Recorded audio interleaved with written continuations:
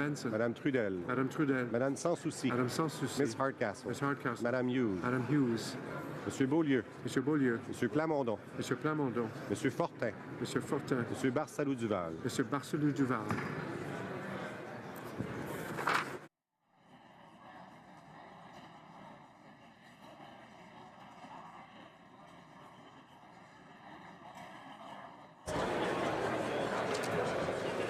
Yeas pour 164, 164.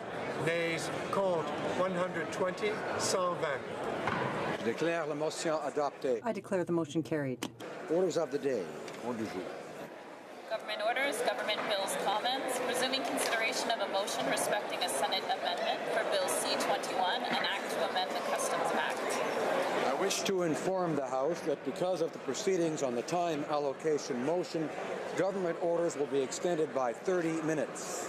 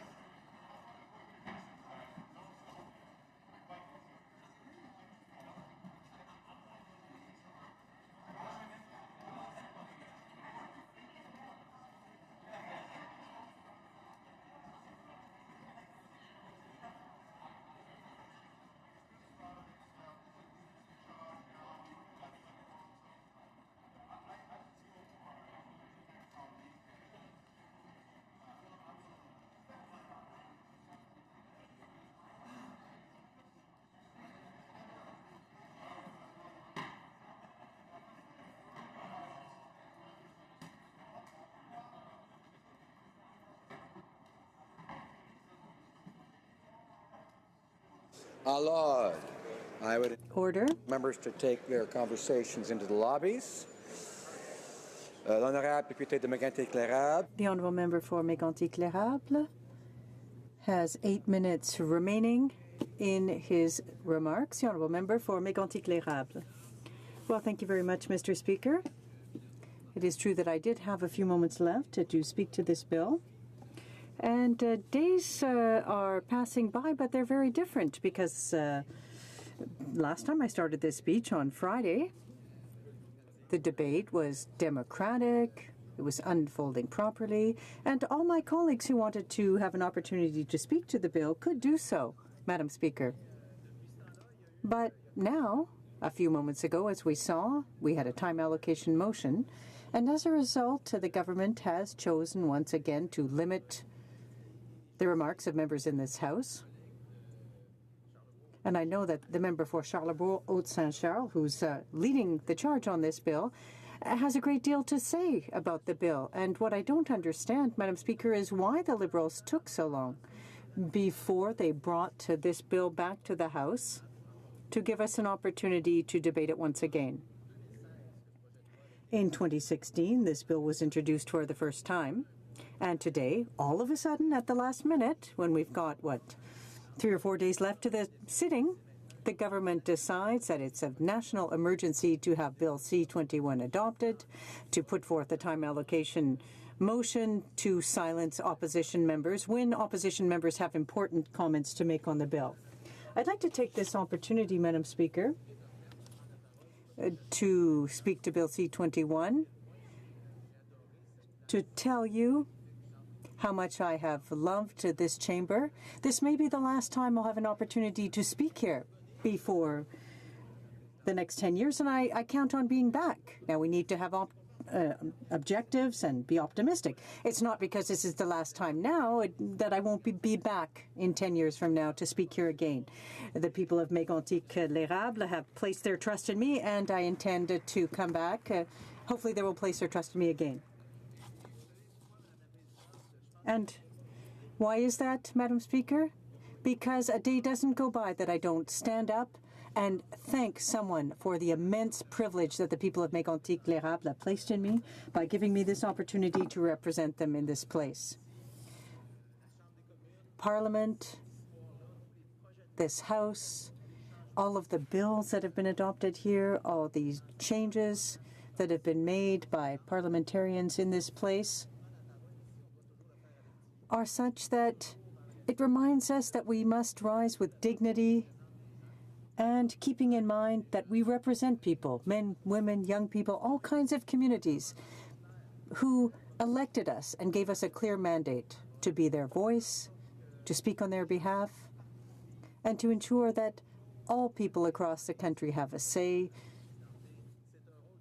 on legislation. And this is a role that I take very seriously, Madam Speaker. And as I normally do in private with many people, I thank the people watching the debate today, the people of Mégantic-L'Érable, for having given me this extraordinary opportunity to be here and to get their message out. And on the topic of messages, they've got quite a few messages on the failure by the Liberal government. And that, too, is part of our duties, the duties entrusted in us by the members of our constituencies to point out when the government is missing the point. The government is off track.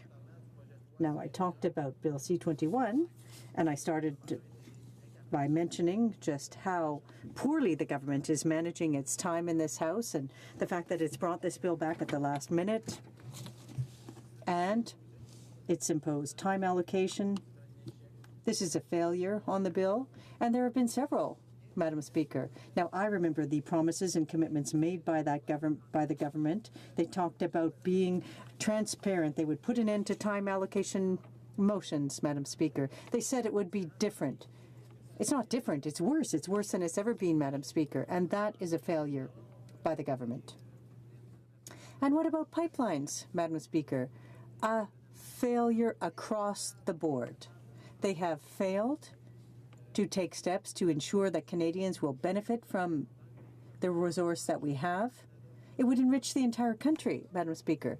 But the crisis that we find ourselves in, Madam Speaker, is because of a failure by the Liberal government.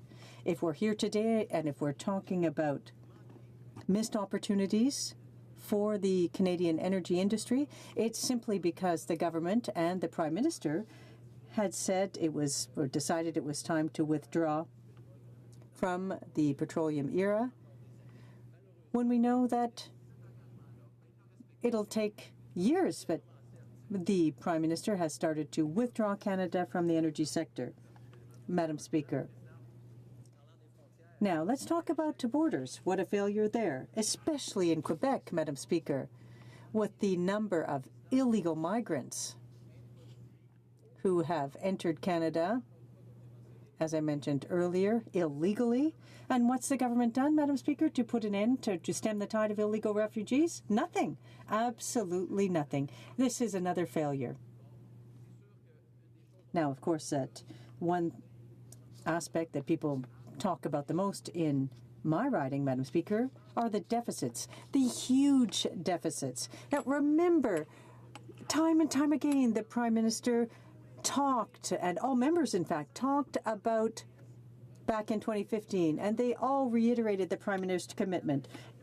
And the Quebec members, with their hands on their hearts, said, we are facing a period where we're going to have to borrow to invest in our infrastructure. But don't worry at all. We'll just have small, tiny little deficits. And in 2019, we'll come back with a balanced budget. Now, when Canadians made their choice in 2015, that was the promise that the government made. That was what the Liberal candidates were promising. They said, don't worry, we've got this. We're in charge. We'll bring back a balanced budget by 2019. So it's like when we go to the bank to borrow some money or we put something on our credit cards, Madam Speaker. We pay it off at the end of the month. But the problem that we're seeing, Madam Speaker, is that they've used the credit card For 3 years, they've piled on the expenses, and now they can't pay it at the end of the month, Madam Speaker, and that's the problem. It's the biggest failure by the Liberal government, in my view. It's their inability to manage public funds and to honour the commitments that they made for 2019, as they did back in 2015. And now, as a result, our children and grandchildren will be paying off the Liberals' credit card, Madam Speaker. Having said that, I'm very disappointed to see this time allocation motion on C21, Madam Speaker. And in closing, this is unfortunately what we've seen when it comes to time management from the Liberals, and it is another failure across the board. Thank you, Madam Speaker. The Honourable Parliamentary Secretary of the Government House Leader. So thank you, Madam Speaker. You know, listening to the debate coming from the Conservatives, one can easily draw the conclusion that even on legislation that the Conservatives support, they tend to recognize that traveling between the United States is a good thing between Canada and U.S., and this legislation does a great deal of enhancement. They recognize the value of it, Madam Speaker, whether it's traveling or trade. It's really important to Canada's economy and just general lifestyle that Canadians actually have and expect. Wonderful, positive legislation, something that's overdue, yet, Madam Speaker, they continue to demonstrate that they have no intentions of wanting to see legislation pass. They will talk out legislation no matter what the legislation is, Madam Speaker, and then they wonder why it is the government at times needs to use the tool of time allocation. Their member from Sherwood Park stood up on another Senate piece of legislation, spoke for 2.5 hours, Madam Speaker. Now, my question to the member across the way, with the spirit of Christmas being upon us, would he not acknowledge at the very least that legislation that they support, they should at least allow to be voted upon and passed? Would he not agree to maybe cut a little bit of grace? Have to allow for more questions. The Honourable Député de Mégantic. The Honourable Member for Mégantic-Lérable. Well, thank you very much, Madam Speaker, and it's always interesting to hear from my colleague opposite, the Parliamentary Secretary to the Government House Leader, when he makes his remarks, when we know full well that if there was one person, when they were in opposition, who stood up and was indignantly criticizing these motions. Well, he had a lot of things to say about that in the day, and he had so many comments to make about the bad government of the day that put in place those motions. But this time, we agree with the government. We're going to support C21, and we're very happy to have an opportunity to say that the government had done something that was not all that bad, and it put in place, as part of its mandate, something that was negotiated by Mr. Harper and on the borders. But unfortunately, Madam Speaker, when we want to say something positive, well, that's what Canadians need to retain. They can't take it. They're so unaccustomed to it that they cut off our opportunity to speak. The Honourable Member for Charlesbourg, Haute-Saint-Charles. Well, thank you, Madam Speaker. A question for my colleague on the exchange of information. Now, if we're talking about C21, and I'd like the Parliamentary Secretary opposite to listen, because we're talking about the bill, and there are some important comments that need to be made. Now, in the context, we voted at second and third reading in favour, but we're back with Senate amendments. And there are other issues here. Now, since the bill was initially tabled in 2016, things have changed. Now, we had the Prime Minister's famous tweet, and as a result, we have questions arising from the exchange of information when it comes to the illegal migrants. Are there provisions in this bill to ensure that people who are coming in through illegal channels are subjected to the same rules? Will the Americans receive information on that? If there are people who have criminal records in the States, will the Americans come in and take them back? These are issues that we needed to discuss and are very important, very specific points that need to be addressed and would have been addressed without time allocation. Could my honourable colleague comment on that before we proceed to the final vote on this bill? Well, thank you, Madam Speaker. This has dragged on since 2016. Now, we wanted to talk about this before, but the government didn't call the bill. The government took a lot of time, and as a result, today, we won't have an opportunity to have those important discussions and raise the important points raised by my colleague. And why is that? Well, it's because the situation has completely changed. It took a tweet, a ridiculous tweet. They thought it would be something that would help our public image. And a tweet to say, well, everyone is welcome to Canada and we're going to move on to something else. But unfortunately, Madam Speaker, a lot of people read it. And they said, well, Canada's opening its door to us. We don't need to go through a proper border crossing. We can just cross anywhere. We'll find an illegal spot to cross the border. And this has cost, it will have cost $1 billion, Madam Speaker, that tweet. Welcome to Canada. That's how much that tweet will cost. And it's a new aspect, and I agree with my colleague, the Honourable Member for, it's something that we need to talk about under Bill C-21. Unfortunately, once again, the government is refusing to allow us to address the real issues. Thank you very much, Madam Speaker. So through you to my honourable colleague, if I understand this correctly, perhaps he could clarify. The opposition party, the Conservatives, are supportive of this piece of legislation. They think that it's a long time coming. They plan to vote in favor of it, yet they're overly concerned with the fact that they don't have enough time to speak to it. Could the member clarify if the ridiculousness of what I just proposed there is in fact correct? The Honourable Member for Mégantic-Lérable. Madam Speaker, now I hope that my colleague opposite realizes what he just said. He just said that it's ridiculous to speak on behalf of Mégantic-Lérable. It's ridiculous to have people here who want to speak on behalf of the people of our riding, and I don't agree with them, Madam Speaker. I will be the voice for the member of Mégantic-Lérable as long as I can. Comments, questions et commentaires? The Honourable Parliamentary Secretary, the Government House Leader. Yes, thank you, Madam Speaker. Just to further that question, I would ask the member, is there any aspect whatsoever within the legislation or the amendment in which there is any objection at all from the Conservative Party of Canada? Is there any aspect of the legislation that they're in objection? I'm talking about the content of the legislation itself. Is there anything that causes concern from the Conservative Party? If so, what? I just want to remind the member for Foothills that I'm sure his colleague is very well capable of answering the question and won't need any help. The Honourable Member for Mégantic-Lérable. Madam Speaker, my main concern is this. This government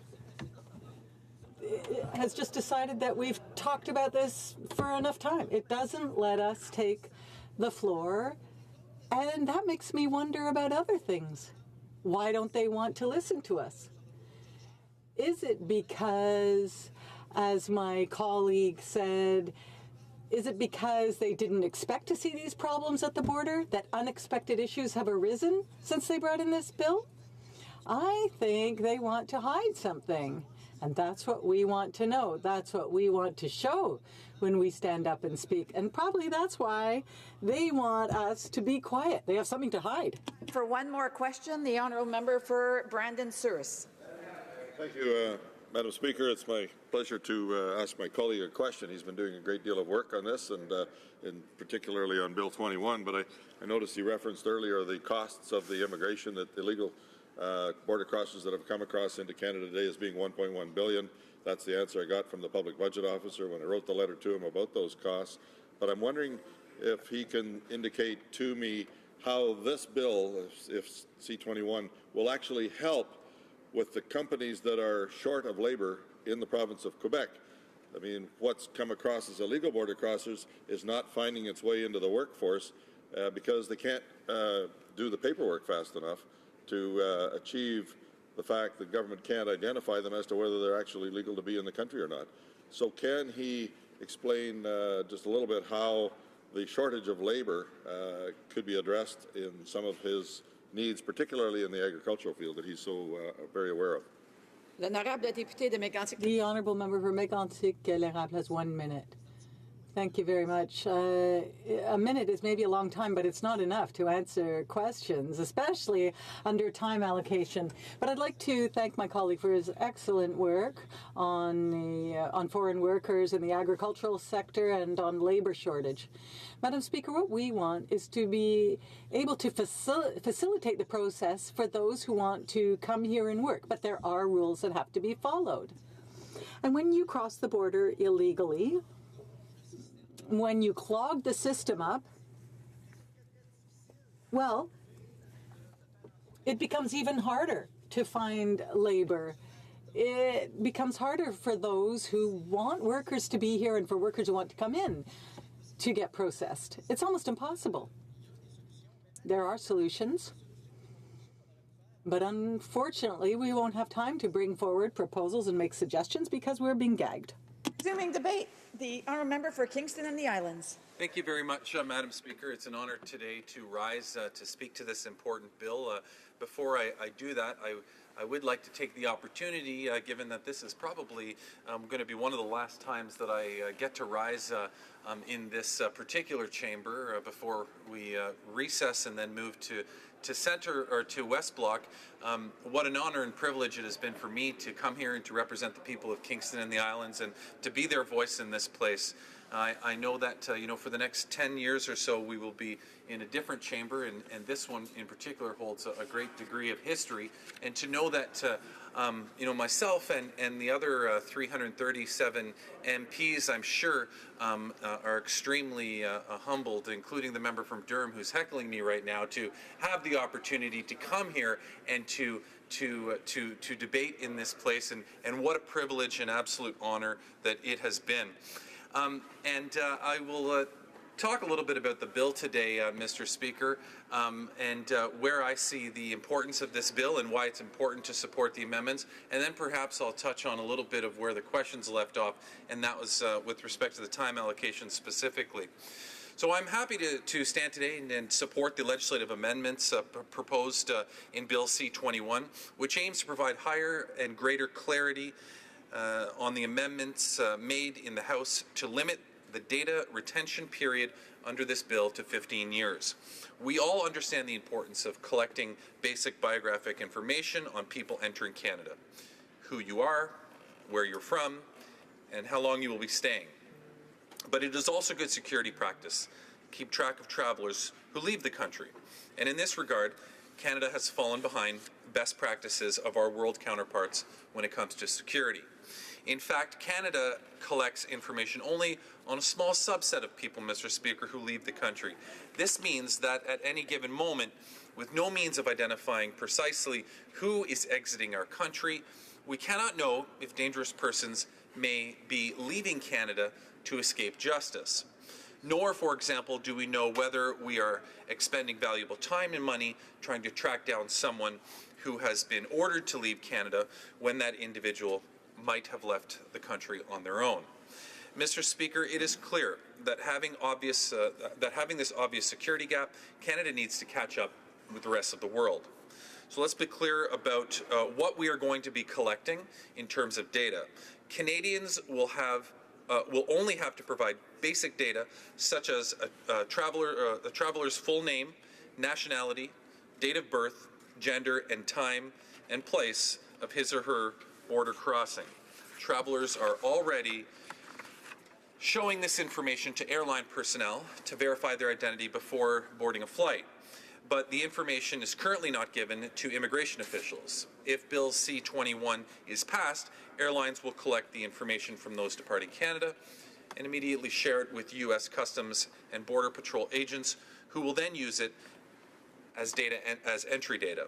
The experience for travelers flying to and from the United States will not change. And I think that this is an extremely important point, Mr. Speaker, to highlight the fact that this is not about making the process for coming in and out of a country more cumbersome, but rather to make sure that it remains seamless and in the fashion that we're accustomed to, yet at the same time gathering the necessary information that can be useful to law enforcement and border security in the future and of present day. Currently, Canadians already provide this information to other countries when they travel internationally. This information is not extensive and does not include other characteristics about the individual, such as those related to religion or ethnicity, so there is no chance that they will be used for activities such as profiling. The only other information that would be collected would be the location and time of departure and flight number in the case of people that are leaving by air. This is the same information that is collected from people when they enter Canada, and that's it. It's nothing new, and it's no new information would be collected. To drive this point a little bit further, I'll refer to Canada's Privacy Commissioner's testimony before the parliamentary committees in both chambers. In the House, the Commissioner said that the information requested was not particularly sensitive, especially in light of public policy objectives it aims to address. In the Senate committee, the Commissioner indicated that he is satisfied with the degree of consultation that has taken place between his office and the government. The Government of Canada is aware that Canadians place respect for their privacy among their top priorities. The collaboration between CBSA and the Office of the Privacy Commissioner of Canada in the design and implementation of the Entry-Exit Initiative has been extensive in terms of protecting privacy rights. I will mention here another way that the Government of Canada has listened to Canadians through consultations. Canadians told us that they want more transparency and accountability when it comes to safety and security activities. We are listening, and we are moving ahead with a set of initiatives that will bring a brand new level of transparency and accountability to information gathering and sharing, including as it pertains to cross-border activities.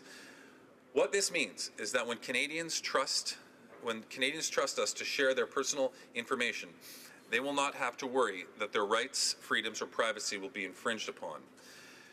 Back to the mechanics of Bill C-21, this is how the entry-exit would work.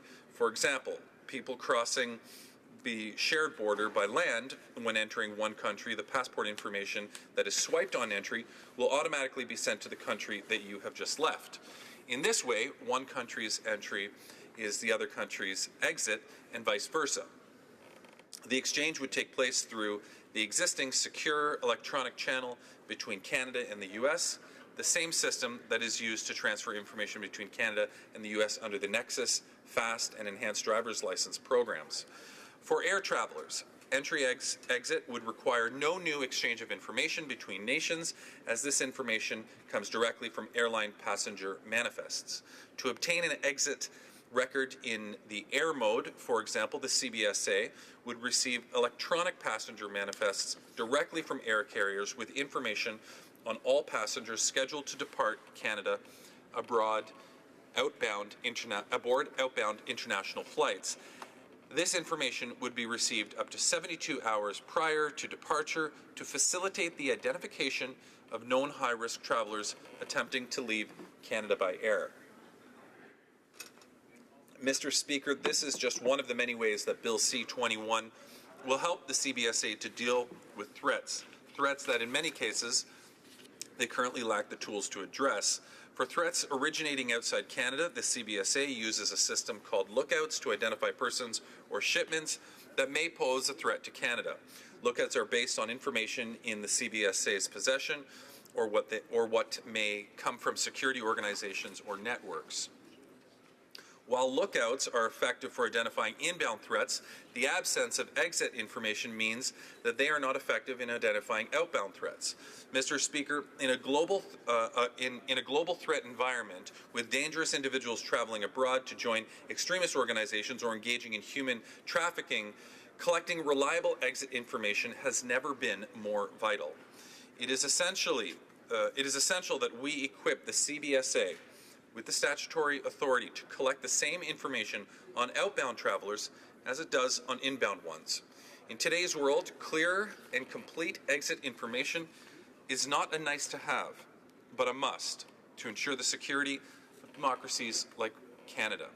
Furthermore, the changes would allow the Canada Border Service Agency, the CBSA, to share the information it collects with the Employment and Social Development Canada, the ESDC, for the purpose of enforcing the Employment Insurance Act and the Old Age Security Act. By by tracking people's movements in and out of the country, ESDC officials have said it would save $50 million a year on fraudulent payments. In addition, the changes will also increase security at the border, not change the border crossing experience for Canadians. And with that, I would encourage all of my colleagues in the House to support this. And speaking perhaps a little bit to the second part of this, Mr. Speaker, was the requirement for time allocation here. And it's ironic, I guess, that I concluded by saying that I encourage all of my colleagues to support this in the House when I know that a vast majority of people in this House are going to be supporting this piece of legislation. The reason why we had to put time allocation in place this morning, despite the fact that there's going to be such widespread support for this piece of legislation, Mr. Speaker, is because despite the fact that this is a bill that is right up the Conservative and the Opposition's alley, a bill that by default, just about any Conservative out there would support, nonetheless, the Conservatives are forcing this government to put time allocation in just for the simple point that they don't want any legislation to pass through this House.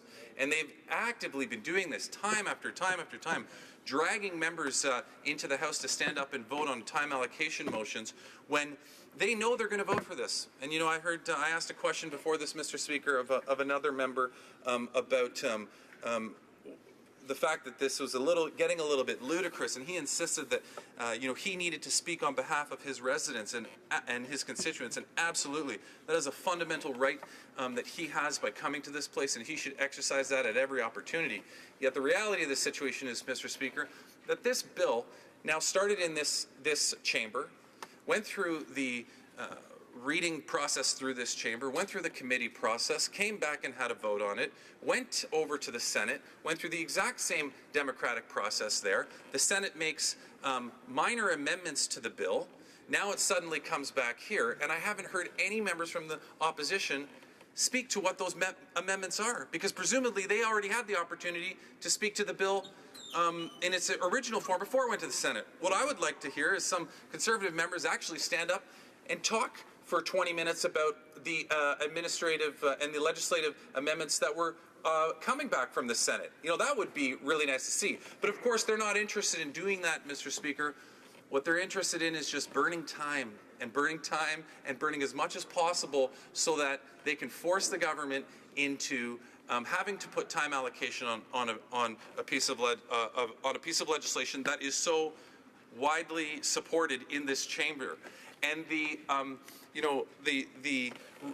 comments that were made about my colleague from Winnipeg and his time when he was in opposition on the third party and some of the stuff that he said back then, the circumstances could not have been more different. The Conservatives specifically brought legislation in and specifically targeted the ability to prevent members from speaking by putting time allocation almost immediately on pieces of legislation. What we're seeing here is something that's completely different. This is a piece of legislation that has already gone through the democratic process through this chamber, the same in the Senate, then comes back here and is being held up again by the Conservatives, because all they care about is just making sure that absolutely no objective of this government can move forward. So when Canadians have the opportunity to actually have a look at what's going on in this place, I'm sure many of them would be ashamed of the fact that Her Majesty's loyal opposition uses every opportunity they can to stop any movement in any progress on any legislation, including legislation that they overwhelmingly support, as we've been hearing through the various different phases of this piece of legislation moving back and forth between both chambers. So, Mr. Speaker, it has been an honor to talk to this piece of legislation again, because I did have that opportunity the first time it came through, and I look forward to any questions that my colleagues have for me on this piece of legislation. Thank you, Mr. Speaker. Questions and comments? The Honourable Member for Durham. Thank you very much, Mr. Speaker. I'd like to thank the member for Kingston and the Islands for speaking on C-21 for the second time. The Custom Act certainly is a riding that is on the lake that has its history based on the U.S.-Canada relationship Fort Henry recognized at times we didn't trust our southern neighbours. There's a proud military heritage in Kingston I know well from my time at RMC, and the members knows well because this week the military community was shocked when he tried to use the Vimy officers' mess for a political event with the Prime Minister. I'm glad he withdrew that event and is likely, in response to my question, going to acknowledge regret for that decision. But with respect to C-21, my question is this. The Conservatives support this measure largely, Mr. Speaker, and the clarity from the Senate amendment, but I'll ask him to comment on the comments of his Minister of Public Safety in 2011 talking about entry and exit sharing with the United States. He said at the time this: could the Prime Minister at least guarantee minimum gains for Canada, end quote, Mr. Speaker, recognizing that if we accede to this long-standing American demand for entry and exit, let's at least see a positive back. We've seen nothing positive from the Canada-U.S. relationship under the Liberal government, starting with President Obama and the cancellation of Keystone, to the imposition of tariffs, to a bad NAFTA deal. What did we get in return for the common entry and exit system expressed in C-21? Member for Kingston and the Islands. I'll answer the last part of that first, Mr. Speaker. What we get in return is our ability to make sure that we are proactively taking care of our borders, and we can monitor people as they are leaving 72 hours in advance so that we can properly respond to any particular threats. This is something that I would assume that a member of the Conservative Party would understand wholeheartedly and agree with, given this particular member's position on law and order. You know, Mr. Speaker, this just goes back, you know, he asked me to comment on some comments that another member from this House made in 2011. Well, 7 years ago, I was the mayor of Kingston, and to be completely honest, I apologize if I should have been paying more close attention to what other people in other legislatures were saying at the time, but I wasn't quite following that, so I don't believe that I would be in the best position to be able to comment on somebody else's comments. But hey, that would be a great question for that particular individual. Mr. Speaker, this is just underscoring what I've been saying in the latter part of my speech.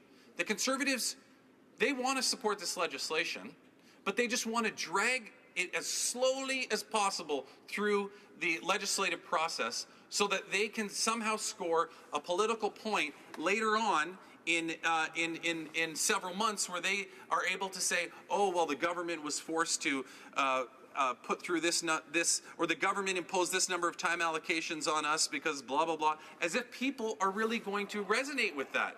Mr. Speaker, I would suggest to you that the Conservatives should really take the opportunity to speak to the legislation specifically, and very specifically to what's coming back from the Senate, because I continue to not hear any of that from the other side.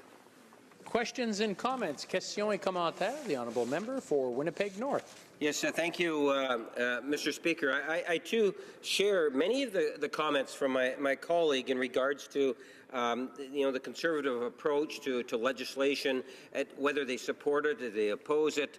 They just never want to see decisions and votes occur. They go out of their way to ultimately try to prevent government agenda from being able to move forward, and it's somewhat unfortunate.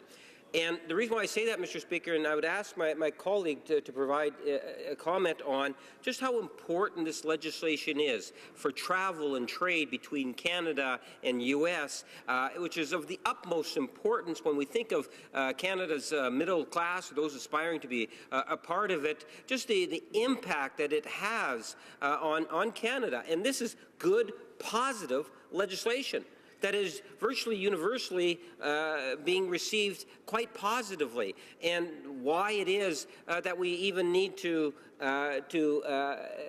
have this ongoing indefinite debate. If it was up to the Conservatives, it wouldn't come to a vote for another year, and then they would criticize us for taking so long to have it come to a vote.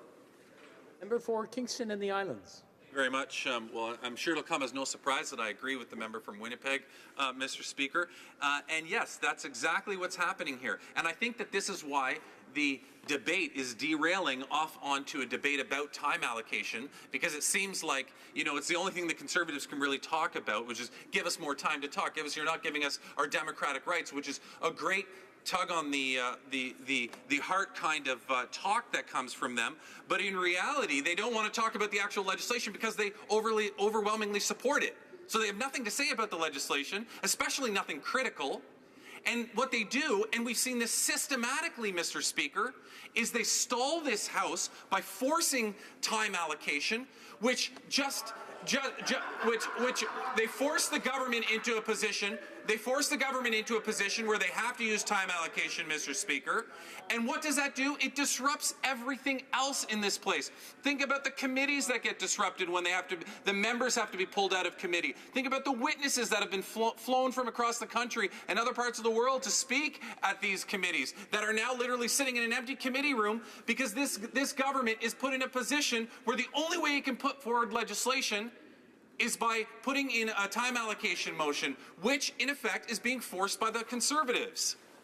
Questions and comments? Questions et commentaires. The honourable member for Calgary-Shepherd. Thank you, Mr. Speaker. So I had trouble catching your eye before. I know this. I've been listening to the member for Kingston and Islands make his argument that, the Conservatives don't support pieces of legislation sometimes, and therefore we get up and we speak against it. So then the argument from the government caucus is we sound angry, we're mean, we don't agree with all the wonderful things they want to do. But when members of this caucus in the official opposition want to get up and, give kudos to the government, they're also telling us we shouldn't be standing up and giving them credit for doing something that's actually correct in this instance. It seems absolutely ridiculous. They would be happiest, I think, Mr. Speaker, if we never got up in this House at all and just stayed mute. And like I said in opening, I don't have a question, it's just a commentary on how ridiculous the member for Kingston and Islands argument is, that we should not get up to give the government credit for doing something that we agree with. When members have spoken to the contents of the bill and have shared the concerns of their constituents, have given credit where credit is due. Sometimes we will stand in this place and criticize the government heavily for what they're doing. And, Mr. Speaker, just to add to what the member had said before about, the poor government House leader having to impose time allocation, I weep for the schedule that she has to put together and the difficulty with which she has the job to do in this House to manage the schedule of the House to ensure that the government's business get across. Well, it might come as a newsflash, but it's not the job of the official opposition to simply stand aside and make it easy for the government to ram through legislation and to time allocate when it's convenient for them. It's our job to stand in this House and speak on behalf of our constituents and, at times, criticize the government and give credit where credit is due. So it's just a commentary how ridiculous the argument has been so far, especially on the process side of things. We agree on the contents of the legislation. Any member in this House who wants to stand and speak to it should be allowed to do so without this ridiculous criticism coming from the member. Member for Kingston and the Islands. Well, Mr. Speaker, thank you very much to the member for his congratulatory remarks. I'll be sure to use that in my upcoming householder. It's great to see the Conservatives offering a congratulatory remark to this side of the House. My point, Mr. Speaker, is not that the opposition should never talk. Obviously, one of the best tools that the opposition has, Mr. Speaker, is the ability to delay process. That's a great tool for an opposition party to have. In fact, it's probably the most powerful tool they have. The problem, Mr. Speaker, is when they use it systematically on every piece of legislation. Because what ends up happening is we see every single piece of legislation being slowed down just out of spite. And so their ability to use that tool would be so much more effective, Mr. Speaker, if they chose wisely when to use it and when not to use it. And my humble advice to them, Mr. Speaker, would be a good time not to use it is when you're fully supportive of the legislation. I have the honor of informing the House that the Senate has passed a message to inform the House that it has passed the following bills. S6. Convention between Canada and the Republic of Madagascar for the avoidance of double taxation and the prevention of fiscal evasion with respect to taxes on income. Reprise du débat. Resuming debate, the honourable member for Charlebourg, Haute-Saint-Charles. Thank you, Mr. Speaker. Mr. Speaker, since this morning, the debate has not been very fruitful. We'll bring back some facts with regard to C-21. So for a few minutes, well, I'll be sharing my time with the member for Louise Saint-Laurent. So what are we talking about this morning? This will allow the Canada Border Services Agency to collect and receive biographic information on travelers leaving Canada. The Act authorizes officers to require that goods exported from Canada be reported despite exemptions and gives them the authority to examine them. The Prime Minister first announced the agreement with the United States to establish a basic biographic data exchange system in March 2016, following his first official visit to the United States. Currently, as part of the Beyond the Border Action Plan, both countries are collecting and exchanging biographic data on third country nationals and legitimate permanent residents at port of entries by land. But input data from one country is considered output data from the other. On November 21st, and this is what concerns us today, the Senate committee heard from Daniel Therrien, the Privacy Commissioner of Canada, about the general intent of the bill and the amendment, which was passed by the House of Commons. Mr. Therrien said the following about the bill. I'm generally satisfied that this border management initiative is based on important public policy objectives and that the personal information is not particularly sensitive. As for the amendment, Mr. Therrien pointed it out that to ensure greater legal certainty, Section 93(1) should be amended to specify that data collected under Sections 92 and 93 should be retained by the agency for a maximum period of 15 years. We mustn't forget, Mr. Speaker, that it was the former Conservative government, that negotiated on the Beyond the Border Agreement, which includes a provision for sharing entry and exit data with the United States. At the time, due to political concerns over privacy, it was decided not to proceed with this legislation just before the election. However, this legislation addresses long-standing Conservative priorities on border security and the non-abuse of benefit programs. Mr. Speaker, it is important that our border services has the tools they need to keep Canadians safe. In fact, our law enforcement agencies need all the tools to do their jobs, but under the governance of this Prime Minister, the safety of Canadians is put at unnecessary risk. As long as this Prime Minister continues with his thoughtless ideas, Canadians will have good reason to fear the outcome. Let me give you a few examples. With regard to the Canadian Border Services Agency, under this government and the current Prime Minister, there are problems at the border. As you know, we're often told the opposite, but I can confirm that currently illegal migrants crossing into Canada have had their security screening go from 8 hours to less than 2 hours. Also, there is no government direction to border officials on new ways to manage the entry of visitors with marijuana. Once again, we are told we have to stop debating, stop. The government is saying, help us instead of obstructing us. We're not doing this to obstruct the government. We have good questions, and often when bills are passed, the government rams it down our throats and says we have to do this, as they did with C-46 on marijuana, but then that's when all the problems occur. And we said, well, we told you. Well, the amendments that were proposed by the Senate were rejected, and now we're seeing what's happening here at the borders. Also, police services. We've said that there are problems with detecting people on the roads who have consumed marijuana. So if I come back to illegal migrants, there are accusations of racism and xenophobia. Every time we ask questions about this, there's nothing to do with the race of the individuals coming into the country. Rather, no matter where the person comes from, no matter what the color of their skin, when somebody comes in illegally, it's illegal. There is no connection with racism and xenophobia. That has to stop. It's a dangerous game. When the government accuses us of playing dangerous games, they are causing these because they're saying statements that make no sense at all. The current problem is that the situation has been created by the Prime Minister with his infamous tweet. It's easy to see. Everybody has come here following the Prime Minister's tweet. So there's inadequate resources for the crisis at the Lacolle border. They have mismanaged the situation. There was infrastructure to have 500 people a day. Good infrastructure with all the tools to do things properly. But then, this year, Mr. Speaker, it has been increased incredibly. 3,000 people. Even the Saint Bernard de la Colle Hotel was put under a security perimeter. The hotel is getting a check. The owners went on holiday for a year because nobody's staying there. And at the hotel, there are migrants. There's a confident influx of migrants.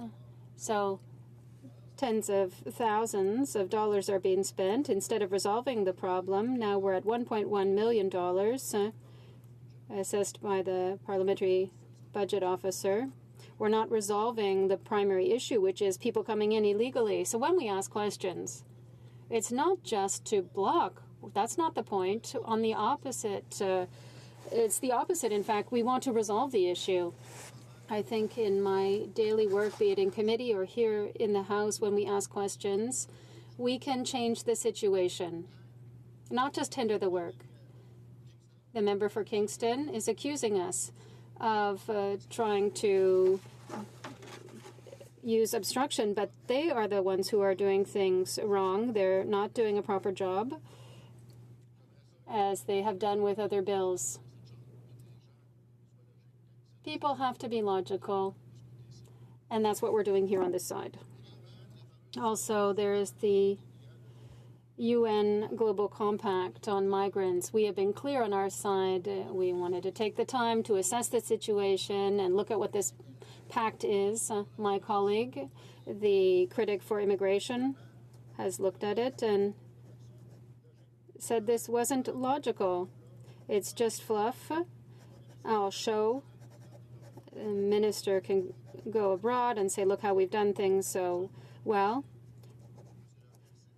We have been almost treated as racists and far right, even extreme right individuals. But 34 countries, not just any countries, have refused to sign it.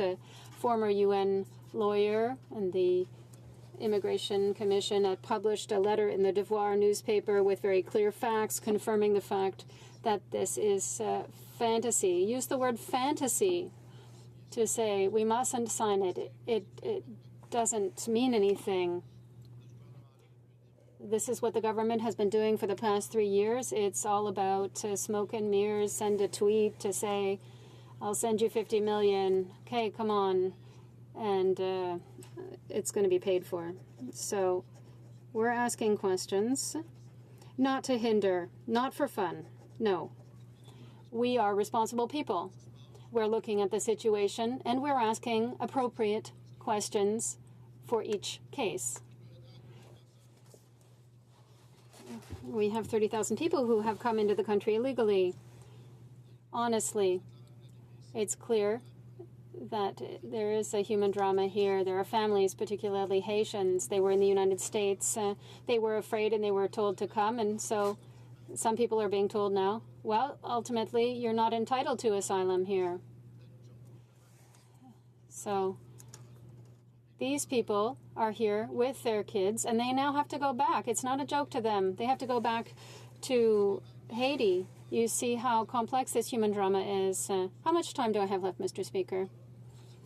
And all this to say that C-21, this bill, is a bill that we need to continue debating because we have questions and there are things that can be improved as the situation changes. The government should stop hindering the opposition, as I said earlier.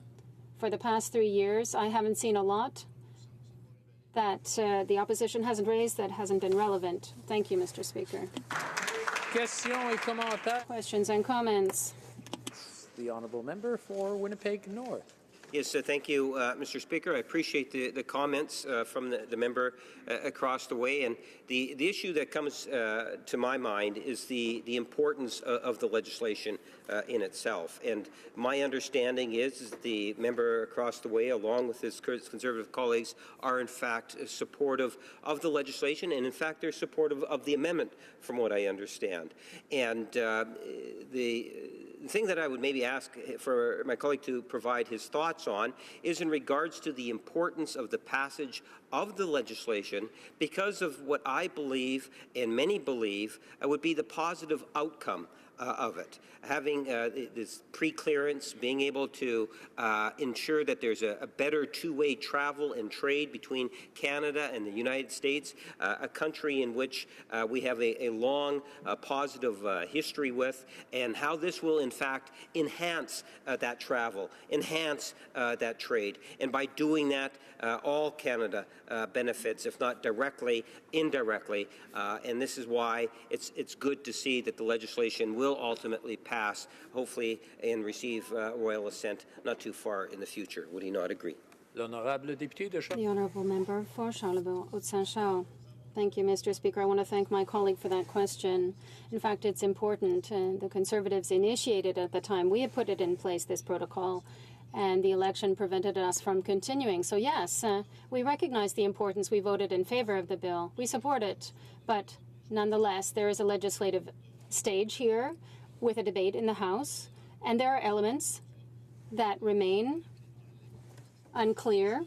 As I mentioned in my speech, the exchange of information with the U.S., well, what will happen? These are new information. There has been a change in the situation since 2016, and we can't talk about it because the debate is going to be ended, and it will take years to resolve issues that could be resolved now.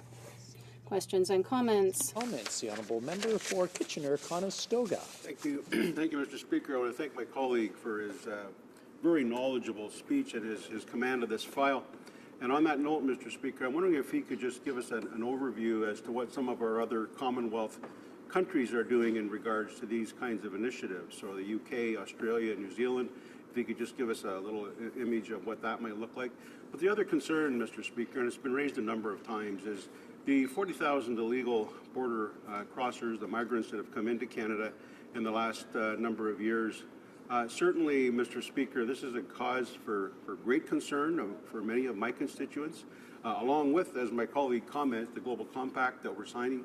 Mr. Speaker, many of us on this side of the House have housed refugees in our homes. We care for refugees. We want to care for legitimate refugees. But we are concerned about the misuse of some of these options that people are taking advantage of.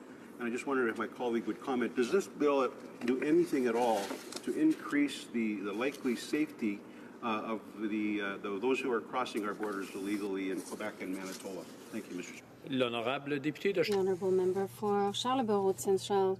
I want to thank my colleague for that excellent question. There are a number of points to cover in his question with regard to the management of immigration around the world, like Australia and a number of European countries.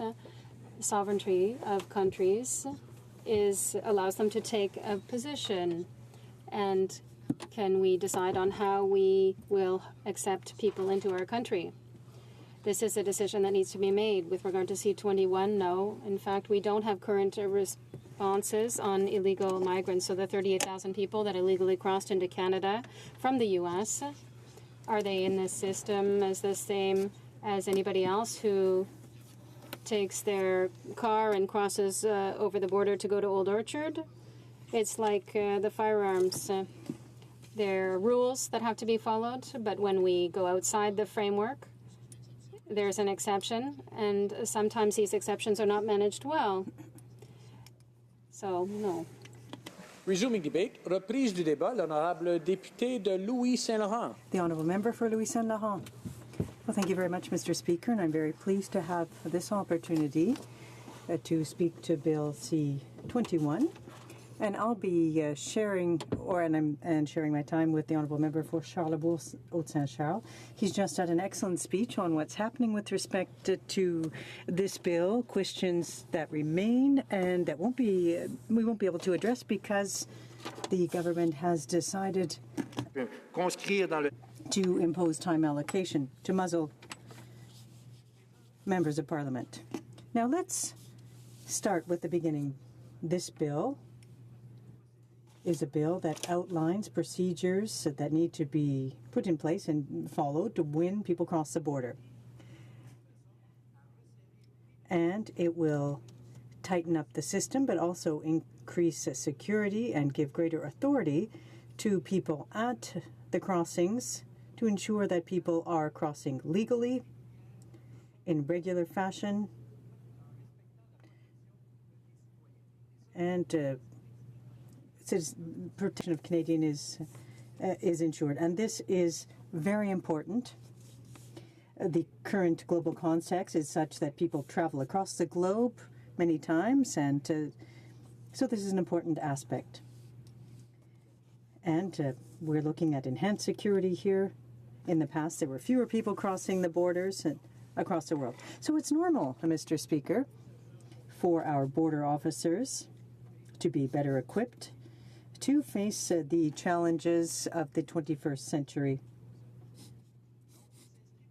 So, Mr. Speaker, this bill is consistent with logic that flowed from the first agreement on the matter when the previous U.S. administration and the previous Canadian government agreed to the Beyond the Border program. It was signed by Barack Obama and by the Canadian Prime Minister, the Right Honourable Stephen Harper. And the agreement laid the foundation for a new approach, a more responsible approach for people crossing the border. Now, Mr. Speaker, it was followed by an agreement signed by the member for Lévis-Bellechasse, who at the time was the Minister of Public Safety, to allow to create more border crossings and pre-clearance offices in airports and ports. So, Mr. Speaker, what we can see here is that under our government, and without getting into partisan politics, this was initiated under the previous government and continued on with the current government at the state visit by the current Prime Minister to Barack Obama. So the approach was continued, and the bill that was tabled a long time ago, in fact, in June of 2016, the bill put in place the agreements, or what was concluded during the meeting by the Prime Minister to the Obama White House. Now, in keeping with this logic, it was to ensure that everything flowed properly. It brings into force measures for border officers to verify the background of people who want to enter the country, and that's logical in our view. But where the shoe pinches, Mr. Speaker, is, as the previous speaker, my colleague, said, the devil is really in the details here. When we do analysis of a bill, we need to get to the bottom of matters. And that's why, Mr. Speaker, we bitterly regret the imposition by the government of time allocation on this bill. It's not the first time, and it certainly, unfortunately, won't be the last. But we know that the people opposite were elected 3 years and a month ago, and they were elected saying that they were going to do politics differently, that they were going to set aside omnibus, 800-page omnibus bills, like the one we just voted on recently, that they were going to set aside measures that would reduce time for members to debate issues. And of course, when they said that, they used very aggressive terminology to criticize the previous government. But then what did they do? Exactly the same thing. Now, Mr. Speaker, if, fortunately, the Canadians place their trust in us, as I expect them to do at the next election, we will not tell Canadians hypocritically that we will never use these procedures when we form government, because on some occasions it may well be necessary. But at any rate, let's go down into the details on C-21, or other details, in fact, on C-21. We know that the bill has been in place since October 2018. We're the only country to have legalized it, and it's a debate. Everyone knows our position on it. We respect democracy, but it's not because the House voted in favor of it that we would be in favor of it overnight. It was enacted, but it's not a good thing. The only thing I will acknowledge is that the government committed to taking action and did so, but there are many other areas where it made promises and it didn't keep its word. With, for example, returning to a balanced budget by 2019, which they're not doing, and to not go ahead with omnibus bills. But then there's marijuana. Now, what happened with marijuana? It was legalized. And what are the implications for 21? Well, we don't know, Mr. Speaker. We simply don't know. Because when we ask very specific, detailed questions, they say we're going to adjust to it with, well, the question or the answer is yes or no. When it comes to someone having used marijuana, crossing the border, or who has marijuana, what do they have to do? A person who 2 weeks previous used marijuana, but there are traces of marijuana in the bloodstream because it stays there. That's the kind of situation will arise. Well, the police can't detect if someone's under the influence of marijuana because the marijuana remains in the bloodstream, etc. There. Now, I'm a little bit sidetracked here focusing on marijuana, but this is a reality, and the reality is that C-21 doesn't get to the bottom of these issues and doesn't provide clarification or precise details that could have been presented during a fulsome debate here in this House, but unfortunately our time is limited. Now, secondly, Mr. Speaker, illegal refugees crossing the border. Now, yes, I am intentionally saying illegal. Illegal. It's written black and white at Roxham Road. There's a big billboard where it says illegal entry. Right on the billboard. Right on the sign. People say, no, it's not illegal. It's irregular. No, it is illegal. It's written black on white. We're not the only ones who think that, Mr. Speaker. The people in the government who made the signage also thinks that's the case, as does the Quebec government. This is illegal immigration. In a press release issued a few weeks ago following a meeting between Prime Minister Trudeau, the Prime Minister and Premier Ford, they addressed concerns over illegal immigration.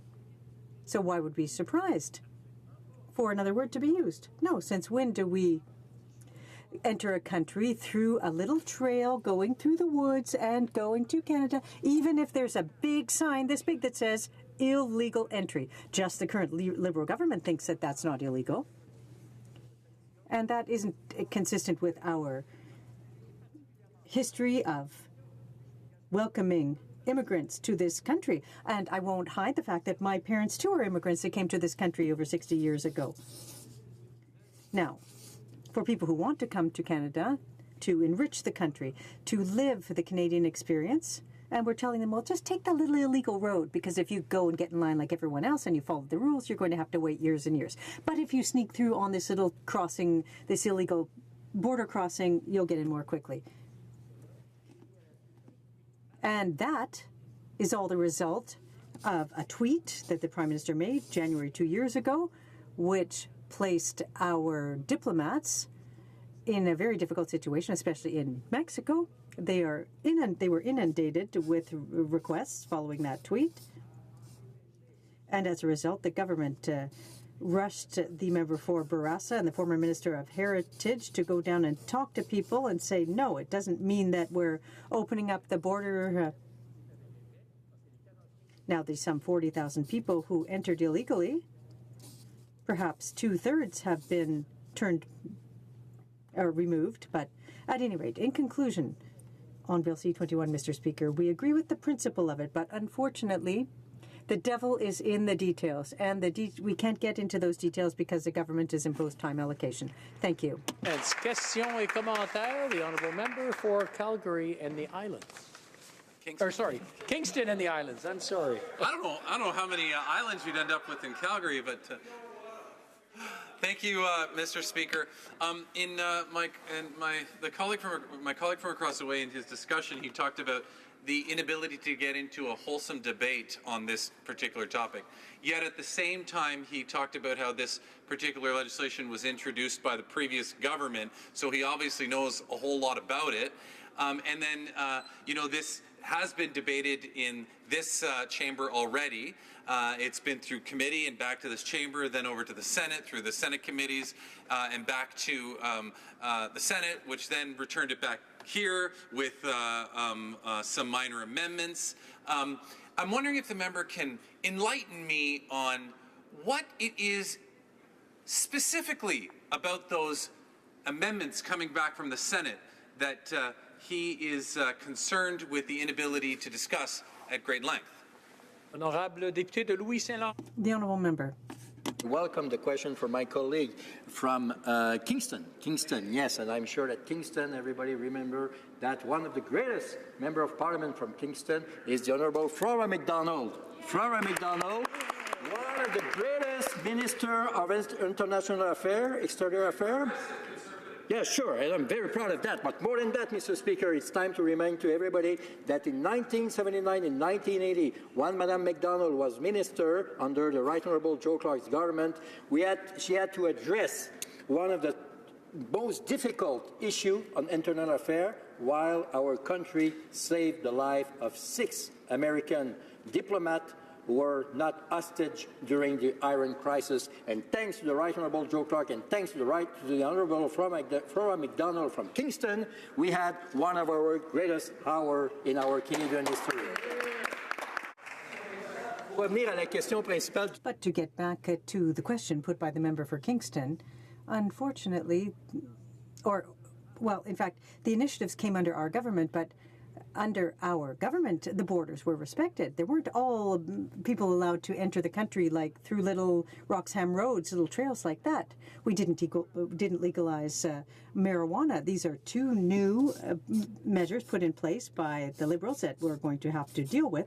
They weren't initiated under government, and that is what we are focusing on. The devil is in the details. Commentaire, questions and comments. The honourable member for Richmond Centre. Thank you, Mr. Speaker. Before the marijuana bill was passed, we're very proud of holding a Canadian passport crossing the border. But now, because of that, whenever we get to the border, the first question the Americans will ask is, do you possess marijuana? Or have you taken it? Or are you going to trade or do business? That is what the Liberal government has put us through. So crossing the border is no longer an easy job. Now, looking at the bill today, my question to my honourable member is that it is important that we give the right tools to the border services officers. And yet, it is important that we as Conservatives hold the government accountable for the implementation. So I'd like to ask my honourable member colleague to shed more light onto how we can hold the Liberals accountable. Honorable député de Louis. The honourable member. Mr. Speaker, and I want to pay all my respect to my honourable colleague from the province of British Columbia, and she's doing a tremendous job on behalf of her representative of her constituents, and I'm very proud to be a member of her caucus. So, Mr. Speaker, the question is quite clear. Unfortunately, since this government has been elected, we had to address 2 major international crises when it's time for us to go to another country. First of all, the fact that they accept illegal people coming to us under illegal way, and also the marijuana.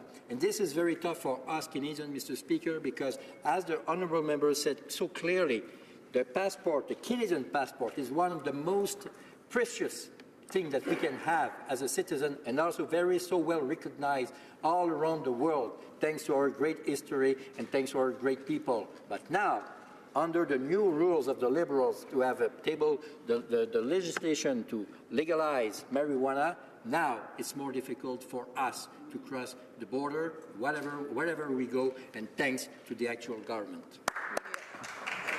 Reprise du débat, resuming debate. The honourable member for Calgary, not Kingston, Calgary Nose Hill.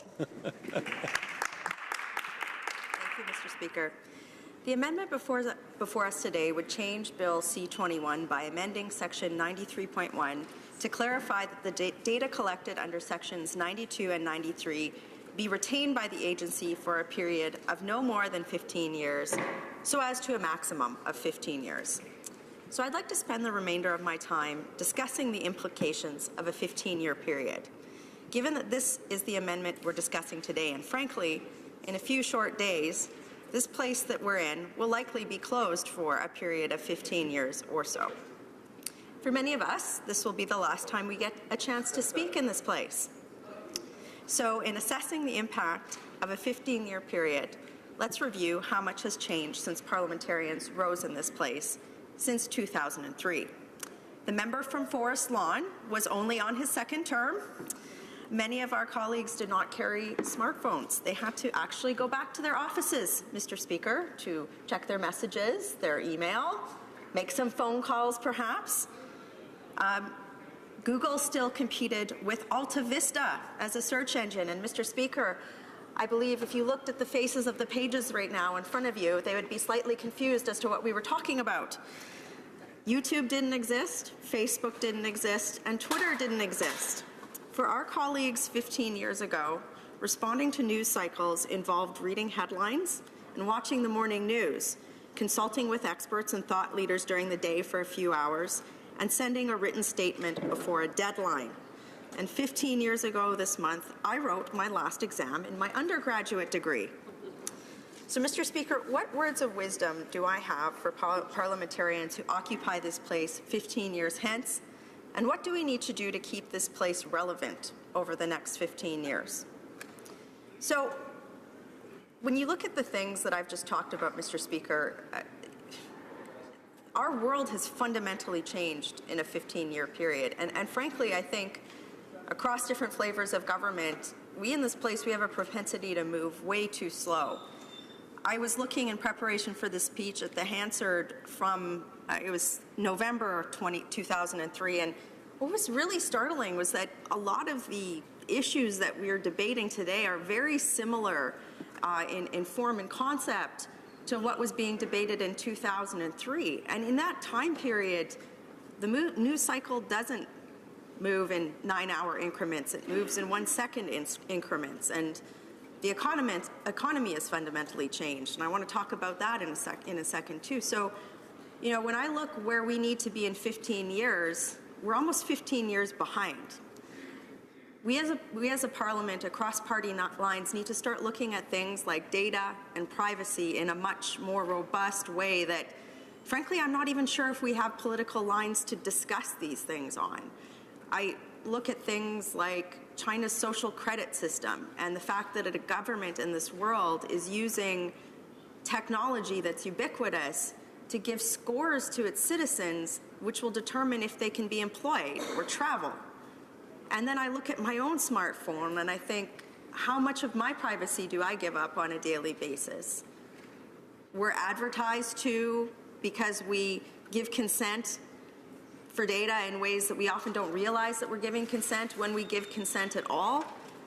And it's not just about advertising, it's about knowing where we are and knowing what we might do in our spare time and using that for advertising purposes or for other nefarious purposes.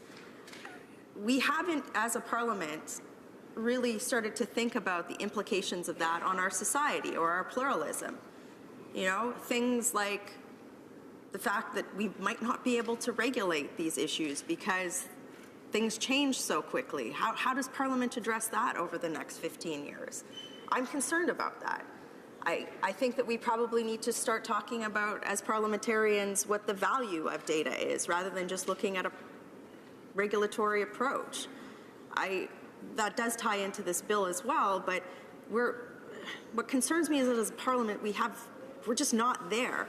I watched the parliamentary hearing with Mark Zuckerberg with our colleagues in the U.S. Congress some time ago, and it was kind of like, I think one of the questions he got was asked, they were asking him about email, and there was just no connection between the reality of the data breach that was alleged to have occurred and parliamentarians or legislators' knowledge of the context in which we're operating. So I hope in a 15-year period, Mr. Speaker, we start getting this right, because data and the transfer of data and how it's used is affecting every aspect of Canada, which is to the next point. I hope we can get our acts together on the economy, Canada. The way that the economy is operating is fundamentally changing. Somebody who is entering the workforce is not going to have the same paradigm that myself and yourself, Mr. Speaker, did when we entered the economy. For a lot of people that are 18 and under, the reality is that full-time work in one job is not something that might be available to them. Many people today work in the gig economy, driving Ubers, doing a little stint with Instacart during the day, small contract work as opposed to sustained long-term work over time. What does this mean for home ownership? What does home ownership even look like in 15 years? Does it exist in Canada? How do we ensure that people have opportunity to participate in the economy and that we're not seeing income disparity grow over time? How do we sustain a middle class as the economy changes? These are things that deficit spending and small tweaks to the tax code aren't going to address, because the economy has fundamentally changed and it's fundamentally shifting. And something that I don't hear us ever talk about in here is that reality. In 15 years' time, I would hope that we started to take this issue seriously and not looking at it from a regulatory approach or how government becomes even more onerous and more ubiquitous and more entrenched in society, but how we allow people to prosper and to innovate as the economy changes. And we don't necessarily see it as a bad thing or a good thing. It's just a thing that's happening that we need to change and adapt to make sure that people still have prosperity as we go forward. But again, this is something that we haven't spent a lot of time on in this place that I hope we do in the future. I also hope that we start looking pretty seriously at Canada's role in the world. Times have changed. I mean, our relationship with the United States is not what it once was. We're seeing the rearing of heads of major global powers that could lead to some pretty serious instability over time. And we have to ask a very difficult question, which is how do we maintain our sovereignty in this country? And start taking that question very seriously. I don't think that we are equipped to defend ourselves as a country. I think we need to do a better job in this place of really taking that seriously, that understanding that procurement of military assets is not something that can be led by bureaucrats over a 20-year period and fail to deliver results, when there are very real threats to our sovereignty, both in the north with regard to trading relationships and getting caught in the middle of disputes between large powers. If in 15 years' time, Mr. Speaker, we haven't figured that out, I think we're going to have a major problem on our hands, because I do see the world changing in that dynamic, and it's not for the better. And we have to be prepared to stand strong and true if we are going to stand strong and free. And that means really thinking about that. It also means ensuring that if we do believe in multilateralism, that we don't allow these organizations, multilateral organizations around the world, to both dictate our policy and to do so without being tasked for reform. Many of our multilateral organizations, Mr. Speaker, 15 years ago, we're starting to see a reduction in efficacy from their original purpose when they were put in place after the Great Wars. I am concerned that in 15 years' time, if we don't start pushing the status quo and we don't start pushing some of the sacred cows that are associated with the United Nations, with the European Union, with NATO, with other of these groups that have served the world in the past, but now have questionable roles given perhaps nebulous mandates or efficacy. If we don't as Parliament stand up and just realize that questioning dogma is something that we're supposed to do in here from time to time, I worry about where our country is going to be in 15 years. I've spoken to some issues here in this House. How come we can't talk about how the United Nations selects refugees when we don't see them referring genocide victims to host countries? Or why the United Nations won't condemn Hamas?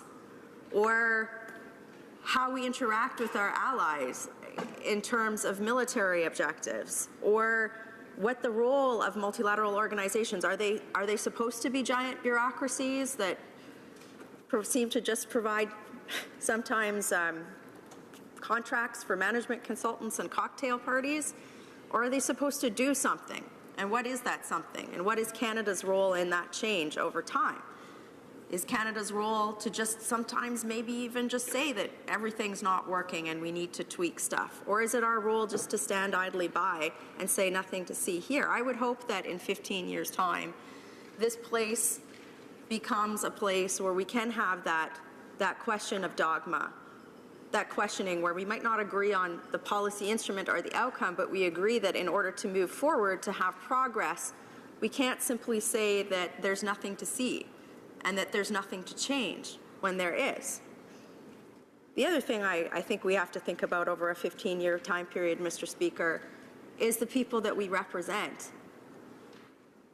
That goes without saying in any instance, but we've seen movements around the world where governments have come to power for different reasons, but are reflective of the fact that there are a large amount of people around the world who don't feel listened to, and they don't feel like they have a place in here, or that they're not represented by the people who might occupy this place in 15 years' time. There's a lot of people around the world who have fought, either, especially in our country, have gone overseas to fight in missions and now question how they're being treated at home. There's a lot of people whose skills are becoming out of date as manufacturing processes change or as industries change, and they're saying, what about me? And the response that they often get from us is, you're wrong, and that you're not experiencing anything wrong, and just what you're feeling or what you're saying is wrong. And when we ignore the cries of people, we are failing our job as parliamentarians. So I think that that's something over a 15-year period, Mr. Speaker, that we can't just be listening to a certain group of privileged people when we're making our policy decisions. I would hope that over a 15-year time period, we start reinserting people's voices back into some of our policy as we come forward here. And when we do that, that their concerns aren't dismissed as insert label here, as is wont to do, as certain people in this place are wont to do from time to time, but that we actually reflect with policy both the best outcome and the policy that reflects the best data and the best outcomes, but also reflects the challenges of the people that we represent. Because the reality is that we're paid to be here on behalf of those people. We're paid to serve them, not ourselves. And if we fail to put their voices in our policies, and if we fail to think about that over time, I think we fail them. And I am concerned that we have made some choices over the last 15 years. The state is ubiquitous, Mr. Speaker. Very rarely in this place do we question the role of the state. We often talk about how we add bureaucracy or regulation or increase the state, but we often don't talk about what we're managing to. What concerns me, Mr. Speaker, is that time after time I see colleagues of all stripe walk in with speeches prepared by government bureaucrats reading them, not ever having read them themselves before, or talked to their constituents about how they feel about a certain bill. I know that they're not all, but when we allow our public service to dictate policy and direction, we fail in our role as parliamentarians. Even parliamentarians that have a role in the government have a role to question what the government is doing and role of the state, be it around the cabinet table, in our caucuses, but certainly here in this place. And Mr. Speaker, I would hope in a 15-year period of time we realize that it's not a sin to question dogma. I've seen that perhaps be one of the most challenging things on what's changed in this place over the last 15 years. I think that we each have a responsibility to go back to the voices of our people and reflect it in our policy and reflect it in the context of a changing economy. I mean, I could spend a lot of time talking about artificial intelligence and, hey, maybe in 15 years we won't actually have jobs in here, Mr. Speaker. You don't know. We actually have the tools to have a direct democracy. Maybe that's something the people of Canada will start talking about in a short period of time. So what do we need to do in this? We need to, both as parliamentarians, but all Canadians, value critical thinking and start valuing, you know, when we talk about the changes in news and how news is consumed and what is news and what is true, I don't understand why we would be supporting failed media business models, or why we would be talking about the fact that the government has to prop up or determine what is right and what is wrong. We have to, as in a democracy and in a pluralism, it's up to us to critically evaluate with our own skill sets what is true, what is right, what everybody's agenda is, what's saying. That's what each of our responsibilities are in a democracy, condensed and coagulated and focused. As parliamentarians, it's even more so. So in 15 years' time, I would hope that we are not having conversations in here, Mr. Speaker, about your role in question period or, you know, whose job it is to regulate the content of ministers, that we're taking that responsibility on ourselves and that we're coming up with what is right and true. And I hope that we also protect our pluralism. I hope that we protect our sovereignty, that we don't cede the rights that we have as parliamentarians and as Canadians to other agencies, to other organizations around the world, that we don't cede our philosophies and our democracies to ideals that aren't that around the world. And I hope that we reverse this path that we've been on increasing the role of the state and go back to a role that is more free. I would hope that people who follow us here, Mr. Speaker, above all, come into this place and challenge dogma, that they challenge the status quo within their own parties, even when it's difficult, across the aisle when it's not so much so, and that they're receptive to different schools of thought, Mr. Speaker. The rights that we have in Canada are not static. We are the exception. We are not the rule around the world. And we have to constantly be protecting them and assume that they are under threat, because they are. And our actions and our words in this place should reflect that. And in 15 years, Mr. Speaker, I hope that there is one thing that doesn't change, and that is that the people in this place respect and love the people who love them and who stand behind them and make them better people, even in the day-to-day grind, the sausage making of this place, in the light of public scrutiny, those who love us, who protect us, and who are there for us, even on dark days. So, Mr. Speaker, in the dying minutes of my speech, I would like to thank a few people who have make my life easier. They are the engine behind the hood ornament. I would like to thank Sean Schnell, Julia Parsons, Barry Miller, Kim Tyers, and Jillian Montebelli for working like slaves over the last many years for the people of Calgary Nose Hill, Paul Frank as well. And I would also like to thank Jeff, Tori, Corey, and Kepi for teaching me that there is more to life than this place. from time to time. So, Mr. Speaker, in 15 years, I hope that we still remember how special it is and what a privilege it is to stand and serve people in this beautiful, wonderful, free country. And I hope that we continue to understand that what we have here is something that we have to fight for, even when it's amongst ourselves, and that it is worth, indeed, fighting for. Thank you. Questions and comments. Questions et commentaires. The honourable member for Mount Royal. Thank you, Mr. Speaker, and I want to thank my friend from Calgary Nose Hill for reminding us that there's so much more that unites us than divides us. And when she was talking about how things have changed in the last 15 years, I was thinking, well, Will and Grace was on TV. Murphy Brown was on TV. We were watching Roseanne. So some things don't change. And I hope that 15 years from now, we'll look back at this moment and think that all the good things about Canada haven't changed, and that which divides us and that which is bad has changed and gotten better. So I'd like to ask my friend from Calgary Nose Hill, although this has little to do with the bill, what was been her fondest memory in this chamber over her years of service in here? The honourable member for Calgary Nose Hill. I'm so glad that my colleague opposite brought up the Will and Grace reference, because 15 years after that point of time, I find myself self-identifying with Karen more and more on a daily basis. I'm happy to share a martini with him afterwards to prove this point.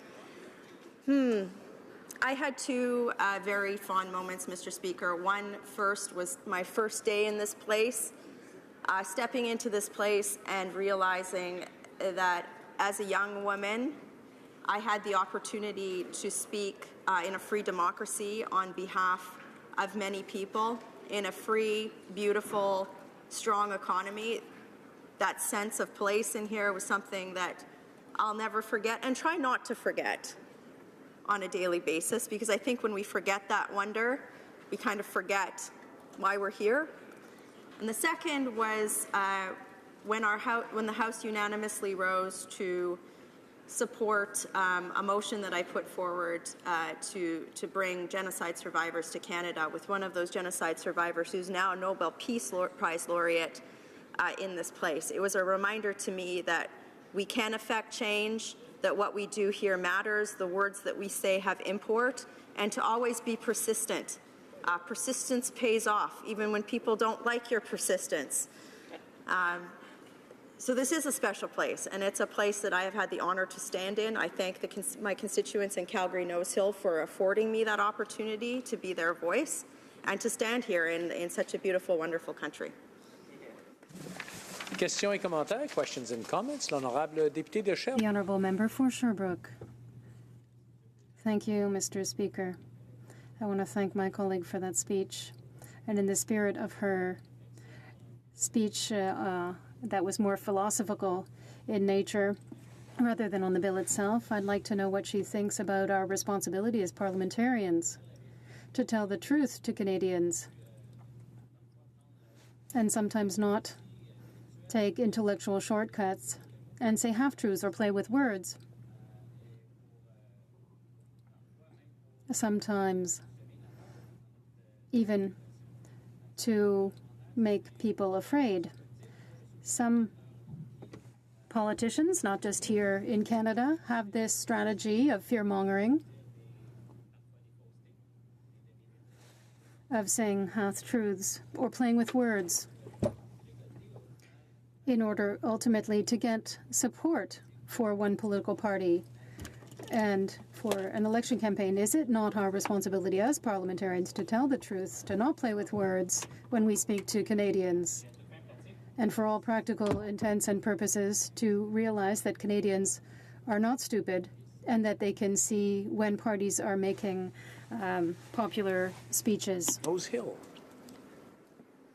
I think there's a great danger with the word fear-mongering, because what has happened in Canada, in this place, over the last few years, is that when certain people don't like their dogma challenged, as opposed to standing up and explaining why their point of view is correct, they try to deflect from their inability to debate somebody's point by calling them a name. And this is one of the things that I mentioned in my speech, Mr. Speaker. If the government or anyone cannot stand up in this place and defend why their idea is correct, or why their approach to policy is correct, or how it and correct being defined by how it best serves the interests of Canadians, they should not have the ability to call somebody a name. That's wrong. And frankly, I think that is what has polarized politics in many places in the developed world right now, Mr. Speaker. I think that when concerns are dismissed,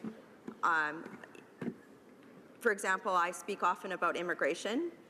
I don't think that we should be allowing people who have reached the United States to claim asylum in Canada. So instead of somebody standing up and calling me a name, they should stand up and argue why they think that's the case and why that is in the best interest of Canadians, instead of calling Canadians names.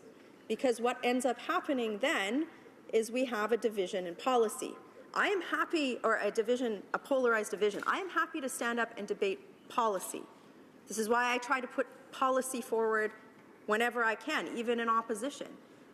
But I think we need to, over a 15-year period, get away from the tendency to, especially in certain schools of political thought, to denigrate and call people names as opposed to looking at alternate points of view.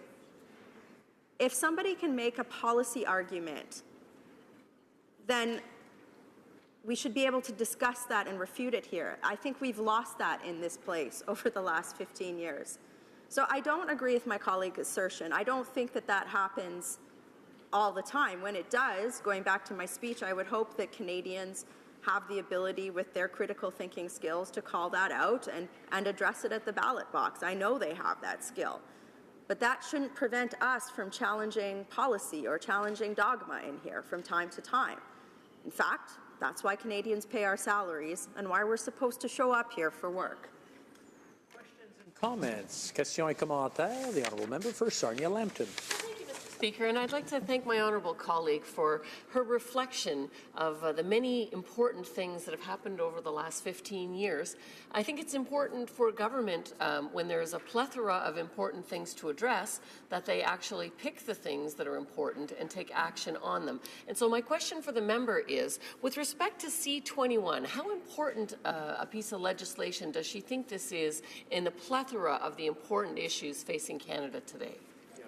For Calgary, Nose Hill. I suspect Bill C-21 is being fast-tracked by the government right now. I would surmise that this came up as part of the NAFTA renegotiation agreement.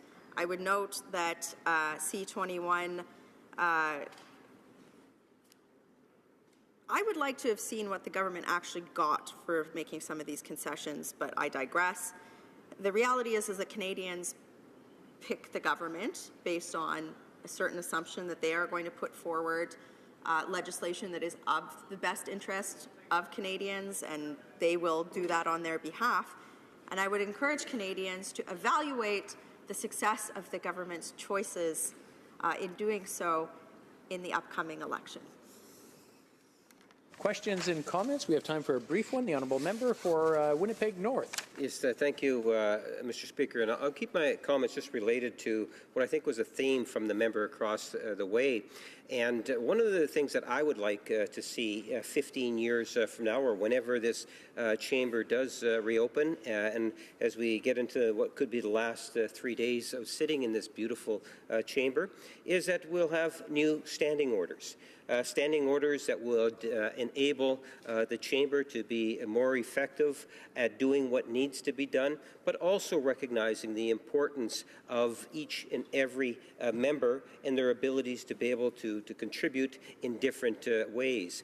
And just so that I can be somewhat relevant to the motion at hand, I'm wondering if the member could provide any thought in regards to why we have received, I believe, wide spectrum support, where we have the Conservatives, I understand the New Democrats and others, all in support of this legislation. The honourable member for Calgary Nose Hill in 45 seconds or less, please. I would hope that the standing orders in this place, Mr. Speaker, in 15 years encourage thoroughness of debate. I hope that it would encourage people to reflect upon their party positions and stand up for them or against them as it best serves their constituents, Mr. Speaker. I would hope that the standing orders reflect a need to make this place relevant in the minds of Canadians, that when people tune in 15-year time, holographic CPAC or whatever it's going to be, that they are riveted with the debate that is happening in here, Mr. Speaker, and best wishes to our future colleagues. Resuming debate, reprise du débat, the honourable member for Durham. Thank you very much, Mr. Speaker, and I'd like to say how privileged I am to speak after my colleague from Calgary. Her work on the Canada-U.S. file and on the border in particular has been very important. I'm also very happy to stand in this place. As many MPs have said this week, Mr. Speaker, this is likely my last speech in this place. I know many of my friends, including my friend from Winnipeg, is probably happy about that, but I'm going to resume my speaking pace in the new chamber, Mr. Speaker. I can guarantee him of that, as I know he will. We all respect this institution and this chamber and the history it represents, and whether I agree with my friends on the other side or not, I respect their ability and their freedom to make their case, often a bad one, but it's making their case to Canadians because this is their chamber. And I know that some of my constituents may be watching today, Canadians watching at home or online. Please know that we may disagree, but let's try and do it without being disagreeable. And to let you know that even though the member from Winnipeg North will ask me a question full of bombast after my remarks, I respect him nonetheless, Mr. Speaker. This is a unique occasion, given the frequency of the Senate now to send back amendments. This is probably the first time I've spoken on a bill for the third time, Mr. Speaker.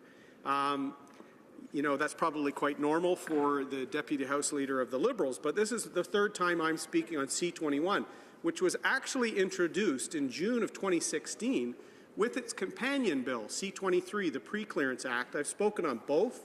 I worked on cross-border trade as a lawyer, Mr. Speaker, in the private sector, and I was the public safety critic when this Parliament began, Mr. Speaker. And I've raised a number of concerns with respect to the legislation, but that our general support was there for the entry and exit sharing of information with the U.S. that is represented in the Customs Act. The amendment specifically from the Senate that is bringing us to debate this before the end of session, Mr. Speaker, relates to something that I actually raised in my September 2017 speech on Bill C-21. In fact, my concerns about information sharing and the storage of that information that's going to be collected about Canadians leaving the country and coming back, I was concerned about just the implications of that vast amount of personal data. So I'm actually quite happy there's more certainty being suggested by the Senate with respect to retention of that data, limiting it to 15 years, Mr. Speaker. I raised that, as I said, in September 2017. That's why I support the Senate amendment, and I'm happy to speak to that today in the House. It's an example of actually both houses of Parliament working the way they can, Mr. Speaker, making the bill better. So this is a rare occasion where I'm supportive of both the legislation originally and the amendment from the Senate. Now, it wouldn't be fair for me as a representation of my time in my 6 years in this chamber, Mr. Speaker. In fact, tomorrow marks 6 years to the day since I was escorted into this chamber as a by-election winner. I'm getting the golf clap from a few of my Liberal friends, and I'll take that over heckles any day, Mr. Speaker. But it's a very special day for me. I spoke about that on the radio last week.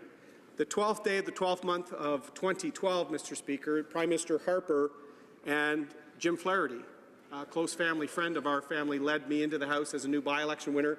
I took my seat in the rump, Mr. Speaker, and I've tried to make a difference ever since. And so to be true to form for me in my last speech, especially 20-minute speech, sorry to inform my Liberal friends of that fact, in this chamber, I'd be remiss if I wasn't somewhat partisan and pointed to wider issues that should concern Canadians with respect to the Customs Act changes. Because as I said, Bill C-21 and C-23, its companion bill, have been with us since June 2016. So the fact they're rushing it through with time allocation and debate and pushing it through in the final days shows we're almost in 2019. This is almost 2.5 years this legislation has sort of languished in Ottawa, Mr. Speaker. It shows there's efficiency problems with this government. But what I'm going to devote my remarks to is actually what Canadians should be asking when it comes to our border. C-21 and C-23 were profound changes to the way Canada and U.S. have our borders operating. C-23 is the pre-clearance bill which allows American ICE officials, Immigration and Custom Enforcement officers, to search Canadians on Canadian soil, Mr. Speaker. Probably would shock a lot of Canadians, and to do pre-clearance. Now, that will work in many cases to speed up the border, which is why we supported it. Bill C-21 is entry and exit sharing of information, Mr. Speaker, also something quite unparalleled, which is why data protection measures is bringing this debate back to the floor of the House of Commons. So the most substantial additions to the relationship between the United States in a generation, Mr. Speaker, and a slight erosion of sovereignty, Mr. Speaker. Now, that can be a good thing if Canada's getting more in return as in response to this, but it can also be something we pause about. These elements were part of the Beyond the Border initiative, which I worked on in the Harper government as Parliamentary Secretary for International Trade, Mr. Speaker, so I do support these measures. But let's watch and see how the Liberals have allowed the Canada-U.S. relationship to atrophy terribly in the 3 years of the Liberal government, Mr. Speaker. The Minister for Public Safety, then the MP for Regina, Wascana, in February 2011, with his appropriate degree of outrage, said this to Prime Minister Harper, I quote, "Could the Prime Minister at least guarantee minimum gains for Canada? For example, will he get rid of U.S. country of origin labeling?" End quote, Mr. Speaker. He went on to also say, are we going to get softwood protections? Are the Americans going to eliminate Buy American? What was the Minister of Public Safety demanding at that time? He wanted some clear wins for Canada if we were to give up the entry and exit information, Mr. Speaker. So the exact element of Bill C-21, when it was being contemplated by the Harper government, the Liberals said, wait a minute, before we accede to this American request, what is Canada going to get in return? That's what their most senior member of Cabinet said, Mr. Speaker. Diplomatic relations, even with our closest friend, trading partner and ally, are a give and take. It's not just be taken or give and nothing in return. At the time, the member from Regina, Wascana wanted to see Canada gain, whether it was with the unfair country of origin labeling or other elements of our complex trade relationship, Mr. Speaker. So we have C-21 and C-23 allowing the Americans to inspect and search Canadians on our own soil. What have we gained? Absolutely nothing, Mr. Speaker. And in fact, under this Prime Minister's watch, the U.S. relationship has atrophied beyond all recognition, Mr. Speaker. And it's not just because of the current occupant of the White House. So I'm going to spend a few minutes exploring that, exploring what the Public Safety Minister demanded. Where are the wins for Canada as we allow more and more American intrusion on decisions related to customs and the border, Mr. Speaker? In November 2015, President Obama, with a new Liberal Prime Minister in office, cancelled the Keystone XL pipeline, Mr. Speaker. In fact, the Keystone XL pipeline was one of the reasons Prime Minister Harper was reticent to pass entry and exit information sharing, Mr. Speaker. We wanted that quid pro quo. We wanted the Americans to approve a pipeline to once again try and get better market prices, more market access for our resources, something we're struggling with as a country right now, Mr. Speaker. So we were withholding this element of what was a priority for the U.S. in terms of foreign policy to try and secure a win. The Prime Minister caved within months. In fact, his quote at the time, he was disappointed. Later, he introduced President Obama in this chamber as his bromance. Dude-diplomacy, he said at the time, was the relationship between them. Well, it was a one-way relationship. Now, he got a state dinner on March 11th, 2016, Mr. Speaker, where at that state dinner, the Prime Minister said we're closer than friends. What else did he announce the same day in Washington, Mr. Speaker? Our Prime Minister, with zero consultation with Indigenous and territorial leaders, agreed to ban future development on 17% of the Arctic lands and 10% of Arctic waters, Mr. Speaker. No consultation whatsoever. Pure surrender to what President Obama wanted to do in his final months in office, Mr. Speaker. Once again, a one-way relationship. Let's look and see what the longest-serving Inuk Liberal senator said about that, Mr. Speaker.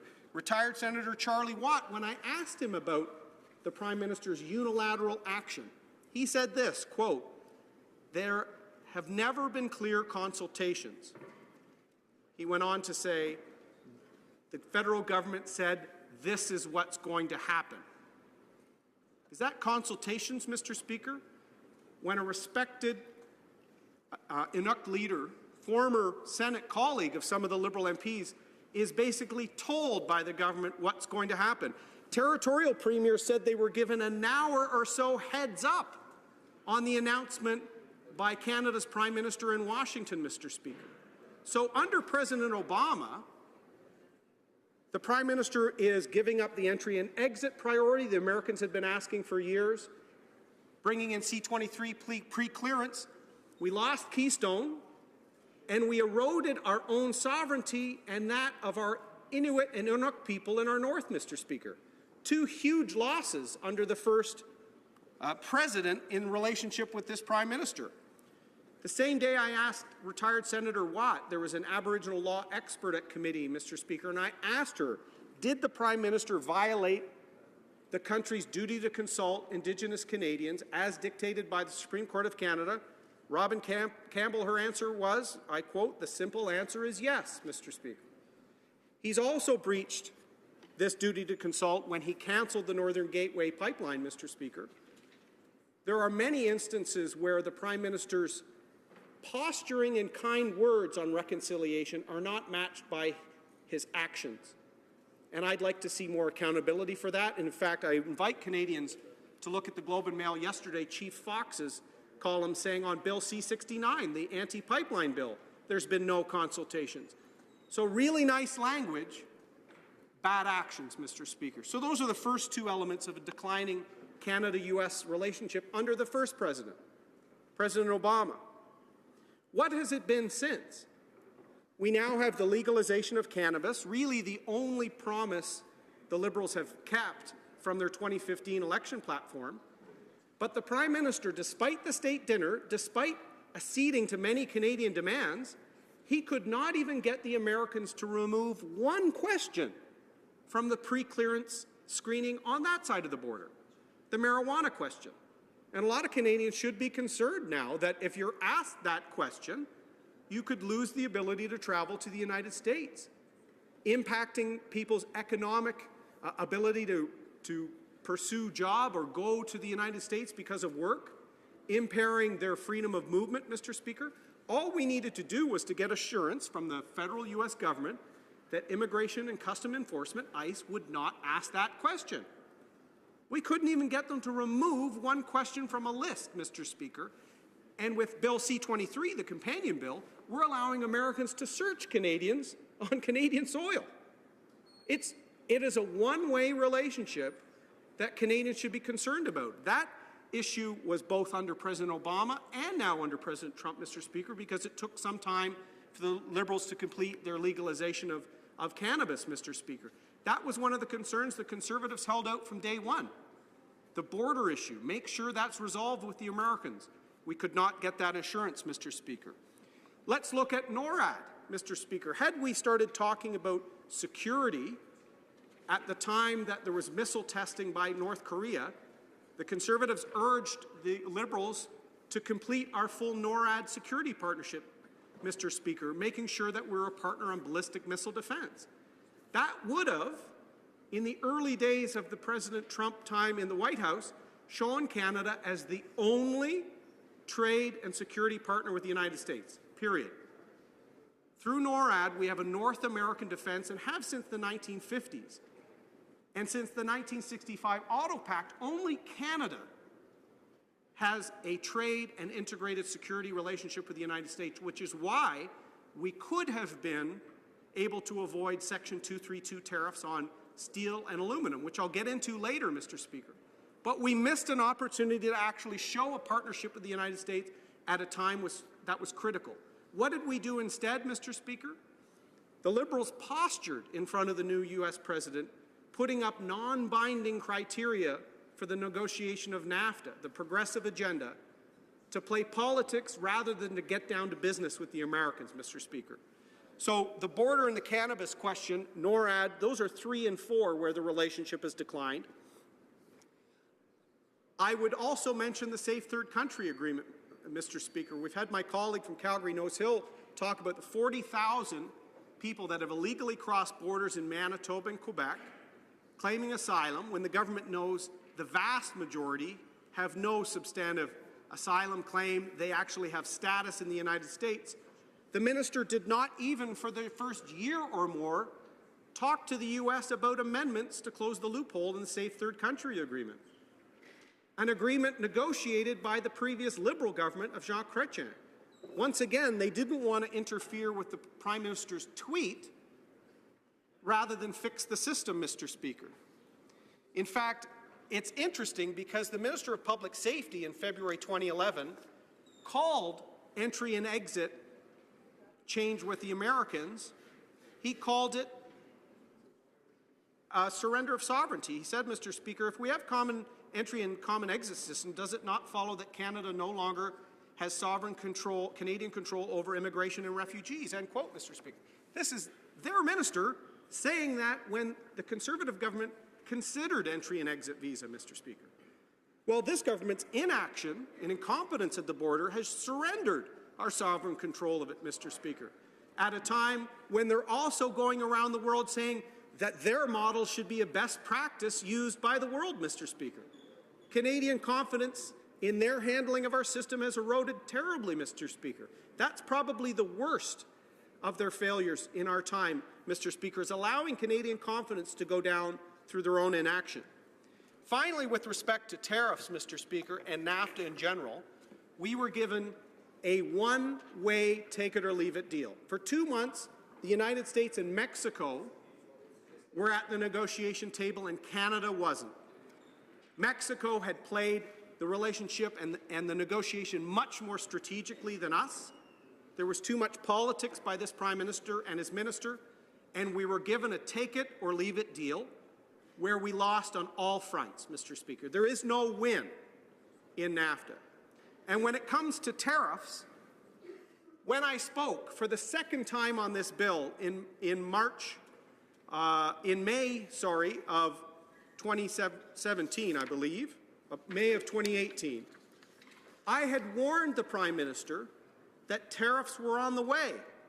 In fact, when Canada was granted a temporary reprieve from steel and aluminum tariffs, March 11th, the Prime Minister said this when he was touring steel communities, quote, "As long as there is a free trade deal in North America, there won't be tariffs," end quote.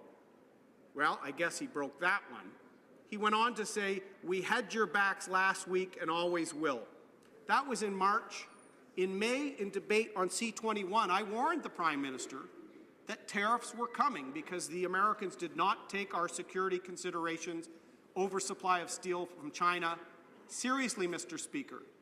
And sadly, in June, the U.S. unfairly applied tariffs on Canadian steel and aluminum, Mr. Speaker, sending our economy into a tailspin in manufacturing in Southern Ontario, Mr. Speaker, leading eventually to what we see as GM and a crisis of confidence in manufacturing, in part because the retaliatory tariffs they brought in are not hurting the Americans, they're hurting many of our suppliers.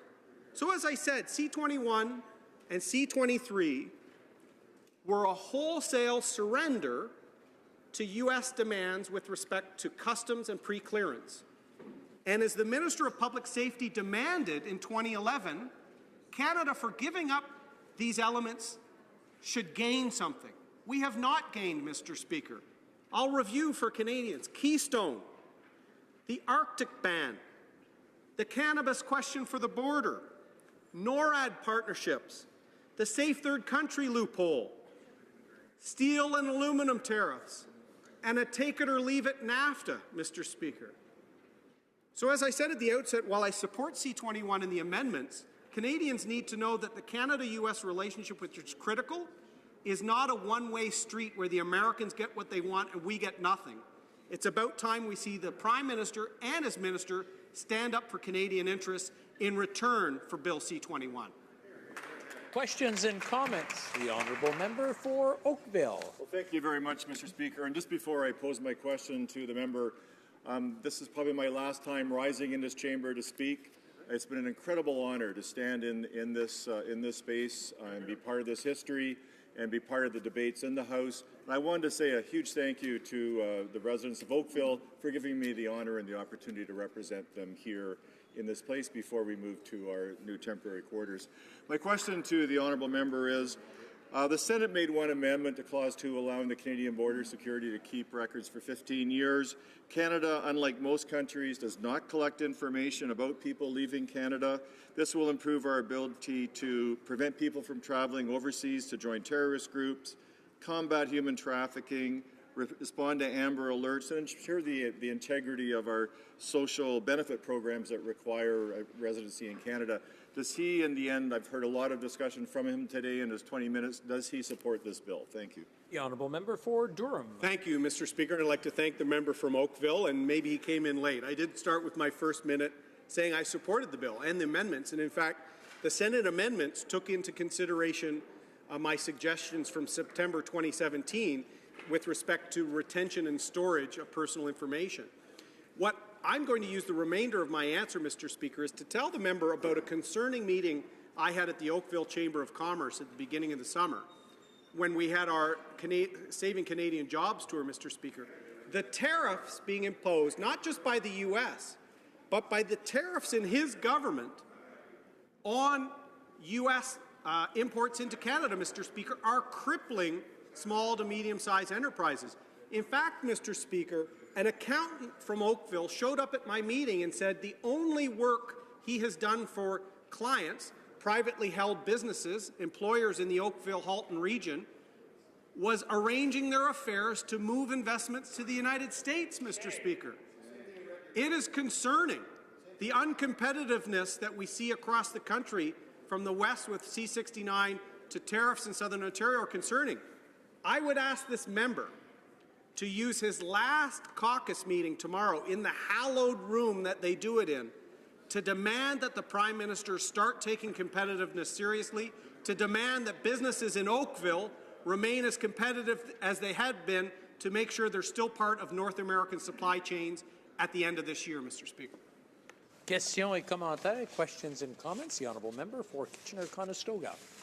Mr. Speaker, I want to thank my colleague for his fantastic command of these files, especially as it relates to trade, Mr. Speaker. And one of the issues, he outlined a number of failures of this government as it relates to trade, but one of the issues he didn't have time to get to, Mr. Speaker, was the issue of giving up our sovereignty of the dairy industry in the USMCA.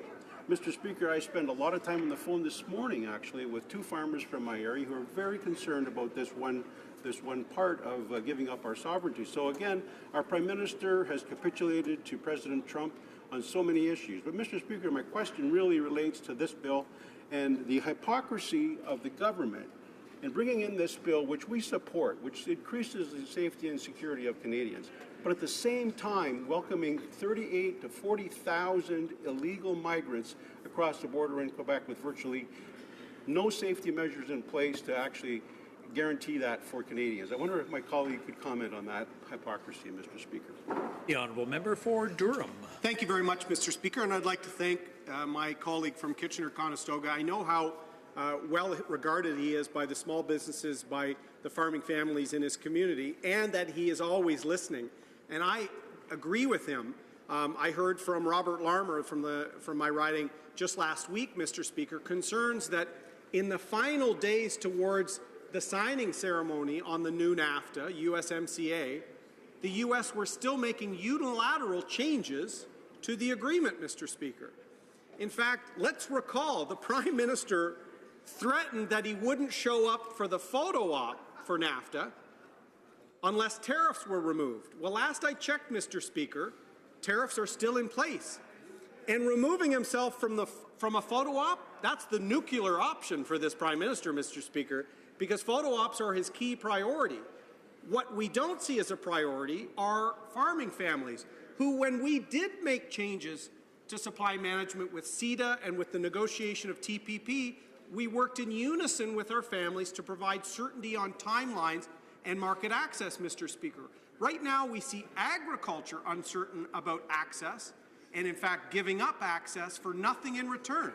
As I said, the U.S. relationship under this Prime Minister, since Obama through to Trump, on security, on the border, on trade, on everything, has been a one-way relationship. We have given and received nothing in return because we're not seen as serious. When we go down and say that our priorities for NAFTA are non-binding issues, non-binding. The minister didn't even mention the auto industry, Mr. Speaker, in her priority speech at the University of Ottawa. We would not have free trade in North America without the Auto Pact of 1965, Mr. Speaker. We didn't even mention it. It's no wonder that with tariffs, trade, payroll taxes, carbon taxes, GM and other manufacturers are leaving, Mr. Speaker. The one solution is called Election 2019. Questions and comments? Question and commentaire. The honourable member for Winnipeg North. Yes, thank you, Mr. Speaker. You know, it's always interesting listening to my colleague across the way. He has this entertaining is probably a more appropriate word. You know, we're talking about C-51. We understand the Conservatives support it. They've supported it in first reading, second reading, committee, third reading. They supported it in the Senate. They support the amendment. That's all clear, Mr. Speaker. The other thing is clear is the Conservatives, if they could, they would spend the rest of the year, this year and next year, talking about C-51, Mr. Speaker. But you listen to the content of the member across the way. He wants to talk about trade.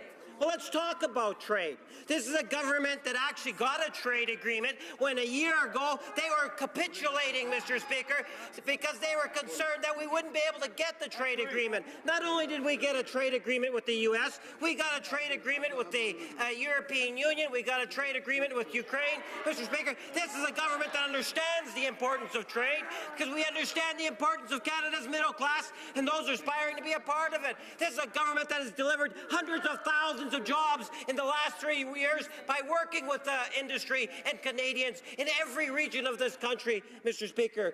Proof is in the pudding. Our economy is doing better than the rest of the G8 countries, Mr. Speaker, because we have good, solid, progressive policies that incorporate all sorts of positive things that have generated with Canadians so many things, Mr. Speaker. Like the member opposite, I look forward to 2019, Mr. Speaker. We on this House have a lot to talk about in 2019, and I'm anxious to continue the dialogue that we'll have in the coming months in the new chamber as we ultimately say goodbye to this beautiful, historic chamber. Before we go to the honourable member from Durham, I notice a few of the newer members were asking about question. And when I do get up, when the speaker does get up, he usually asks for questions or comments. And I just thought I'd clarify that for the newer members who are here and weren't quite sure how the rules work. The honourable member for Durham. Thank you very much, Mr. Speaker. And I agree with my colleague. We can have dialogue in this place, but we don't need the yelling. Dialogue can happen, Mr. Speaker, and I predicted to the viewers at home that that honourable member would stand up with bombast in the questions and comments, and he held true to my prediction, and I still respect him as much as I promised I would, Mr. Speaker, even though he's still lost in the wilderness on that side.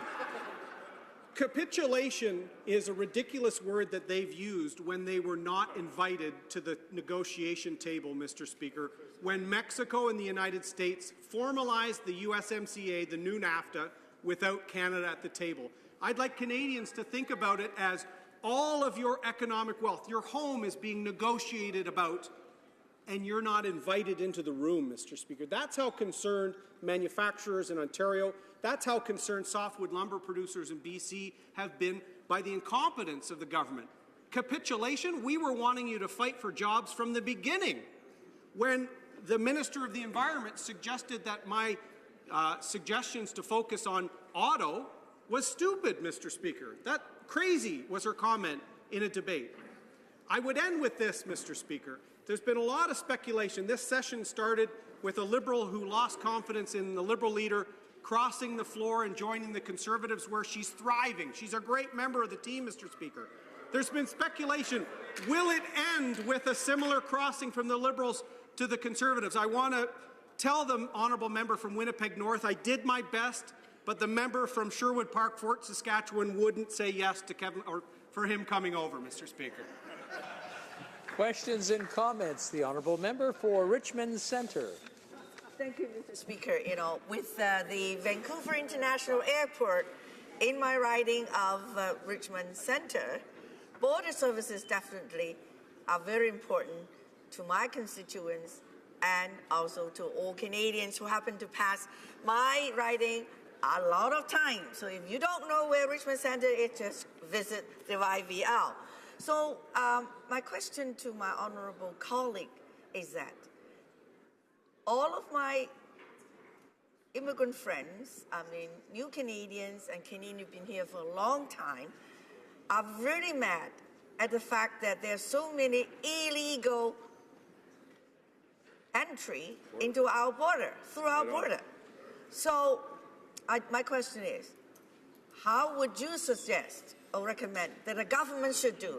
Because this is just simply not fair that those illegal border crossers are jumping the queue. Thank you, Mr. Speaker. I just want to remind the honourable members to speak through the speaker and not directly to regardless of how familiar we are. The honourable member for Durham in about 35 seconds or less, please. Thank you, Mr. Speaker. What's interesting is we've been raising the crisis of confidence, the erosion of confidence that Canadians have in the immigration and refugee system because of the inaction of this government. My colleague from Richmond has been a consistent voice, as has my colleague from Calgary Nose Hill. When the minister had documents in his possession warning him of a $3 billion cost and an 11-year wait time potential for Immigration and Refugee Board, Mr. Speaker, that minister told this House that the Safe Third Country Agreement was working fantastically well, Mr. Speaker. That was his comment, fantastically well. Canadians are proud of our fair, compassionate and rules-based system, Mr. Speaker. We need to get back to it. In fact, all Canadians, including new Canadians, Mr. Speaker, want us to get back to that system because they followed it. And their success here has been tremendous, Mr. Speaker. We will get back to it once again, Mr. Speaker, after election 2019. Statements by members. Déclaration de député. L'honorable. The honourable member for La Pointe de l'Île. Mr. Speaker, for 2 years, Ottawa has been showing that it is incompetent when it comes to managing migration. They have no triage plan, no plan to accelerate the processing of asylum seekers or working permits, no compensation for the $300 million that Quebec paid. And they drop the ball every time on this file, and yet they're going to sign the Marrakesh Pact on migration. The Prime Minister's strategy on migrants is to do nothing and let Quebec pay. And now he's going before the UN to sermonize there. He's going to sign a pact that includes measures, nearly all of which fall under Quebec jurisdiction and cost Quebecers money, without having negotiated with Quebec and without having a debate in the House. He needs to start taking his responsibility when it comes to the migration crisis in Quebec. He needs to agree with Quebec and have a debate in this House.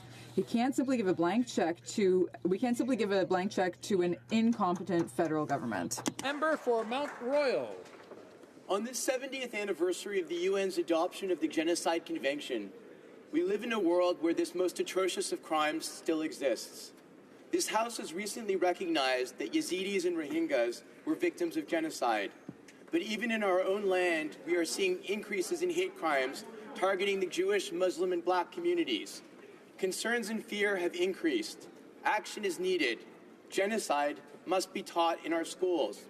I want to congratulate the Foundation for Genocide Education, founder Heidi Berger, members Lucy Shapiro and Marcy Brock, who convinced the Quebec Education Ministry to create a genocide teaching guide which will be introduced in all Quebec high schools in 2019.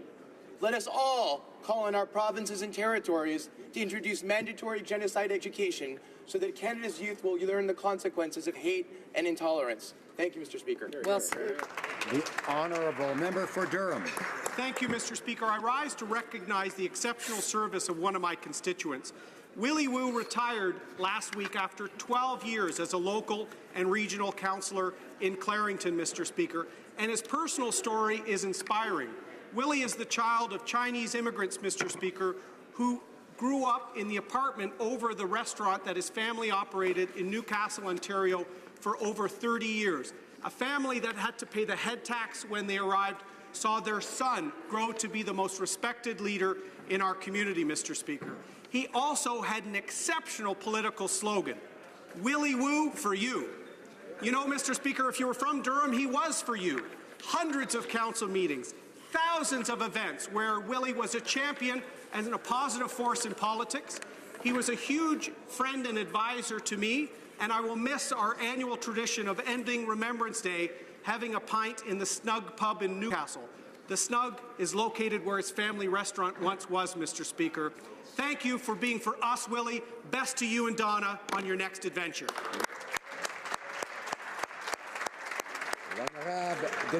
The honourable member for Avignon, La Métis, Matane, Matapédia. Mr. Speaker, as the Canada Summer Jobs Call for Proposals opens in a few weeks, I would like to report the testimony of Sonia Lavoie, owner of the Auberge Brune Océane in Matane. On November 27th, she contacted our constituency office to thank our government for allowing her to benefit from the Canada Summer Jobs Program. Thanks to the program, this small business was able to hire a student for the summer, which made a huge difference to the owner and her employees. With this support, Ms. Lavoie was able to give her staff and herself better working hours and provide the quality services that have made our region famous. Mr. Speaker, I'd like to remind this House that Canada Summer Jobs is an important program that has significant impacts on employers in Avignon, La Métis, Matane, Matapédia. Let's continue to support our job creators because they are our drivers of regional economic development. L'honorable député de Jean-Pierre. The honourable member for Jean-Pierre. Today I'd like to acknowledge the exceptional work of Michel Potvin, a citizen in my riding and a volunteer for nearly 60 years. Throughout Quebec, Mr. Potvin has mobilized to provide assistance to people in need. A Red Cross volunteer since 1996, he's been involved in several major operations, such as the repatriation of Canadian nationals during the 2010 Haiti earthquake or the Lac Mégantic disaster. Recently, when a tornado struck here in the region, Mr. Potvin came to help the victims by helping to manage the Gatineau shelter. He provided frontline assistance and moral support to the victims of the tornado.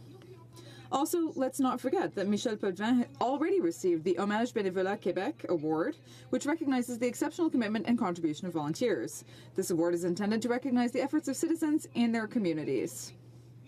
So I say thank you to Mr. Potvin on behalf of those he's helped during his many years of volunteer work. Honorable député de Marc. The honourable member from Marc-Aurèle Fortin. Mr. Speaker, I'd like to take this opportunity to take a moment to recognize the exceptional work that our volunteers do every day from coast to coast to coast. People with big hearts, people whose devotion knows no limits, and people who make a real difference in their communities. Today, I'd like to pay particular tribute to the exceptional work done by the volunteers in my riding, who give their hearts and souls to ensure the well-being of their fellow citizens. To all of you, on behalf of myself and all of our fellow citizens, I say thank you for your generosity, Thank you for your compassion. Thank you for your time. And above all, thank you for your perpetual goodwill. It brings happiness to our hearts. Happy holidays to all. Hello. The honourable member for Renfrew-Nipissing Pembroke. Mr. Speaker, under the red nose of a prime minister who preaches the word tolerance by practicing bigotry against Christians, it's still Christmas in the Ottawa Valley. Congratulations to no fewer than 14 communities: Arnprior and Barry's Bay, Whitney and Eganville, Beachburg and Killaloe, Calabogie and Pembroke, Cobden and Renfrew, Deep River and Westmeath, Palmer Rapids and Petawawa, who celebrated the birth of our Lord and Savior with Christmas parades. As Christians in Canada briefly celebrate the election year climb down by the Liberal government that used students looking for work last summer to attack Christian churches, and as Christians gather together and pray for members of the Early Rain Covenant Church in China who are suffering from a vicious state crackdown of their own, let us never forget the true meaning of Christmas. Merry Christmas to all, and to all a good night. The honourable member for Miramichi-Grand Lake. Speaker, the Chipman Youth Centre is nothing short of amazing. Their small staff, led by Faith Kennedy, are truly changing lives for the better in their community. The Chipman Youth Centre offers many opportunities to the children of their rural areas, such as low-cost after-school care, dance class, crock-pot cooking, a girls' self-esteem program, a library program, babysitting class, an adopt-a-grandparent program, just to name a few. Their village youth team members volunteer with not-for-profit organizations in the area. The program is designed to keep young people of Chipman active in their community and to help them develop excellent work ethics and leadership skills while gaining valuable experience. This past summer, this amazing group of just 17 youth volunteered 1,119.5 hours. I ask my colleague to join me in applauding the Chipman Youth Centre and all their volunteers. Thank you, Mr. Speaker. The honourable member for Bourassa. Mr. Speaker, I am honoured to acknowledge the remarkable and constant work of Vestshell, which has just won the Prix Performance Québec 2018 in the Independent Manufacturing Small and Medium Enterprise category.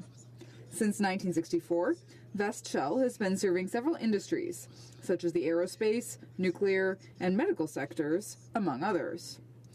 In addition, Vestshell is recognized in Canada, the US, and Europe for the quality of its products.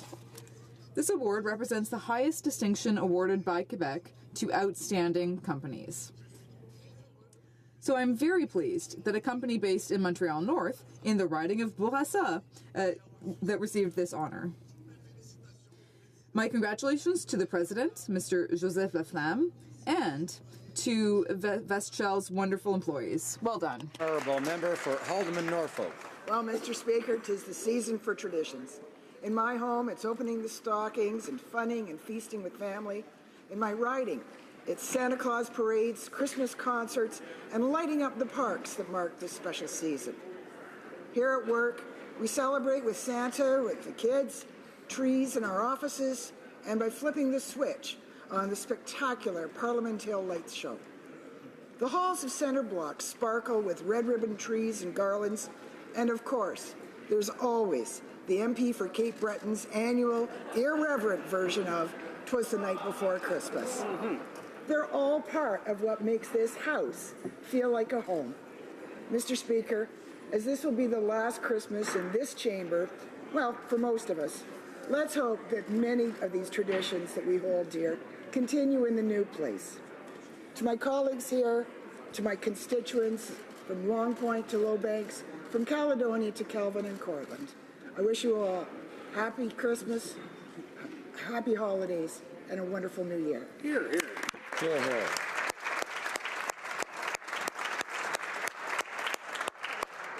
The honourable member for Hastings, Lennox and Addington. Mr. Speaker, with apologies to my Irish colleagues.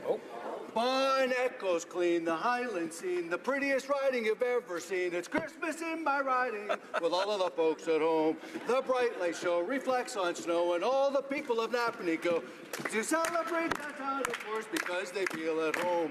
Rural doors are always open at Christmas time in Tweed. And Mr. Speaker, before you go tomorrow, I'll leave.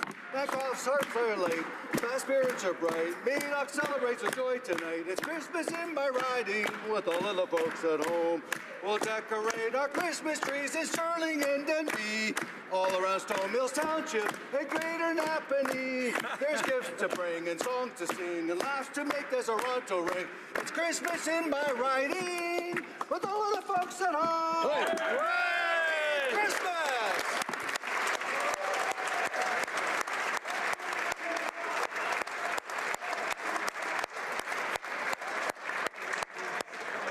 For baritowns, Ganita Hartzell.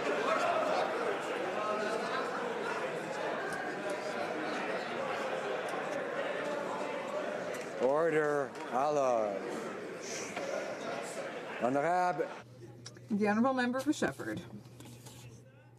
Mr. Speaker, at the end of an exceptional season, the youth football team Les Élites from the Collège Mont-Sacré-Cœur in Granby won the grand final of the Eastern Townships League for the very first time in its young history. I'd like to congratulate these young athletes who distinguished themselves by their intensity, discipline, and by the quality of their performance. They've shown an incredible team spirit. The final match was very spectacular, and the tight score throughout the game helped to create an electrifying atmosphere among all of the fans. I'd like to acknowledge the support of the entire college for the football program. Claude Lacroix, Executive Director, Benoit Pinel, Program Initiator, Réal Brunel, the current headmaster, and the head coach, Mr. Claude Lessard. I'd like to thank the parents for their support, and once again, congratulations to the champions of the Eastern Townships League, the Élites from the Collège Mont-Sacré-Cœur. The Honourable Member for Bruce Grey, Owen Sound. 'Twas the month before Christmas, and all through this house, Canadians miffed Liberals quiet as a mouse. Taxpayers hung stockings by the chimney with care, with fear that the carbon tax soon would be there. The cabinet were nestled all smug in their beds, while visions of deficits danced in their heads. When out on the borders there arose such a clatter, PM says, open the borders, what does it matter? To the window the finance minister flew like a flash. He tore open the shutters and threw out more cash. When what to my wondering eyes should appear but a ministerial sleigh and 8 tiny reindeer, with a little old driver, could it be St. Nick? No, it was little Jerry Butts. It was just a trick. With a sleigh full of handouts, in they came. Jerry whistled and shouted and called them by name. On deficits, on spending, on with the fiscal mess, all of this contributing to Canadian stress. 'Twas the night before Christmas, October 19 is near. We'll throw them out and replace them with Andrew Scheer.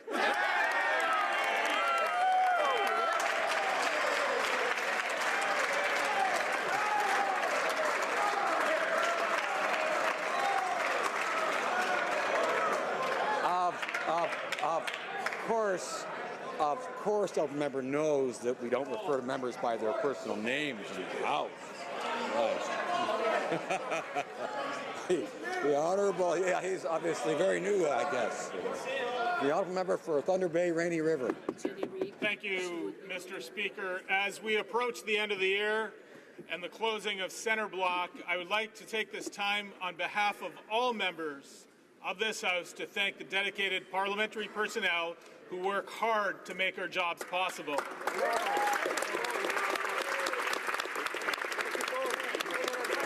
parliamentary staff embody a high level of professionalism, such as Constables Robert Poirier and Michelle Reynaud of the Parliamentary Protective Service, both will be retiring this January after 30 years of service.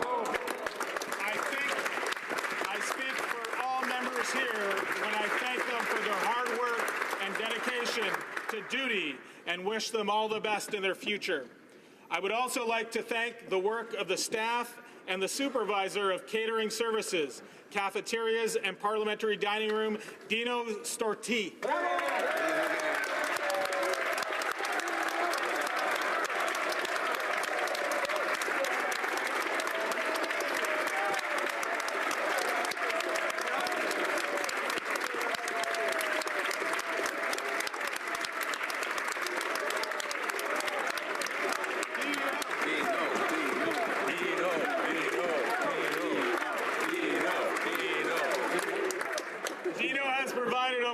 14 years of excellent service to members of both houses and all parties. It is because of him and his tireless team's effort that events and receptions here can go off without a hitch, and we appreciate his hard work. The parliamentarian personnel's excellence is a service to all Canadians and this country.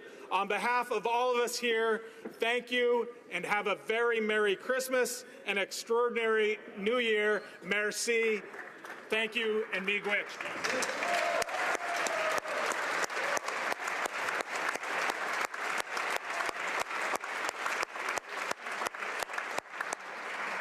The honourable member for Kootenay, Columbia. Dear Santa, my name is Wayne, and I live in Kootenay, Columbia. I have tried to be a good boy this year. I didn't heckle even once in question period, but I did shake my head a lot of times. My Christmas list is short, but it means a lot to me. I would like fair and timely settlements of labor agreements for our postal workers, our parliamentary protective service officers, our border security officers. That in the future, all trade agreements would make agriculture the #1 priority. That the federal, provincial, and municipal governments and all Canadians would work together to fight climate change. That in our new House of Commons and West Block, we will always put principles ahead of politics. And that all of our parliamentary family will stay safe over the holiday season. I know that's a lot to ask for, Santa, but maybe if you team up with a higher power, the two of you can deliver on it. Thanks, Santa, and Merry Christmas. But P.S., I'm only leaving out carrots for both you and the reindeer this year. I'm a little concerned about your weight.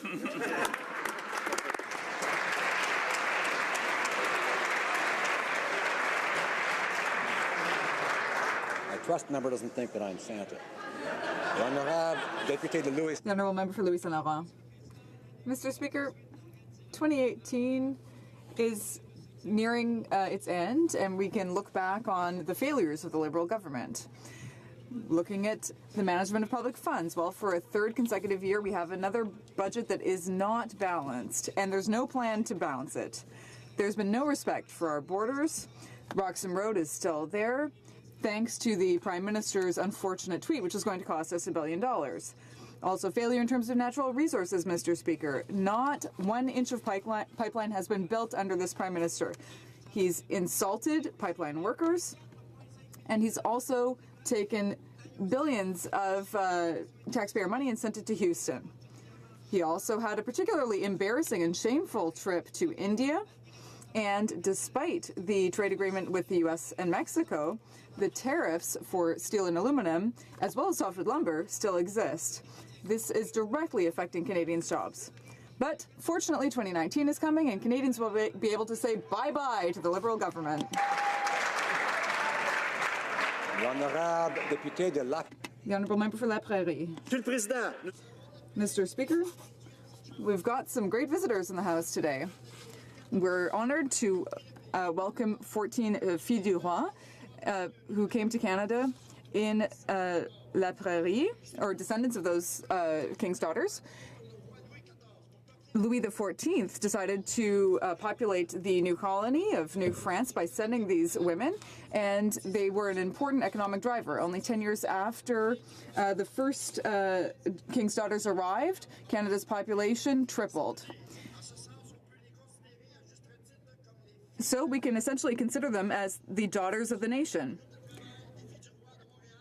The working group for the King's Daughters in Montreal is going to be organizing an exhibition about their arrival in Canada. And they also want to commemorate the 22nd of September to underline the first arrival of the King's Daughters. I'd like to take this opportunity to wish happy holidays to my colleagues, the pages, and all staff. Thank you, Mr. Speaker.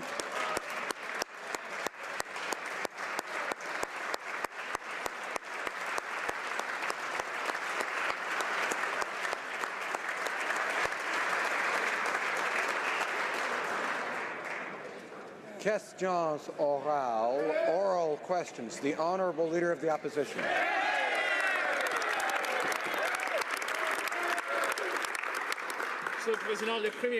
Mr. Speaker, the Prime Minister promised to balance the budget next year, but now he's admitted that it'll that we're going to have a huge deficit. The parliamentary budget officer announced today that the deficit could hit $11 billion more than what originally had been announced by the Prime Minister. If that's true, it would increase the deficit to $30 billion per year. Not only did the Prime Minister say that he would balance the budget, so why has he misled Canadians with regard to the deficit? The Right Honourable the Prime Minister. Mr. Speaker, here are the benefits of a real economic plan. We have the lowest unemployment rate in 40 years. We have added 700,000 new jobs in the last 2 years, and each family has about $2,000 more in its pockets than under the Conservatives. We have a plan to invest in the middle class to help grow the economy. For 10 years, the Conservatives had very bad economic performance, a bad economic growth. We promised Canadians we would deliver, and we did. Simply not the case. But here is what the Prime Minister said about deficits during the last election. He said, quote, that his plan to get back to balanced budgets was very set in stone, and that he was looking straight at Canadians and being honest. That the budget will be balanced in 2019. Now we found out a couple weeks ago that that was not the case, that he had smashed through his promise and had racked up massive deficits of almost $20 billion. But if that wasn't bad enough, today we find out that it's going to be even worse. Almost $30 billion next year. Why did the Prime Minister mislead Canadians in the last election? Right, Honourable Prime Minister. In the last election, Mr. Speaker, we made a promise to Canadians that we would invest in the middle class and grow the economy, because for 10 years they had had a Conservative government under Stephen Harper that gave benefits and advantages to the wealthiest and didn't have growth to show for it. So we took a 1% growth rate under the Conservatives, turned it into a 3% growth rate. We created 700,000 new jobs over the past 3 years, and right now have the lowest unemployment rate in recorded history in Canada. We are moving forward on a way that invests in Canadians and builds for their... The Honourable Leader of the Opposition. Well, Mr. Speaker, this Prime Minister's record is actually very clear. He's raised taxes on the middle class, but given those who have inherited great wealth through trust funds, he's protected their assets. It's no wonder that the Prime Minister doesn't worry about the impacts of his irresponsible spending, Mr. Speaker. He's never had to worry about money. But Canadians are worried about the legacy of deficits that he is placing on their shoulders. Does he really believe that Canadians don't understand that they're on the hook for his irresponsible spending? The Right Honourable Prime Minister. Mr. Speaker, they want to talk legacy of debts. They added $150 billion to Canada's national debt but this is the kicker, with nothing to show for it. The lowest growth rate under the Conservatives since the Great Depression. We came forward with a positive plan to invest in Canadians, and that's what we did. And you know what, Mr. Speaker? It's working.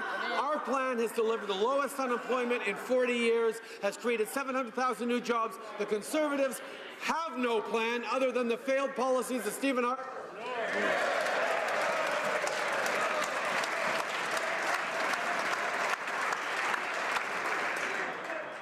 The Honourable Leader of the Opposition. Mr. Speaker, the Prime Minister knows that that is just not true. The previous Conservative government got through a global recession and came roaring back with the greatest job growth in the G7. That's the situation that he inherited. He inherited great fortune, Mr. Speaker, and not just personally. A global booming economy lifting up Canada. And what did he do with that? He squandered it. He's racked up now almost $30 billion worth of just deficits alone. Canadians are going to have to pay that back. Will he finally admit that his budget is spiraling out of control and that under his watch deficits are here to stay? Right Honourable Prime Minister. Mr. Speaker, what the Conservatives continue to not understand is their efforts to phonily balance the budget just in time for the election, cut millions from veterans by closing their service centres, cut millions from hardworking Canadians from coast to coast to coast, whether it's the Canadian Border Services Agency, whether it's hardworking Canadians getting short shrift by their cuts to programs. Mr. Speaker, their obsession with providing a phony balance for an election hurt Canadians. We invested in Canadians and have the positive results to show for it. They had no plan.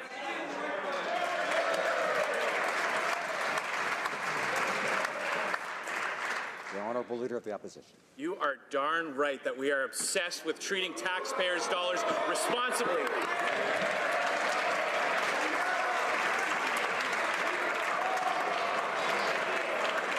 Order.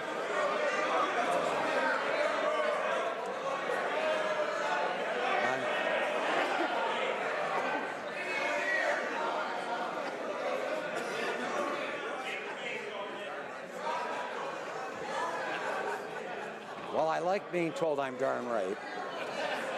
Doesn't happen very often. I don't think the Honourable Leader was referring to me, so I'd ask the Honourable Leader of the Opposition to direct his comments to the Chair.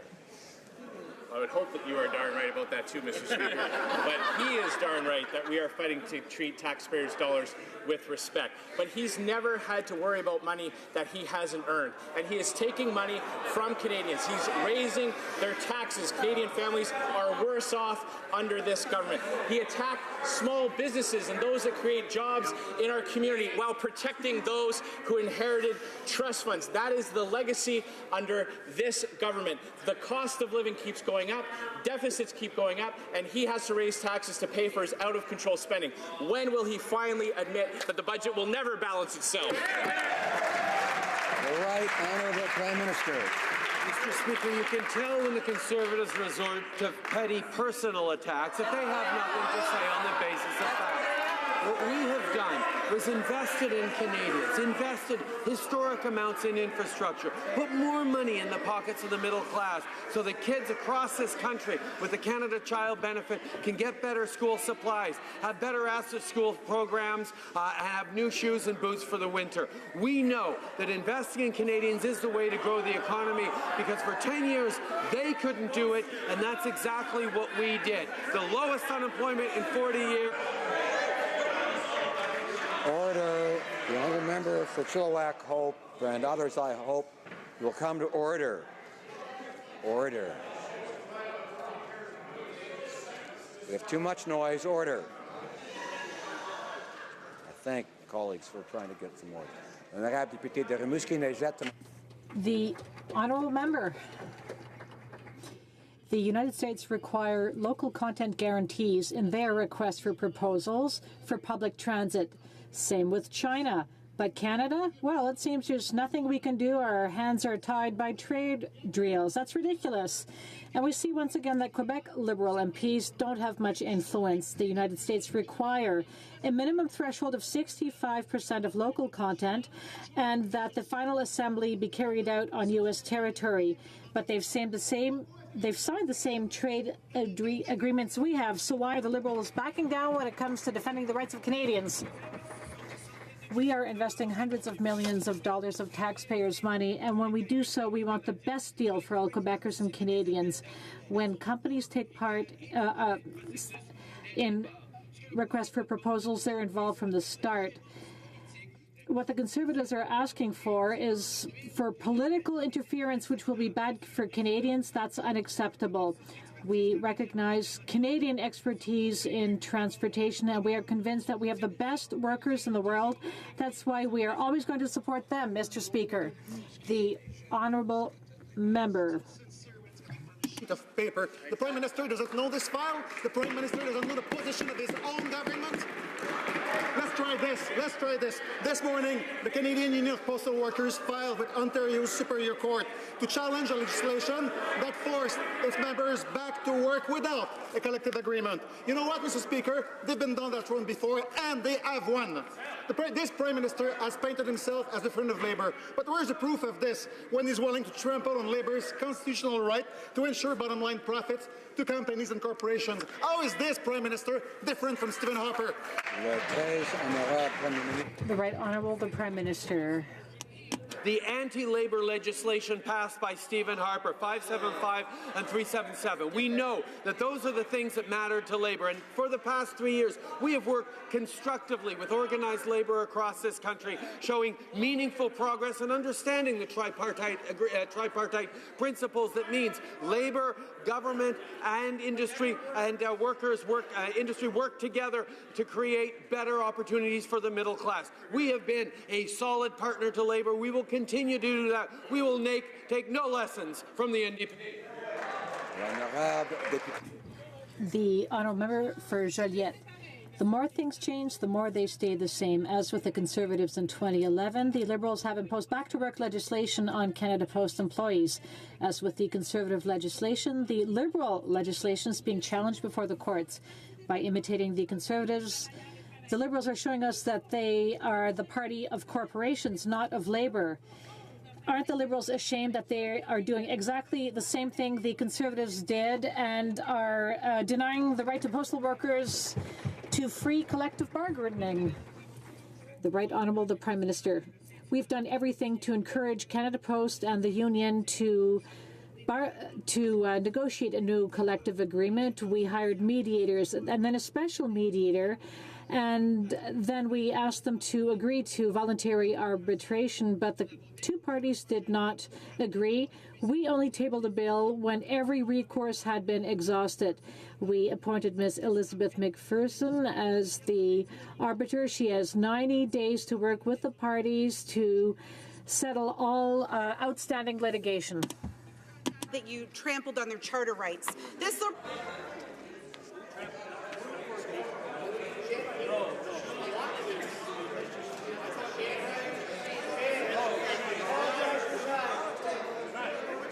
I hope the honourable member isn't suggesting that I trampled on someone's charter rights, of course.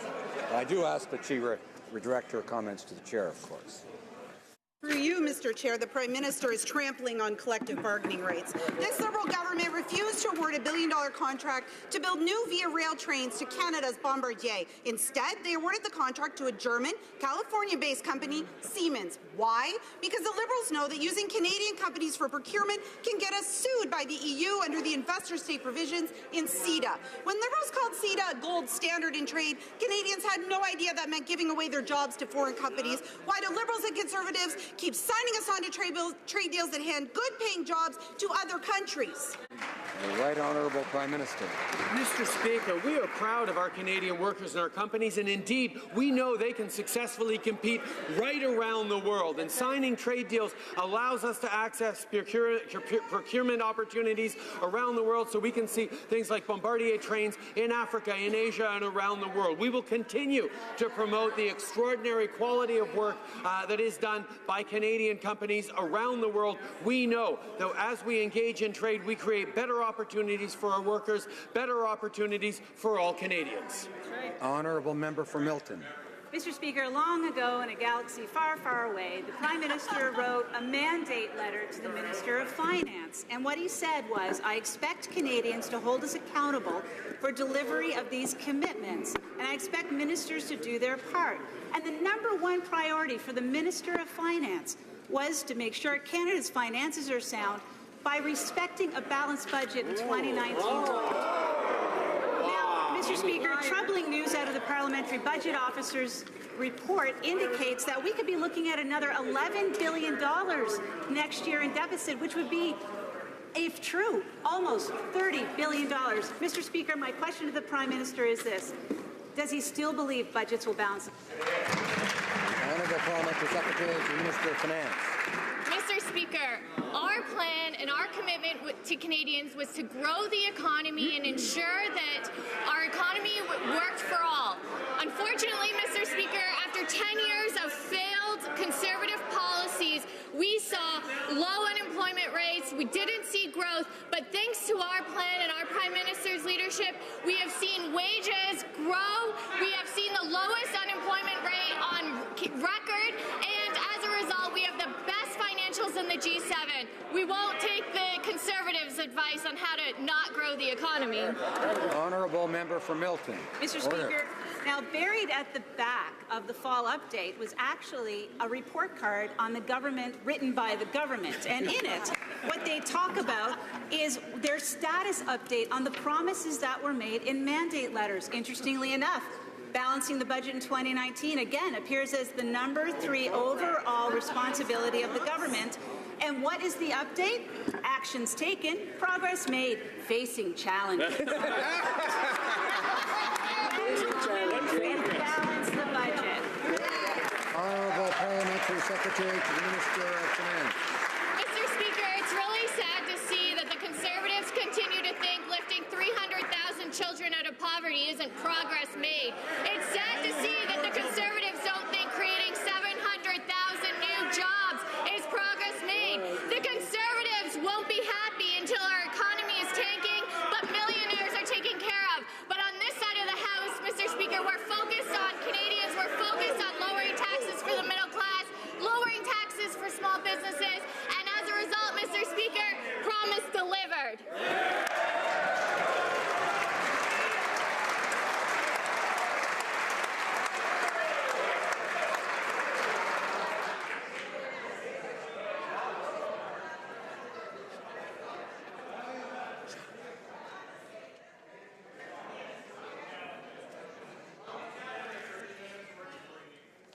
Alors.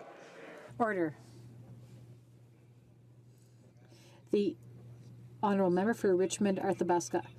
Mr. Speaker, the Parliamentary Budget Officer has just unveiled his new fall report, and the situation is even worse than what was expected. For next year alone, and we haven't even started 2019, we already know that the 2019 deficit will be 11 billion higher than expected for a total of $30 billion. This is a huge amount, which adds to the deficit of the 3 previous years. My question is simple: when will the government balance the budget? And the Conservatives don't want to take the facts as good enough, because the fact is our debt to GDP ratio is steadily on the downward track. A typical Canadian family is $2,000 better off under our plan. We have, by the investments we've made, we've seen that over 700,000 new jobs created. Mr. Speaker, we have one of the best records in the G7, but the Conservatives don't get it. Their failed plan under Stephen Harper didn't work, and they continue to have no plan to really grow the economy and create an economy that works. The Honourable Member for Richmond Arthabaska. Mr. Speaker, allow me to do a bit of math with the Parliamentary Secretary. Accumulated deficits since the beginning of the Liberal mandate represent $100 billion. What is that? What can that get you? Well, that can get you 20 connections between Quebec and Lévis, hundreds of Ottawa Sens arenas, $1 million worth of repairs to Canadian roads, or 60 return trips on the Trans-Canada Highway from coast to coast. The Honourable Parliamentary Secretary. Mr. Speaker, if the Conservatives want to talk math, let's talk math. They had $150 billion in debt, and what did we get? Fake lakes and gazebos? They also had a steady GDP growth rate of 1% when they left office. When we came into office with our economic plan, we're seeing the growth rate at 3%. Our investments are to grow a more fair economy. We're reducing taxes on the middle class. We're reducing taxes for small businesses. We take no math lessons from the Conservatives.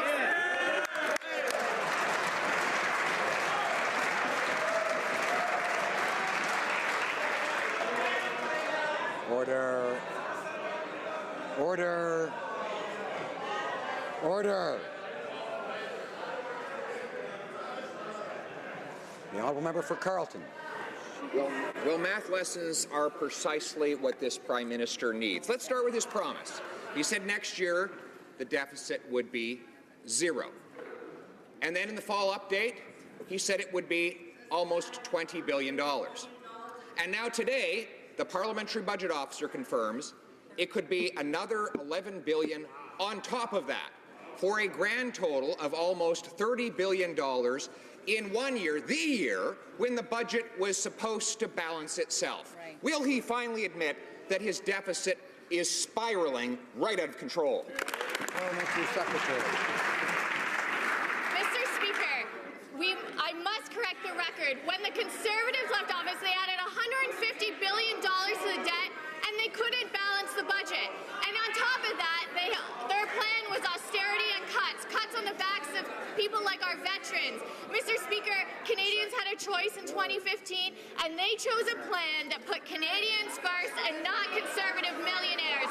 As a result, we're reducing taxes on the middle class, we're lowering taxes for small businesses, and as a result, we're seeing the best growth that we've seen in decades, unlike the Conservatives.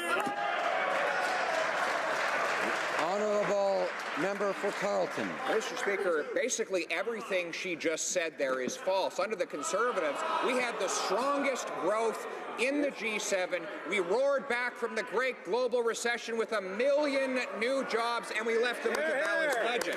So now that they're done with stating falsehoods about our record, let's tell the truth about their record. They are adding deficits this year 3 times the rate they promised, and next year threatens to be even bigger.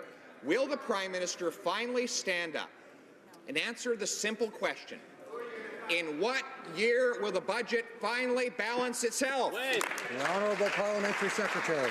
Mr. Speaker, the Conservatives think that their roaring plan had us back to a technical recession in 2015. They think that's success.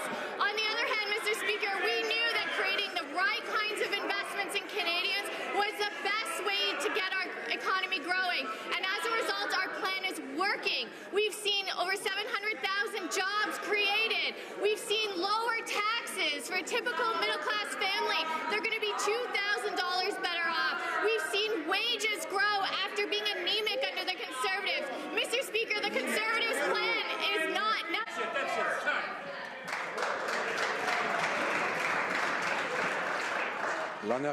The honourable member for Berthier-Masquinongé. Mr. Speaker, there is no consistent version in the Liberal Party with regard to the situation of the MP for Saint-Léonard Saint-Michel. The MP is still claiming that the Prime Minister has given him a secret mission, but the Prime Minister has provided no clarification. The Liberal whip said in September that the MP would be stepping down. Representing Canadians lies at the heart of our work.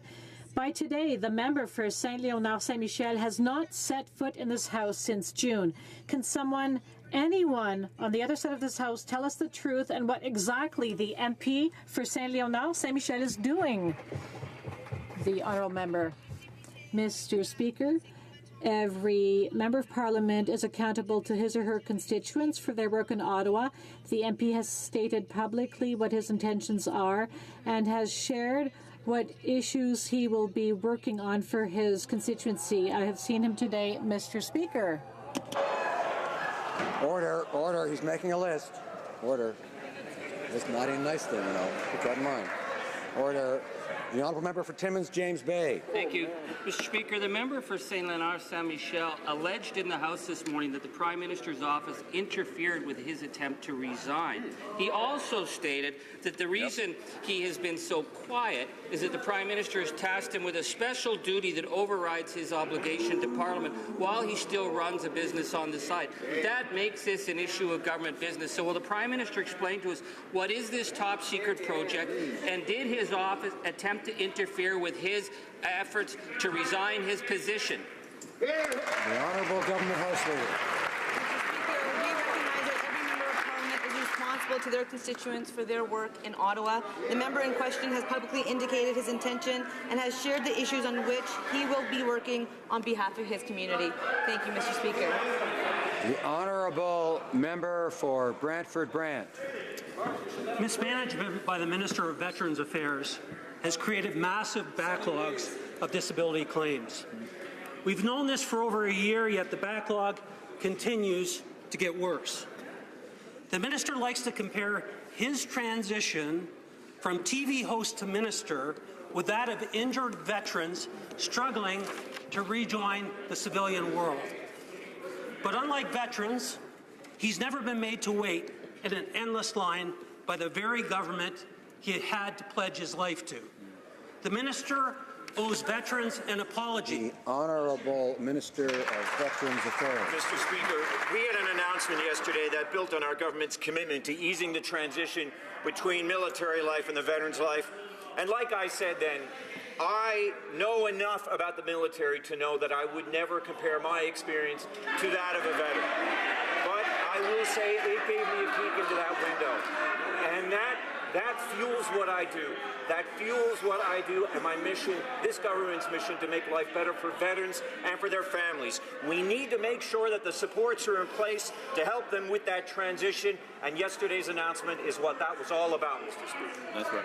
Alors. Order. The honourable member for Chicoutimi-Le-Fiard. Mr. Speaker, the Minister of Veterans Affairs said something very awkward when he compared his own transition from TV star to minister with the transitioning of military veterans, and that's unacceptable. When you speak to our brave veterans, you realize that each of them has their own story and experience. No one has gone through what they have. How can the minister claim to represent veterans when he doesn't understand them? The minister must apologize, and when will he do so? The honourable minister. Our government has made a commitment to helping veterans transition to civilian life.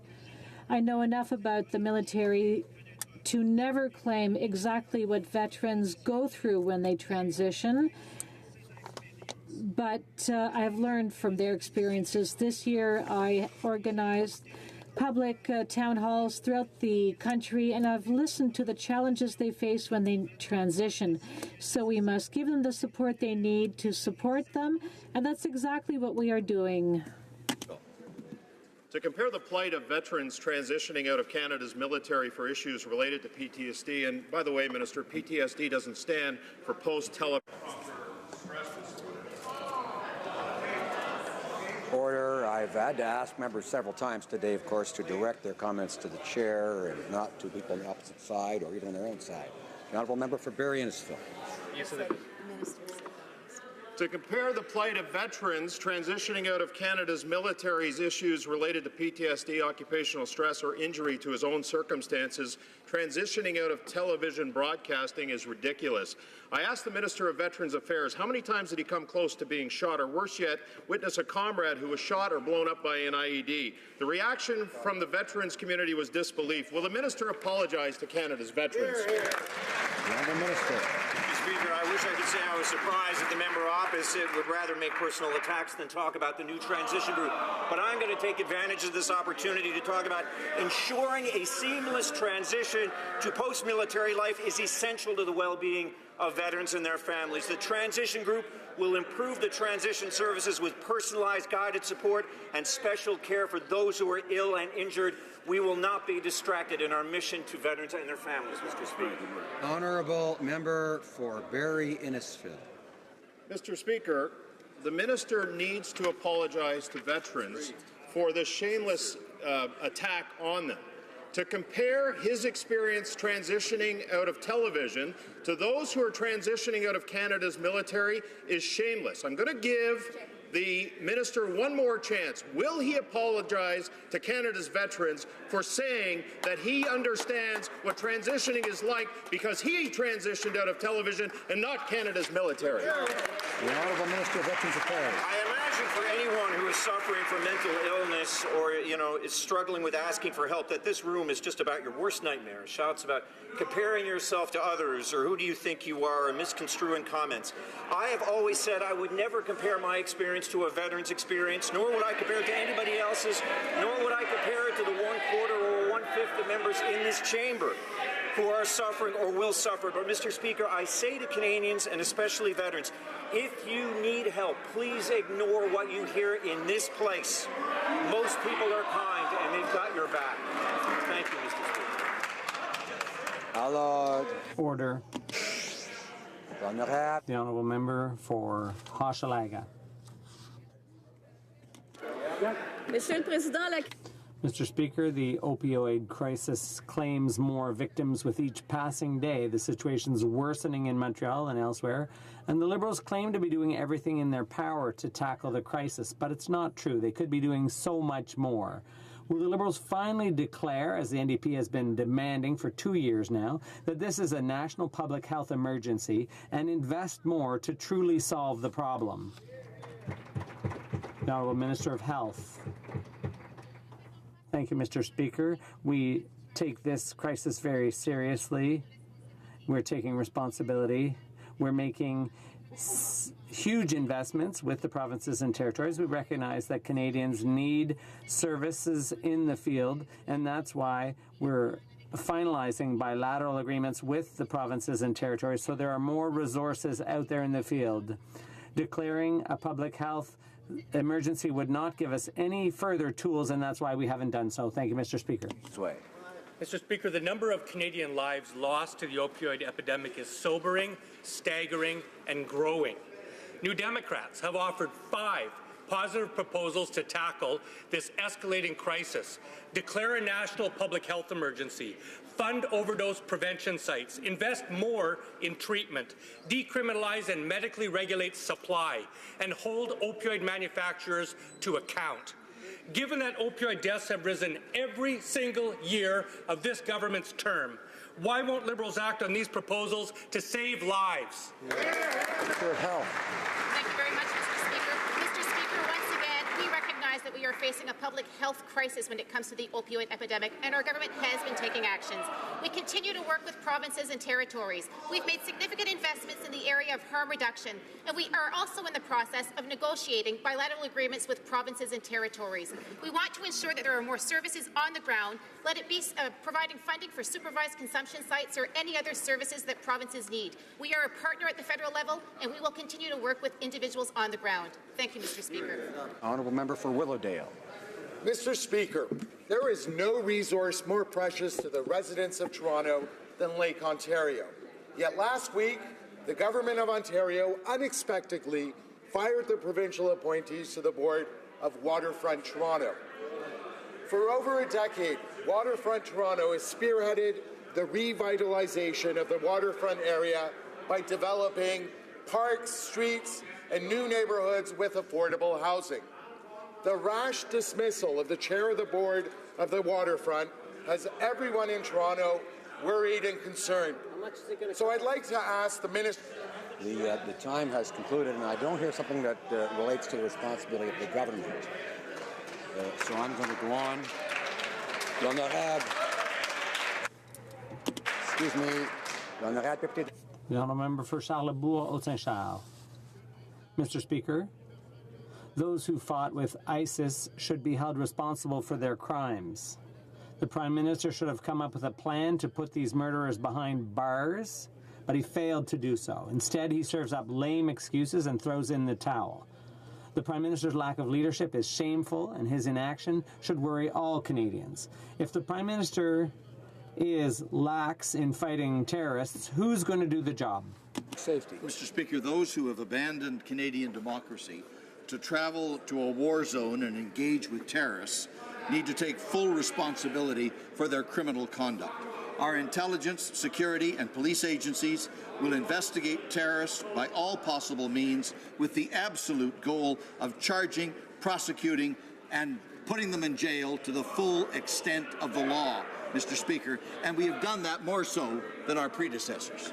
The honourable member for Calgary Nose Hill. Those are pretty tough words for somebody who hasn't got the job done, Mr. Speaker. The reality is that this government has tabled legislation that makes it more difficult for law enforcement officials to do their jobs. Absolutely. They have invested in de-radicalization as opposed to trying to get these people behind bars where they belong. Mr. Speaker, they just tabled a report in Parliament where half of the whole 5 pages of their grand plan were excuses as to why they can't do anything. It's their job to keep Canadians safe, not to respect the feelings or poetry lessons of ISIS terrorists. When will this government get serious and lock up these genocidal maniacs?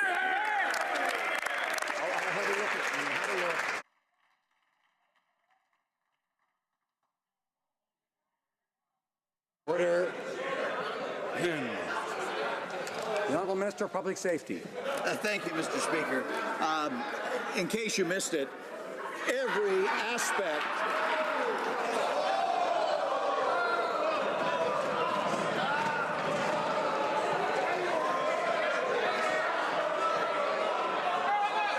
Order. I'll invite all members to show respect for this place and for the chair. The Honourable Minister of Public Safety. Thank you, Mr. Speaker. I simply want to point out that every aspect of the preamble to that question is bogus and false. The fact of the matter is, with respect to returnees from those war zones, under the previous government, under whom most of them returned, not a single charge was laid, Mr. Speaker. Not one! Under our government in the past 3 years, we've identified 4 cases, we've charged 4, we've convicted 2, and 2 others are pending. Yes.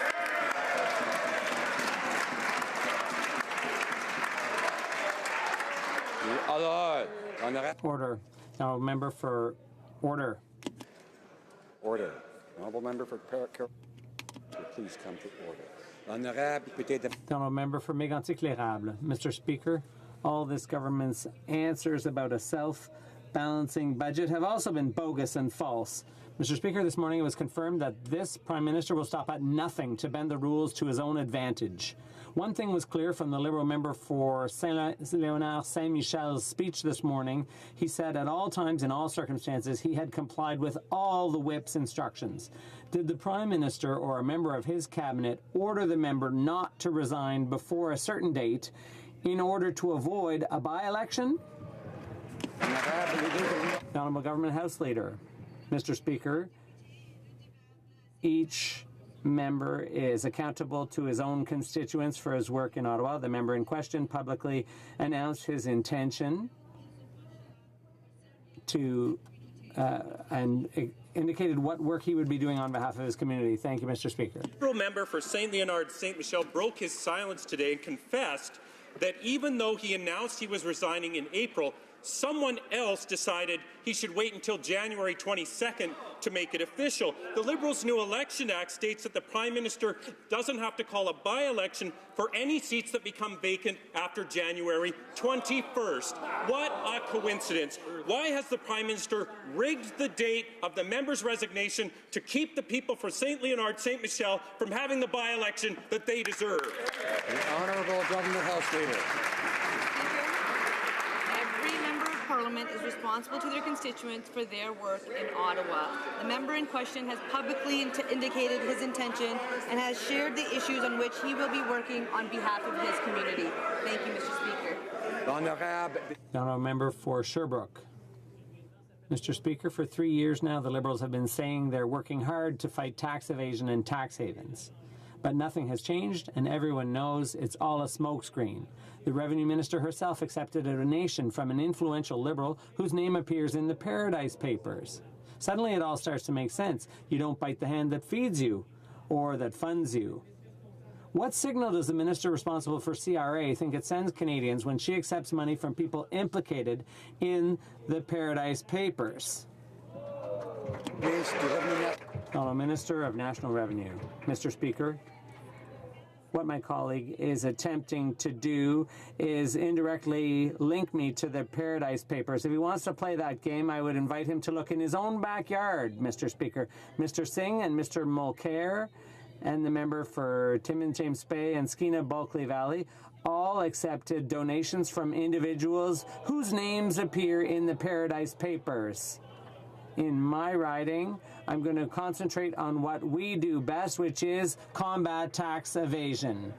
Honourable member for order.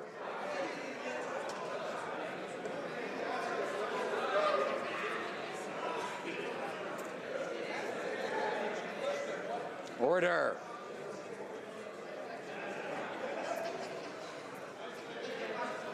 Could have a shorter question period, I suppose. The honourable member for Windsor-Tecumseh. Mr. Speaker, we're approaching the one-year anniversary since the Liberals announced their intent to create a Canadian ombudsperson for a responsible enterprise. 1 year, no ombudsperson, no mandate. Yet again, it looks like the Liberals just wanted to hold a nice press conference and that would be it. Canadian Supreme Court decisions, modern slavery legislation abroad, they're advancing corporate responsibility, and still, no action from this Liberal government. What's the point of making an announcement when nothing happens for a year? The Honourable Minister of International Trade. Speaker, the honourable member will be pleased to know that corporate social responsibility is a very important matter for this government and for all members of the House. They know that the practices of Canadian corporations overseas are a subject of interest to this government and certainly to other members opposite, including the one who just asked the question.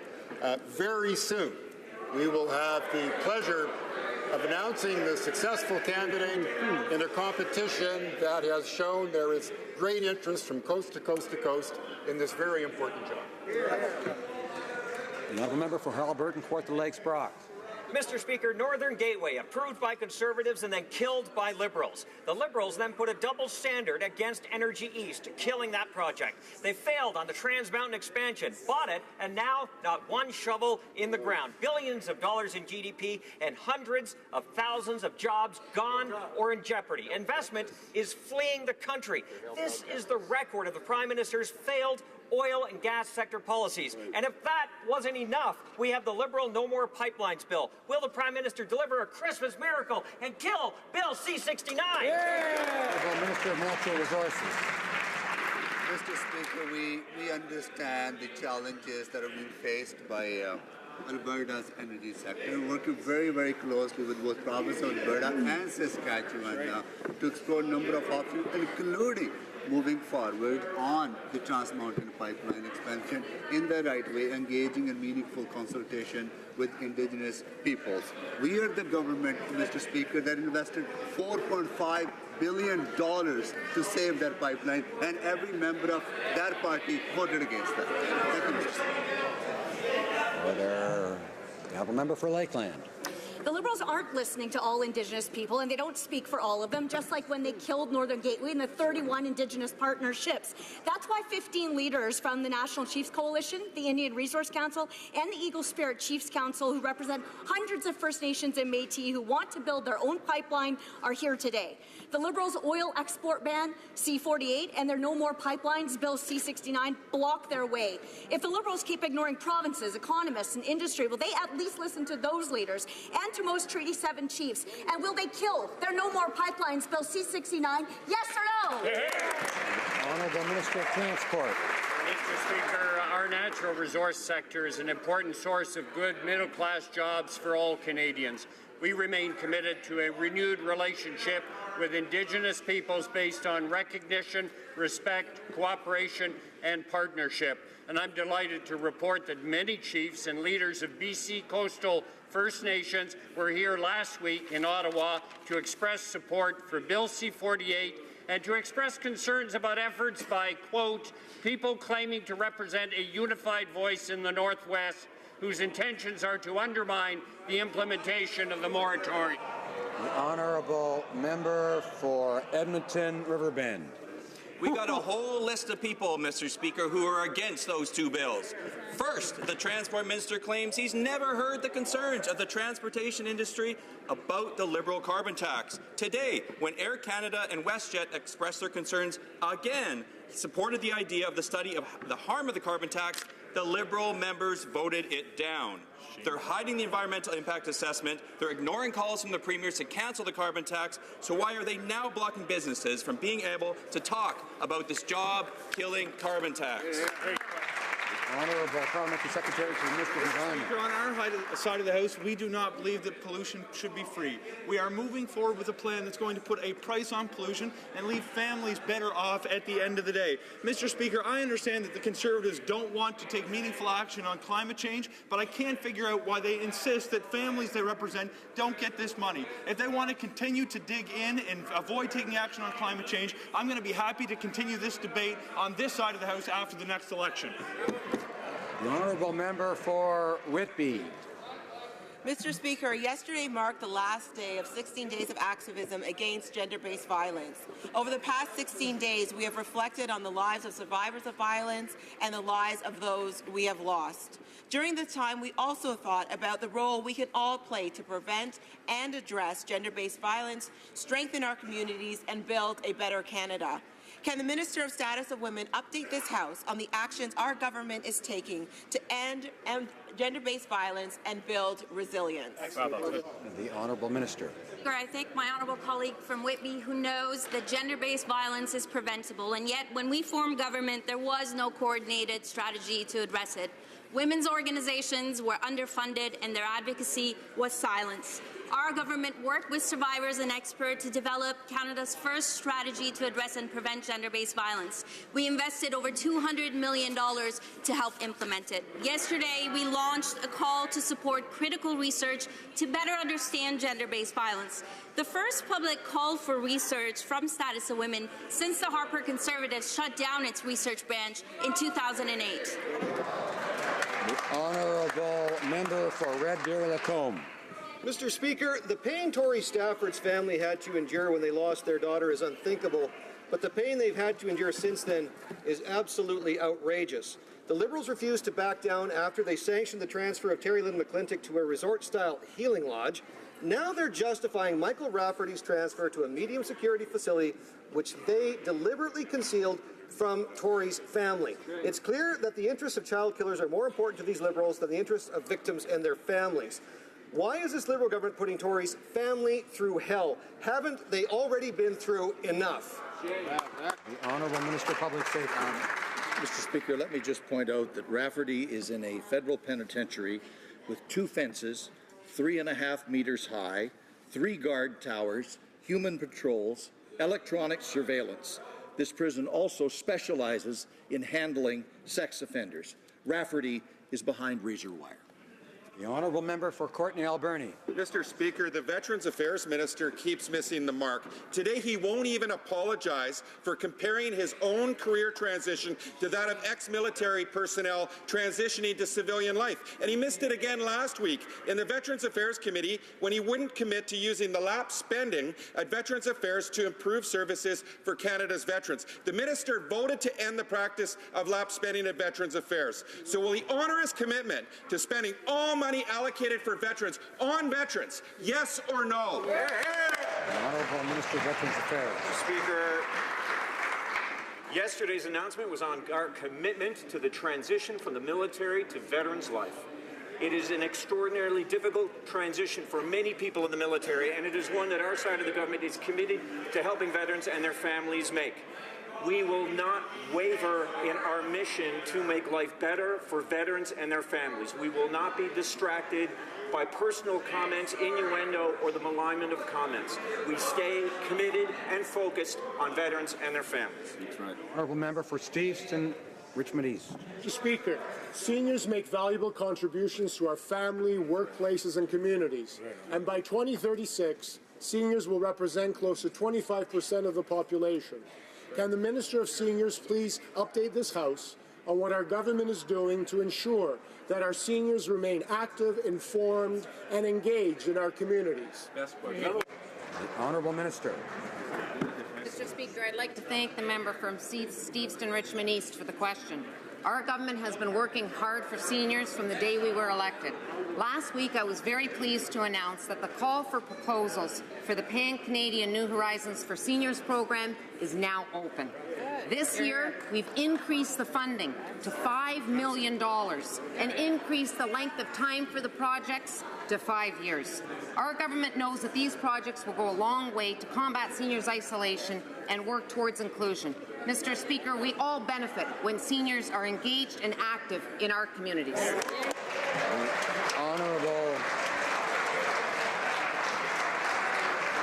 Honourable Member for Barrie Innisfil.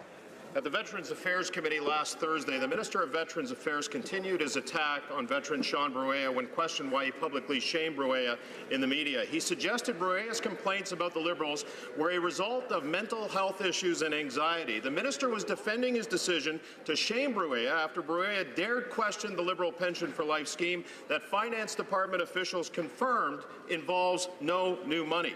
Since the minister publicly attacked Sean Brueya, will he publicly apologize for his personal attack on Mr. Brueya? The Minister. The member well knows it's a case before the court, so no, I will not comment. But let me make a comment on Pension for Life, which the honourable member has, I think, has maligned. It is very real. On April 1st of 2019, we will be reintroducing a monthly tax-free pension for life. It is costed at $3.6 billion, Mr. Speaker, and it is very real. Thank you. The Honourable Member for Bécancour, Nicolette Sorel. Mr. Speaker, Via Rail prefers to give a $1 billion contract to a German multinational than to a Quebec company. The Transport Minister could have done 3 things for Quebec workers. He could have told Bombardier about the Siemens offer. He could have included a local economic spin-off as a contract awarding criterion, and he could have cancelled the RFP and started the process all over again. But he did nothing. Will the minister require VIA to revisit its decision and give Bombardier a chance to get the contract, or is he going to stand by and let VIA announce on Friday that they're giving the contract to Germany? The Honourable Minister of Transport. Mr. Speaker, when awarding hundreds or millions or billions of Canadians' taxpayer dollars, we proceed carefully. When companies take part in an RFP, they know the criteria, the specific criteria, and the process from the get-go. What the opposition is asking us to do is politically interfere and to break our own laws, and that's unacceptable, Mr. Speaker. The Honourable Member for Rivière-du-Nord. Mr. Speaker, $100 billion for shipbuilding and practically nothing for Davie shipyards. Billions for Trans Mountain, for Muskrat Falls, for the auto sector in Ontario. And now, Via Rail is going to give a $1 billion train contract to a German multinational instead of a Quebec company. And Ottawa isn't lifting a finger. But the Transport Minister could do something. What's the point of having a transport minister? Why is he abandoning Bombardier's workers in La Pocatière? The Honourable Minister of Transport. Mr. Speaker, as we all know, Bombardier had the opportunity. It's a multinational player. They sell trains to Israel, India, Africa, and other places, even in the U.S. That's how it works. That's how international trade works. When you have a free trade deal, you have to respect the rules. If the Bloc has trouble understanding that concept, well, that's their problem. Let's all be grown-ups and represent our government. For Nunavut. Thank you, Mr. Speaker. My question's for the Minister of Northern Affairs. Yesterday, Canada finally announced changes to the Nutrition North program. The additional funding and other changes are welcomed. However, they have failed to fix the biggest problem with the program, its transparency and accountability. For example, the department has admitted the program subsidy received by some retailers higher than the freight rate that they are paying, which is why Nunavut believes some retailers are unjustly profiting from the subsidy. Will the minister commit to finally fixing this problem before the spring budget? Thank you, Mr. Speaker. Honourable Minister. Intergovernmental Affairs. Mr. Speaker, yesterday our colleague from Labrador announced much-needed improvements to Nutrition North based on extensive engagement our government had with Northerners on how we can make perishable, nutritious food more affordable in Canada's north. As colleagues will know, the fall economic statement added $62.6 million of additional funding but I absolutely share my colleague's concern with the need to add increased transparency. I've talked to him about that. I've talked to Northern Premiers about that, Mr. Speaker. We will bring more and further changes, and we'll start with the new Crown Inuit Working Group on Food Security. I would like to draw to the attention of honourable members the presence in the gallery of the Honourable Scott Fielding, Minister of Finance for the province of Manitoba.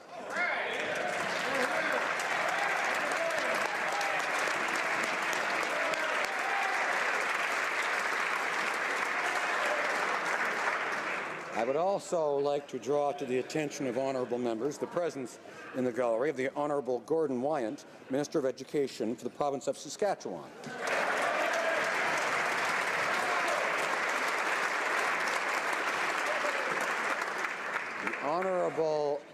The honourable member for Willowdale is rising on a point of order.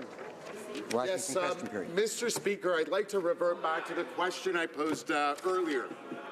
As you know, Order. What I'm looking for the member is his argument in the question of whether or not this is within federal government responsibility, not the question itself. Order. Yes, as the Speaker is aware, the federal government funds Waterfront Toronto. So I'd like to pose a question to the Minister of Infrastructure and Communities.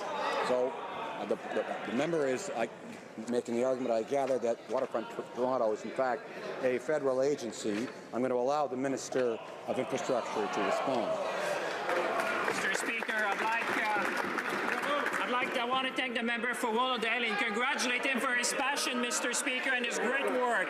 As one of the three partner governments overseeing Toronto Waterfront, we respect the work of the organization is doing to lead the development of the waterfront. We are committed to Waterfront Toronto, Mr. Speaker, and the long-term revitalization of the Portlands. In fact, I was pleased to be in Toronto recently to mark the groundbreaking of the Portlands Flood Protection Project, in which our government, Mr. Speaker, is investing $416 million, Mr. Speaker.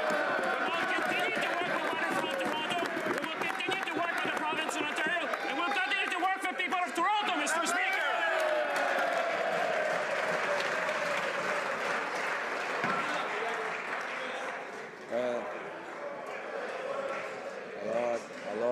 The Honourable President of the Treasury Board is rising on a point of order. Speaker, pursuant to Standing Order 32.2, I have the honour to table in both official languages the annual report to Parliament for the 2017 to 2018 fiscal year, Federal Regulatory Management Initiatives. This report outlines the net benefit of significant regulations made by the Governor and Council in 2017-2018 and reports publicly on the one-for-one rule as required by the Red Tape Reduction Act. Mr. Speaker, this tabling actually shows the reduction of 458 administrative requirements and federal regulations. A lot of governments talk about cutting red tape, Mr. Speaker. We're getting it done. Yeah. Well, Opposition House Leader is rising on a point of order. It's you. Speaker, can you just explain, because I'm not sure where the precedent is and where the rule is, whereby you ruled that somebody's question was out of order, you then give them advice on how to appeal that ruling, and then you then extend question period and allow for another answer. Can you please explain, because I don't know where that rule is, and I would very much like to be able to tell my caucus who will be asking me. Thank you very much, Mr. Speaker. Order. At the time of the question, members in the opposition seemed to be calling that, in fact, this was not a question within the responsibility of the government. At the time, it sounded to me like it wasn't. And therefore, at the time, I ruled. And I subsequently learned, in fact, that that organization is one, which is a tripartite organization in which the Government of Canada is included. I should have known that, and I apologize for not knowing it, and therefore I tried to correct my mistake by allowing the answer to the question. The Honourable Member for Grande Prairie-Mackenzie. Speaker, I'd like clarification then. Is it your ruling that every organization that receives federal funding will now be subject to questions in question period? Good question. I thank the member for his argument, and I will review the matter. I thank the member. The Honourable Member for Cowichan, Malahat, Langford. Thank you, Mr. Speaker. On the same point of order, I think the issue is that you are very strict with the amount of time that we get to ask our questions. At 35 seconds, we're cut off. If we don't get through the preamble and deliver the question, it's tough luck. We'd just like to have the same standard that we're subjected to applied to the government members. The member will note that I did not allow the member who posed the question originally to repose it. The Honourable Parliamentary Secretary to the Government House Leader.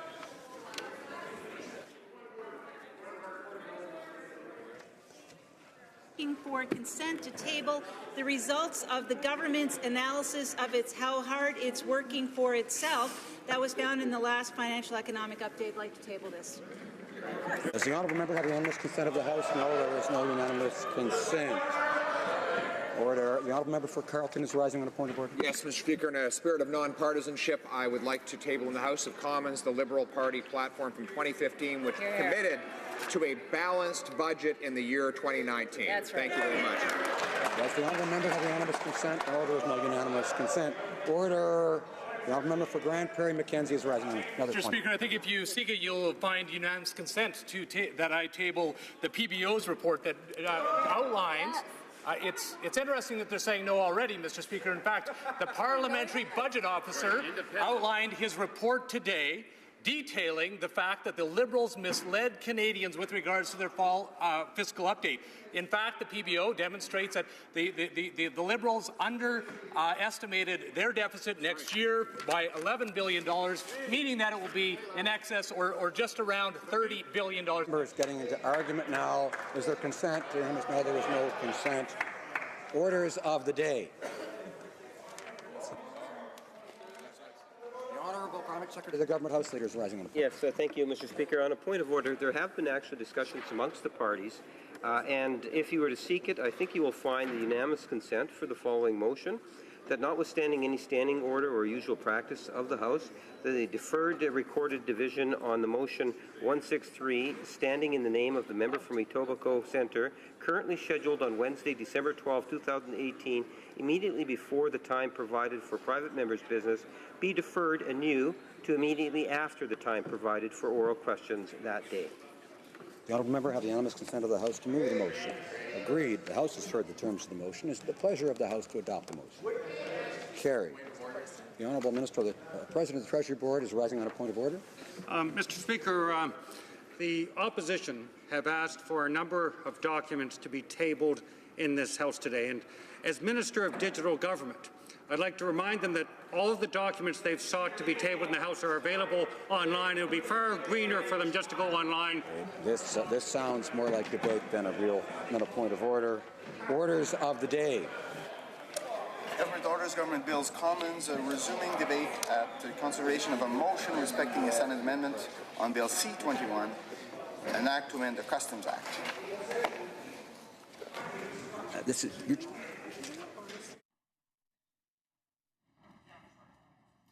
Debate. The honourable member for Selkirk, Interlake, Eastman.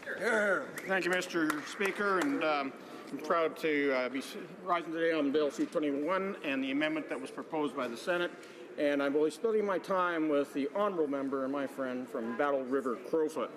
Now, I must say, Mr. Speaker, this is could likely be the last time that I get to speak in this chamber, and it is with great, I guess, emotion that I am quite. I'm very fond of this place. There's so much history here. This building is so beautiful. There is so many great speeches that have been delivered in this chamber over the past century. And unfortunately, we do need to renovate this building. We need to upgrade it. And we will be moving into the new chamber over in the West Block. Now, I must say that the House of Commons, as much as I'd like to consider this as the House of Commons is the body of people. Us as commoners that gather together, and wherever we are is where the House of Commons shall be. And a lot of people may not realize it, but the green rug and the green decorum that we have in here represents the fields and the grass that the early House of Commons in Britain used to meet in. And they would meet in the common lands where they would gather and pass bills to hold the government to account. And so it is important that as members of Parliament, regardless of partisanship, we remember that principle, that first and foremost, that we are commoners elected to serve the people, and wherever we gather, whether it's in this beautiful chamber or it's in the temporary chamber that's been created in West Block, we will get the business of the country done. Those of us in opposition holding the government to account, and of course the government bringing forward legislation. And as private members, we have that opportunity as well. Now, it is my pleasure to be speaking on Bill C-21, Mr. Speaker, because this is a bill that is very similar to legislation that was brought forward by our previous Conservative government. And I must say that the Liberal Party at that time was the third party actually opposed this legislation, that they didn't believe that we need to improve our relationship on security matters across the border with our friends in the United States. Now, this is part of the Beyond the Border Action Plan, and I appreciate that Daniel Theron, the Privacy Commissioner, brought forward the amendment that was accepted in the Senate and that we're accepting over here, which is to make sure that any data that is collected on individuals, that personal data, is only retained for 15 years as part of the public record. So it is important that we address that need. Now, we've got to make sure that people understand that Bill C-21 is not only tracking people who arrive here in Canada, but this will now enable us to also track them as they leave. And this is what is a major concern to our security partners, particularly in the United States. So, so this is an obvious national security matter.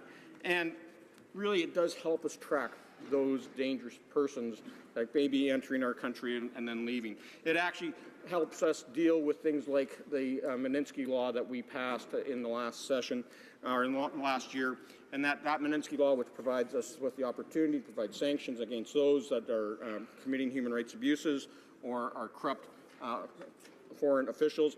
If they are coming here to Canada and then leaving, we need to know that they're coming here, and they could be actually trying to launder money or hide persons because they may be in trouble back in their own home country, say in the Russian Federation or in Iran or in Saudi Arabia for that matter.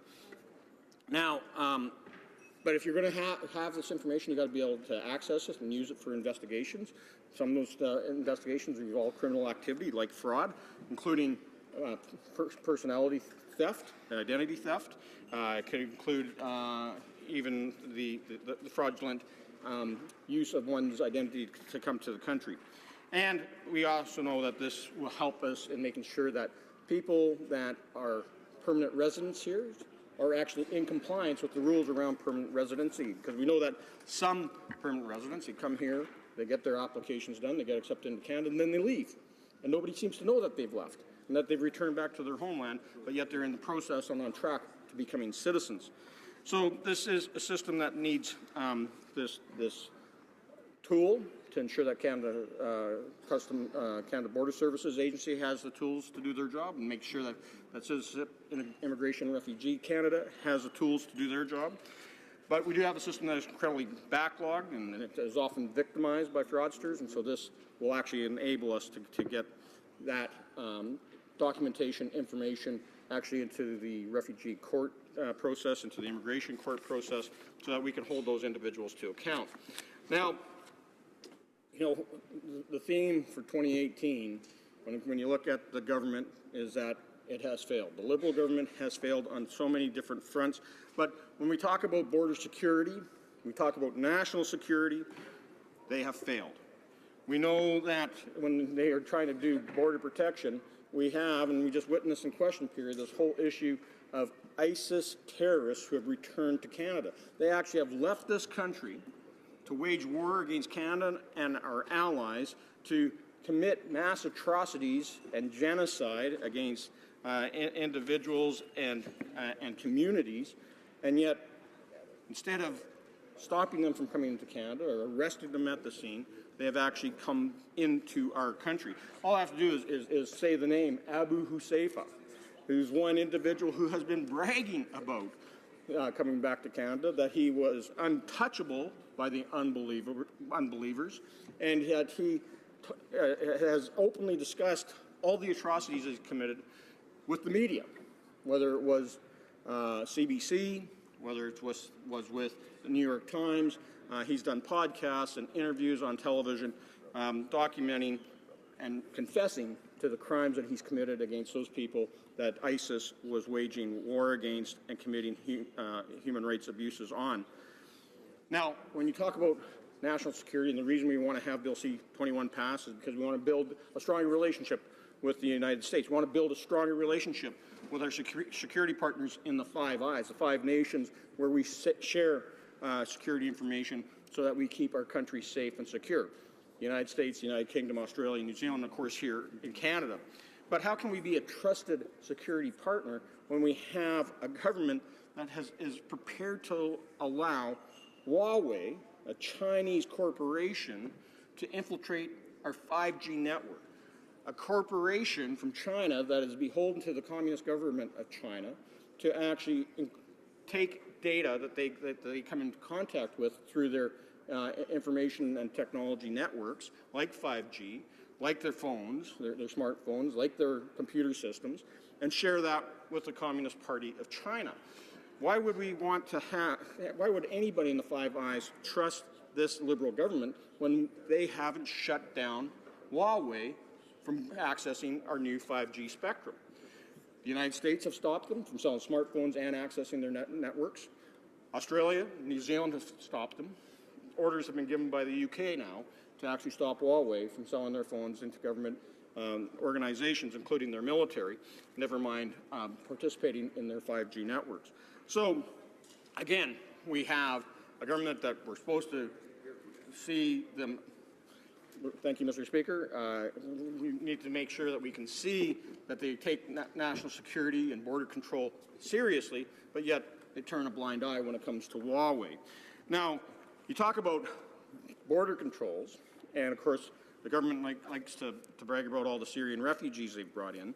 It does deeply concern me when I talk to refugees from the Yazidis community that they have actually seen on the streets of Canada, whether it's London, Ontario, or Winnipeg, Manitoba, where Yazidi refugees that have run away from being sex slaves, they've run away from genocide being committed against their community, they've run away from mass killings from the genocidal network of ISIS, and to arrive here in Canada and actually see their ISIS captors, the people that sold them into the sex trade.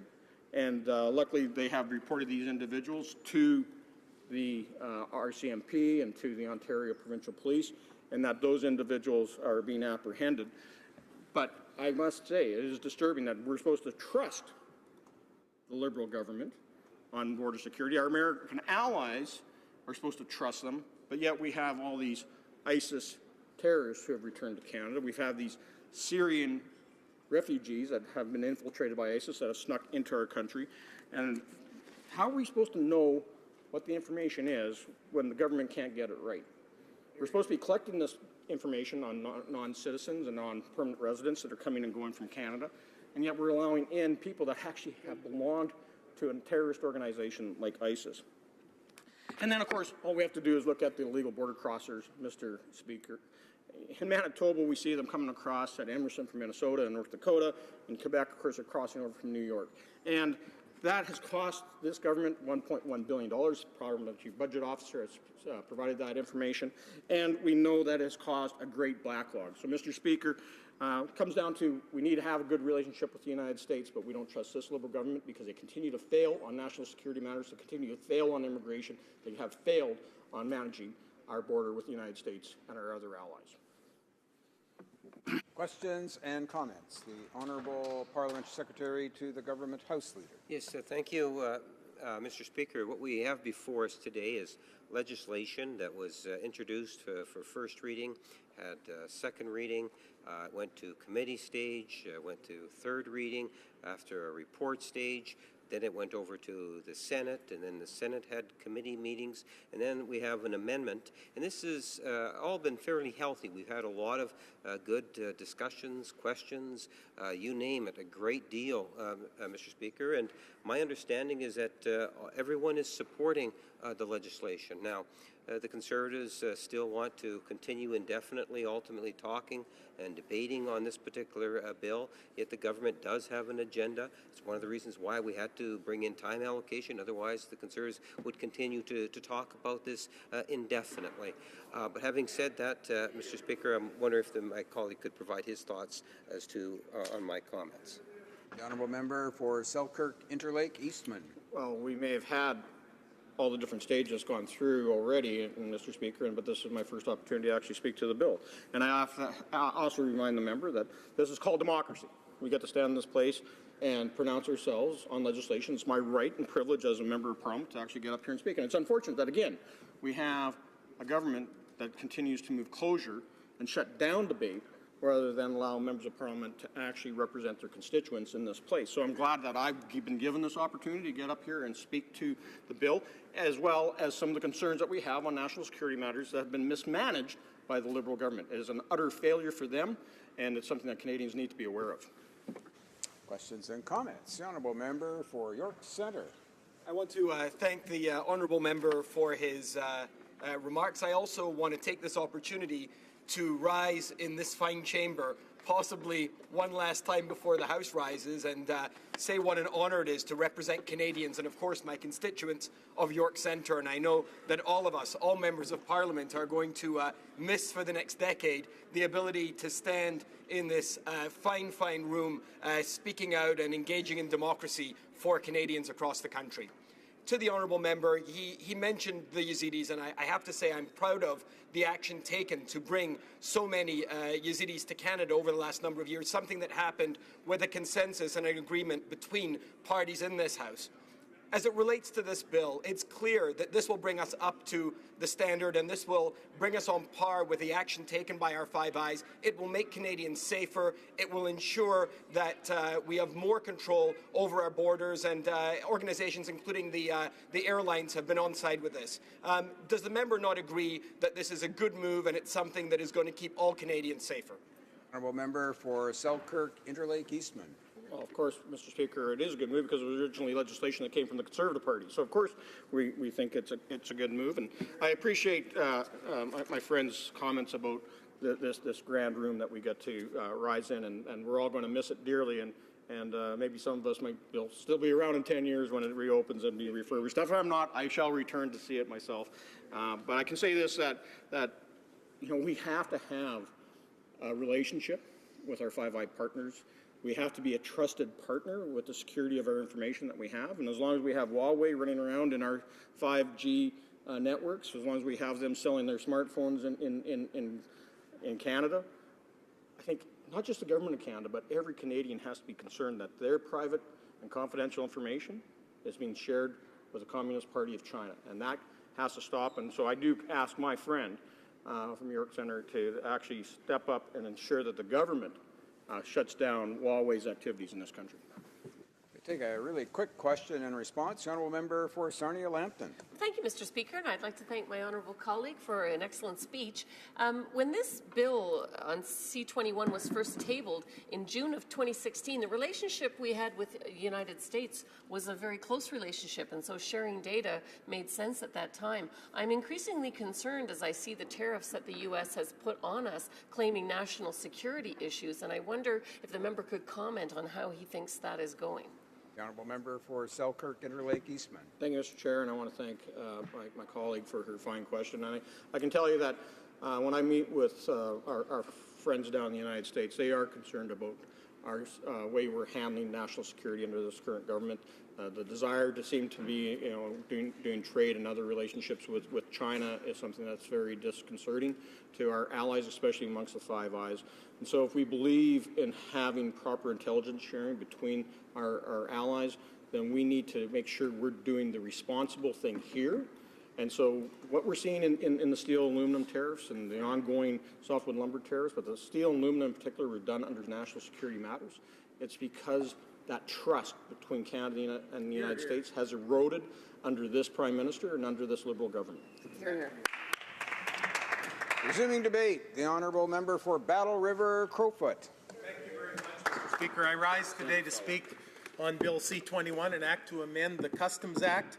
Once enacted, this legislation would create an entry-exit program to keep track of when Canadians enter and leave the country. It's a measure that I support. In fact, it was our previous Conservative government that negotiated the Beyond the Borders Agreement, which included a provision to share entry and exit information with our close friend and ally, the United States. It is important that our border services have the tools they need to keep Canadians safe, and this legislation provides one of those tools. It is extremely unfortunate, Mr. Speaker, that while Bill C-21 provides for added security at our borders, that security is being so negatively impacted by the influx of illegal immigrants at our borders. Canadians expect our refugee system to be safe, orderly, and compassionate. Unfortunately, what we've seen under this Liberal government is insecurity, chaos, and a lack of sincere empathy. Thousands of illegal or irregular, as they call them, border crossings have occurred since the Prime Minister irresponsibly tweeted, "Welcome to Canada," on January 2017. And as a direct result of that, twice as many refugees are being admitted into Canada than the system was designed to handle. While I do not want to cast blanket aspirations, some of those coming into our country very well may have criminal records. Without proper background checks, which cannot be done before one crosses illegally, persons that pose a safety risk to our citizens may be slipping into Canada. Mr. Speaker, the newly appointed Minister for Border Security and Organized Crime Reduction certainly has his hands full taking on the huge task of trying to stem the tide. Only time will tell if this new minister can in fact effectively take control of this illegal and dangerous situation that he hasn't so far. This queue jumping that we see has also created an unfair situation where those wanting or waiting in refugee camps or facing prosecution in dangerous places around the world must wait longer as more and more scarce resources are being spent processing people that are just jumping across the border from the United States. This two-tiered system is compromising the integrity of our entire immigration system while putting those patiently waiting to be legally approved to come to Canada even at a further risk. It's not compassionate nor fair when individuals who have been brought here on humanitarian grounds are forced to live in homeless shelters, university dormitories, and tent cities because this country is ill-prepared to handle such volume of asylum seekers. The Syrian refugees, who a majority of Canadians overwhelmingly supported being brought here, have faced housing shortages, particularly in Toronto and Montreal. The mayors of these two large cities, they recognize it, as well as the newly elected Ontario Conservative government, and they have been requesting federal financial assistance to redress this situation. Saskatchewan and Manitoba have also asked for some additional funding. To date, the Liberal government's only solution, as it is with so many other issues, has been to use more taxpayers' dollars to manage the crisis instead of resolving the issue with a fully costed plan. Just last week, the Parliamentary Budget Officer confirmed that if left unaddressed, this crisis will cost Canadian taxpayers $1.1 billion by 2020, not including the hundreds of millions of dollars incurred by our provinces. My Conservative colleagues and I will continue to call for policy solutions that go beyond simply spending more money and adding new ministers to the fold. We want to see our immigration system run on a safe, orderly, and compassionate basis that prioritizes the world's most vulnerable and that ensures when refugees are brought to this country that we indeed have the ability to help support them. And Mr. Speaker, we do not and will not however, support the newly signed United Nations Global Compact on Migration. While the Immigration Minister has tried to defend this compact, calling it an effective way to address migration challenges worldwide, Canadians really wouldn't know, as the government, the Liberal government, didn't bother to consult or brief them at all in regards to the United Nations Global Compact. In fact, if it hadn't have been for this side of the House This compact would have quietly been signed by the Liberals, and Canadians would have been left completely in the dark. And as a direct result, many questions and concerns remain, such as, is Canada surrendering our sovereignty? Good question. What are the costs associated with this compact? What exactly does some of the language found in the compact, such as, quote, sensitizing and educating Canadian journalists on how they should report about migration issues? What does that mean? Conservatives believe that Canadian journalists should be free to scrutinize the government on immigration policy without influence from an international body or without being bought out to the tune of $600 million, which is the other Liberal government's plan.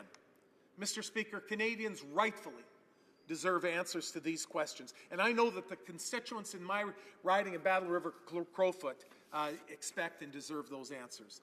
I have been receiving letters, emails, and telephone calls ever since this issue was brought to the front. And I would like to read a portion of an email that I know all members received, and I quote, I'm a 58-year-old female born and raised in Canada. I spent over 2 decades traveling across this great country, from Newfoundland to BC and north to Yellowknife. For my work, I spent weeks in towns, cities, and rural areas, meeting people of different faiths, races, and creed. Nowhere did I see the kind of racism and hate the Prime Minister thinks he needs to quell. My only concern is the UN's Global Migration Pact. This agreement is the most destructive piece of literature I have ever read. It will be the end of our great country and the last nail in the coffin of free speech in Canada. This has been hidden on purpose, and after I read this rambling straitjacket of so-called agreement, I understood why. Something so divisive, damaging, and horrendous to the future of Canada and its citizens should have been on the front page of every newspaper and magazine in the country. If it wasn't so sad, I would give a round of applause to our Prime Minister for hiding it so well. She went on, she's stunned that there was no vote for us to voice our objections, and they were against signing Canada to it. The PM, of course, was voted to represent the people of this country, but more and more he decides what this country should look like, unquote. Mr. Speaker, while time has not allowed me to read this email in its entirety, I would like to finish by quoting a few last words, and I quote again. Canada has had decades of peaceful and orderly migration. Allowing our borders to be open and under the control of the UN and not our own government is the death of our country. What is a country without a border to stop people that may do us harm? We should be the ones to say who, what, and why people and things may cross into our country. And this document says that the government will quell or silence any disagreement or negative comments, unquote. And that was from her email. If members on all sides of this House have not yet read the email from Ms. Laurie Gagnier and Mr. Gunter Ruetzer sent to them on December 6th, I would urge them to do so and to please really listen to what they have said, because their sentiments are being expressed by many, many, many Canadians. In closing, I would like to once again state my support for Bill C-21, because I agree with Laurie and Gunter. Our borders should be under control of our government. Mr. Speaker, I would also like to take just a moment to express, as my member from Selkirk Interlake did earlier, the overwhelming sense of loss that I'm experiencing even right now as I stand in this place for the last time until they do the renovations that they expect will take 10 to 12 years. Mr. Speaker, I've had renovations in our home that I thought would last 6 months, and they lasted way longer. And I know when governments do renovations, it typically takes even longer than they expect. But I have spent 18 wonderful years in this amazing chamber, and both as part of the government and as part of the opposition. Whichever side of the House I was on, it has been a real honor and privilege to have been granted the opportunity to rise in this place, time and time again, to debate, to question, to answer questions, to provide answers. I have tried, Mr. Speaker, to do so with the utmost respect for this institution and with the sole purpose of trying, to the best of my ability, to represent my constituents of Battle River Crowfoot. Mr. Speaker, while I look forward to coming back after Christmas and into our new chamber, by the West Bloc, it's not going to be the same. The amazing architecture, the history, when we consider the debate that has taken place in this chamber, I will forever carry with me the memories and the nostalgia of rising in this place to utter the words, Mr. Speaker. And Mr. Speaker, although we will do it in the other chamber, I do thank you for the privilege of standing here and speaking on C-21, and for you to give me this little opportunity just to be nostalgic with this beautiful chamber. Thank you, sir. Questions and comments. The honourable member for Whitby. Thank you very much, Mr. Speaker, and I too would like to join my honourable colleague in paying a little bit of homage to this wonderful institution and the pleasure to serve here, and knowing that over the next 10 years we'll be anxiously awaiting for it to reopen. Mr. Speaker, we know that Canada is an open and welcoming country. Those that need protection come to our shores because they know that when they could find refuge here, Mr. Speaker. We have invested over $173 million to strengthen our security operations at our border to ensure that they're fair and they're faster processing of asylum claims. Our government is committed to having a strong asylum system. And Mr. Speaker, the honourable colleague mentioned several times in his speech about fair, orderly, and compassion. And I think the CBSA and our Border Service Agency has been doing that for years, even before we got into government. But the one thing that he did talk about was lack of empathy. He mentioned it a couple of times in his speech, and I'm wondering why he mentioned lack of empathy. And I don't want to question whether it was related to his previous government's position of cutting $390 million from the CBSA, developing massive asylum claim backlogs, cutting health care for health care for refugees. Is that lack of empathy in relation to the previous government? Because it certainly isn't related to ours. Well, member for Battle River Crowfoot. No, Mr. Speaker, it was for this Liberal government that there is a lack of empathy. And in context to what I was saying, my point was that when we open the borders to those who want to simply jump across from New York State, allow those asylum seekers or refugees to come into Canada, and almost open the borders completely wide open, what we really do is prolong the periods of time that legitimate, legal people who've gone through the years of paperwork in some cases, it jumps a queue. And Mr. Speaker, our point is for the person who is filling out the proper applications, maybe their husband is here and they're waiting to come, and then they see tens and tens and tens of thousands jumping across the queue with no paperwork, with nothing else. It teaches the wrong lesson to those who are trying to be legal, law-abiding people that really want to come to Canada. And Mr. Speaker, I don't blame them. I can tell you, we have the greatest country in the world. I believe it. I've met people and others that gloried in the fact when they heard that I was from Canada. They would love to be here. And we welcome people that are going to contribute to our economy. They're going to be good, solid citizens here. We also have that empathy for refugees. But when we start pushing back those who have made the application and done due process, that's where we fail. Questions and comments. The honourable member for Richmond Centre. Thank you, Mr. Speaker. I probably broke my own record of standing up 4 times to ask questions about this very important Bill C-21. Not only because of the fact that my own riding is right in the Vancouver International Airport is right in my riding. And you can actually consider this as a border city. And not only because of that, it is also because of the fact that I received something very important from one of our constituents. He said, Alice, does it mean that after the Minister of Immigration has signed this United Nations agreement, that we should now start flying the United Nations flag instead of the maple leaf national flag? So that is the question he asked me today. So again, when I look at my own writing, they are legal immigrants who are waiting and waiting for a long time. And there are also legal refugees who did not get the right kind of support. So my question to my colleague is, how would you suggest the government should do in order to solve all the problems in my riding?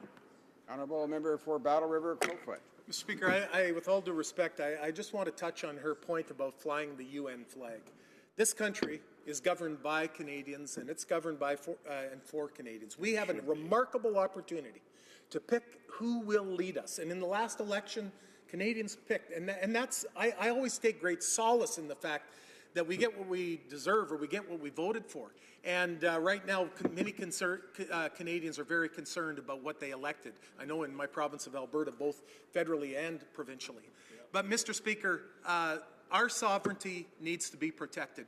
We need to protect our sovereignty, and that means that we do not fly, we'd never give up flying our Canadian flag, and making our laws right here in this beautiful chamber, here in the House of Commons, not some other place in the world. Hear, hear. Resuming debate, the Honourable Member for Sarnia-Lambton. Well, thank you, Mr. Speaker. It's a pleasure to rise. This will probably be one of the last times that I rise to speak in this building as we're moving to West Block in the new year. And so I, like many of the fellow members here, have been reflecting on this place and its beauty and its history. And I'll be interested to see how this will go when we move to the new place. Certainly in the new place, I don't know how they're going to do the walk with the usher of the black rod going from this chamber down to the Senate, and I'll be interested to see how the logistics and the details are worked out. But that said, Mr. Speaker, I'm here today to talk about C21. And so let me start by explaining for those who aren't aware what this bill does. This bill essentially will allow the exchange of biographical information between the U.S. and Canada. And this will be important for a number of reasons. When the bill was tabled in June of 2016, we were cooperating together with the United States in trying to make the flow of goods, services, and people across the border freer. And one of the problems that we have is that we only have one set of information about when Canadians leave, not when they return necessarily. And so it's important to know how many days Canadians have spent outside of the country, because a lot of the benefits that people are qualified for depend on that time, and a lot of the immigration requirements of residency depend on being in Canada for the right amount of time and not outside the country for too much longer. And so with that in mind, C21 will allow the kind of data exchange that will be useful to keep track of these kinds of things. Now, some people will be embracing that, but of course there are always those who may not be as enthusiastic. We have a lot of Canadians who like to spend their summers in the South, in Florida, etc. And for those people, they like to go down for 6 months. There are people in my town, which is a border city, that also go over for the day to go shopping in the U.S. or to have a meal or whatever. And so all those days will count as well as days away from Canada.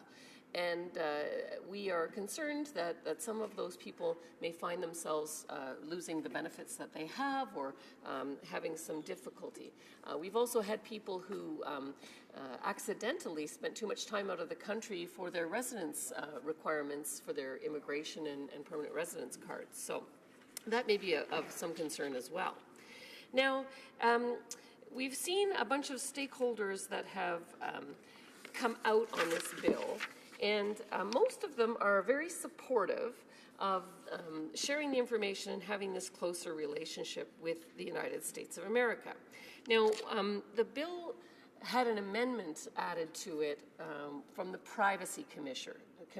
And so Canadians, of course, are always concerned about the privacy of their information.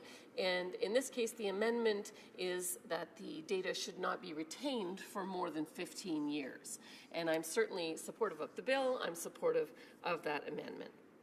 Now, if I look to some of the issues that this government has not addressed. I would have thought that when it comes to the border, there are a number of really critical issues, and to see us discussing this bill, which is a small portion of those, is a bit disappointing, because there are a couple of large issues that I think the government has really dropped the ball on, to be frank. The first one has to do with the border and the legalization of marijuana. You know, the Liberals ran on a platform that they would legalize, and so it shouldn't have been a surprise to them that they were going to legalize. And knowing that in the United States, federally, it's illegal still, and that there was going to be some confrontation about that, because although many of the states that are along the border between the U.S. and Canada are either in the process of legalizing or have already legalized, the borders are controlled federally. And so there should have been some negotiation to go on between the United States and Canada to have some kind of understanding, and that wasn't done. And we are seeing incidents across the country where people that are Canadians, that are traveling, are either being turned back at the border and not allowed to go into the U.S., or in some cases, there was a gentleman who was given a lifetime ban. He was a worker in the cannabis industry on his way to a cannabis convention in Vegas, and was given a lifetime ban, and all the people that were traveling with him were turned back and delayed. So I think there is something still to be done there, and that's a critical issue, certainly for everyone that lives in the border town and people that would be crossing back and forth. Now, the other subject that comes to mind is a topic that has been touched on quite often during the debate today, and that is the illegal immigration that we're seeing in Manitoba and Quebec, mainly at Roxham Road. And so we've had 38,000 individuals who have come over from upper state New York and crossed into our country. And the problem with this is not just the huge cost that's related to feeding them and housing them and providing medical services and their legal services, which is in most cases why they're crossing into those provinces, because those provinces will provide those services. But this is a huge cost. We're hearing a $1.1 billion cost to the taxpayer for people that Canadians did not choose to have come to the country. And even more alarming than that are the statistics that are associated with the people that are coming, where 60% of them already have legal status in the U.S., so they're actually not eligible to claim asylum. And for those who've had their claims processed, 70 to 80% of them are having their claims rejected. But only a handful have been deported from the country. And so people who don't have a valid claim, have already been processed, are still here in Canada, and we are continuing to have to pay to support them, and I don't think that's right.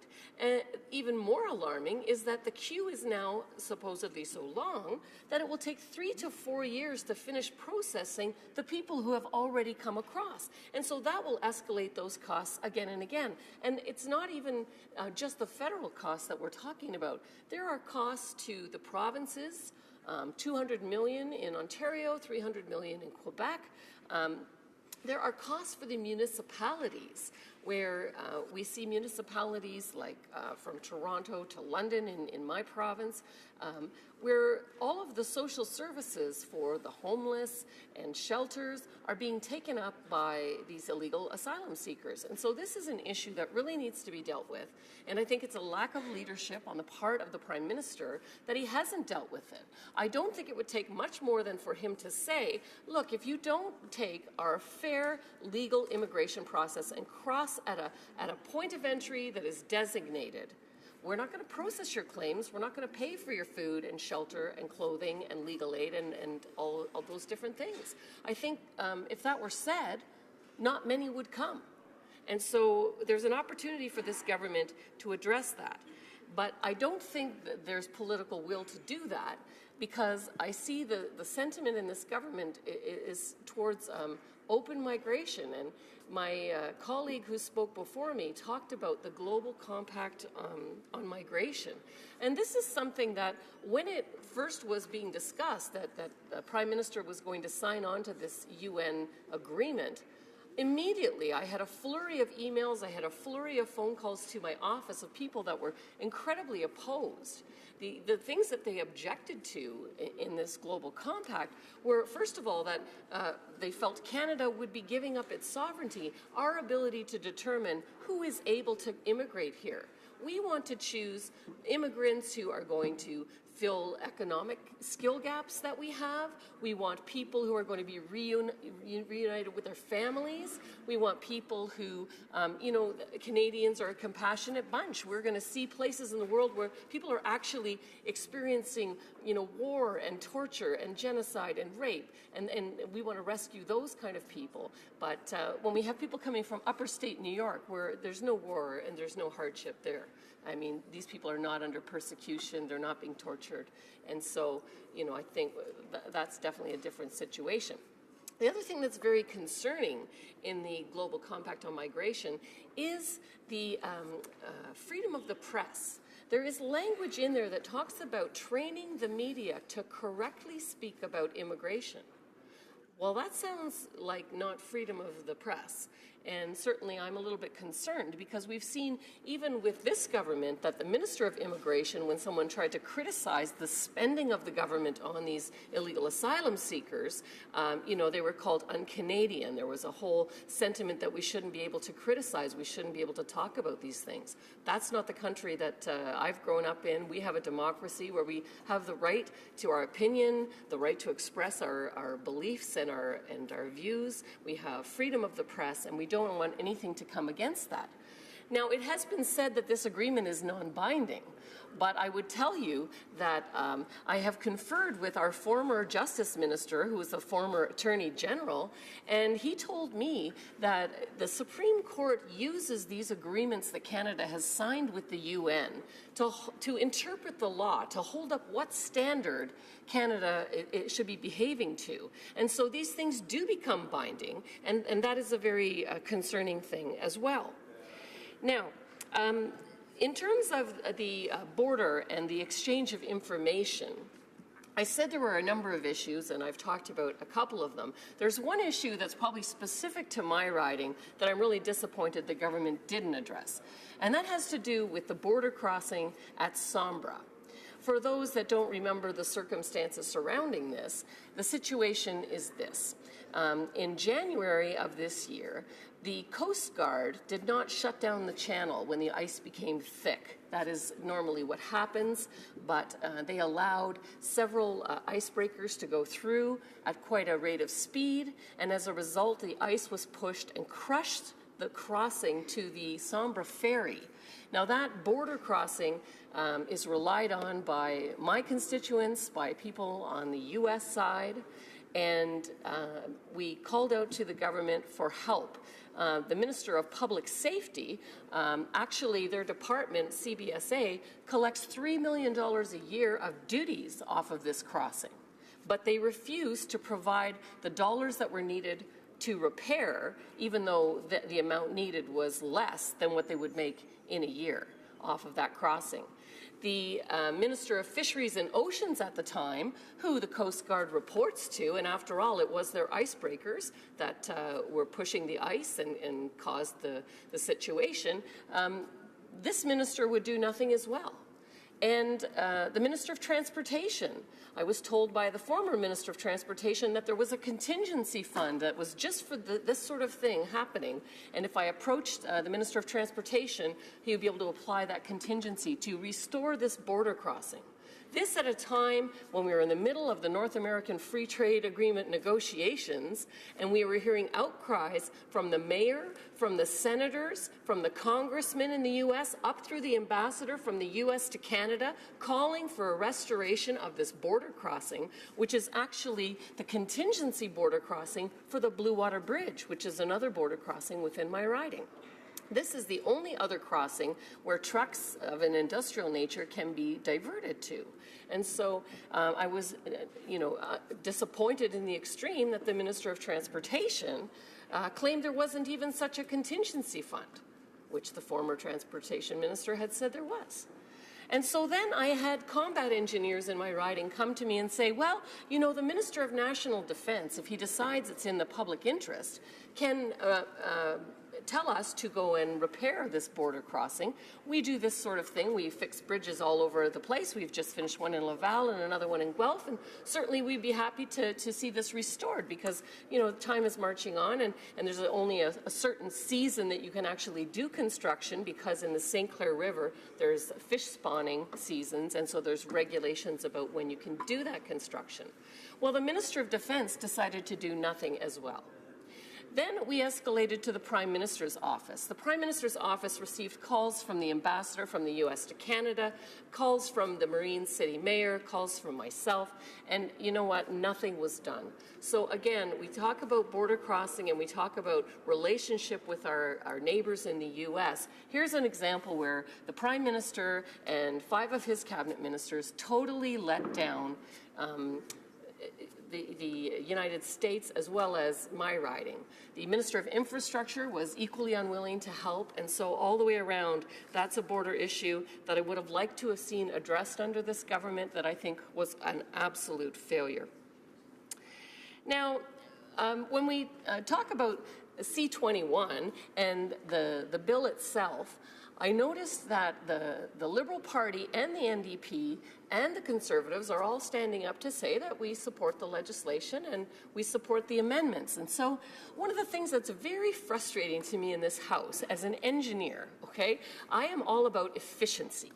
And there's nothing that is more concerning when we have a limited amount of time to talk about things in this House, and there's all kinds of issues that need to be addressed, that we start at the beginning of a debate and we'll have the Liberals agree and the Conservatives agree and the NDP agree, but then we'll continue to press on. And things go to committee, even if we agree, they come back from committee. And so, you know, that's a concern to me in terms of efficiency. So I would prefer to see where we could change the standing orders, and perhaps when we move to the new place, we'll have an opportunity to do that. The other issue that I have here on my list to talk about is basically about the amount of time that this bill has taken to get here, right? It was introduced in June of 2016, and it's just coming now. So I think that also highlights one of the difficulties this Liberal government has had with managing the legislation in the House. I think that there haven't been that many bills passed compared to previous governments, and we see again that we come with bills that are less meaningful. I was up yesterday speaking about a justice bill, and again, it was one of these situations where if you look at all the things that need to happen in Canada from a justice point of view, you're not too sure why the bills that are coming forward are the ones selected. There was a bill on solitary confinement and not allowing people to be kept in solitary confinement, and it only impacts about 340 Canadians, but quite a number of days were spent on that. So, Mr. Speaker, I'm coming to the summary then about this bill. I think it's important that we continue to have good relations with the U.S. I'm a bit concerned about the state of our relations with the U.S. There are a number of things that are exacerbating the situation. The free trade agreement that we just came through, although I'm happy to have a deal, I think it was a terrible deal and could have been negotiated much better if it had been done quickly. And I'm extremely concerned about the remaining tariffs that we have that are on steel and aluminum and on softwood lumber. I think this is not good. We are, claiming that these are illegal tariffs and pursuing action on that. That makes the relationship more fractious.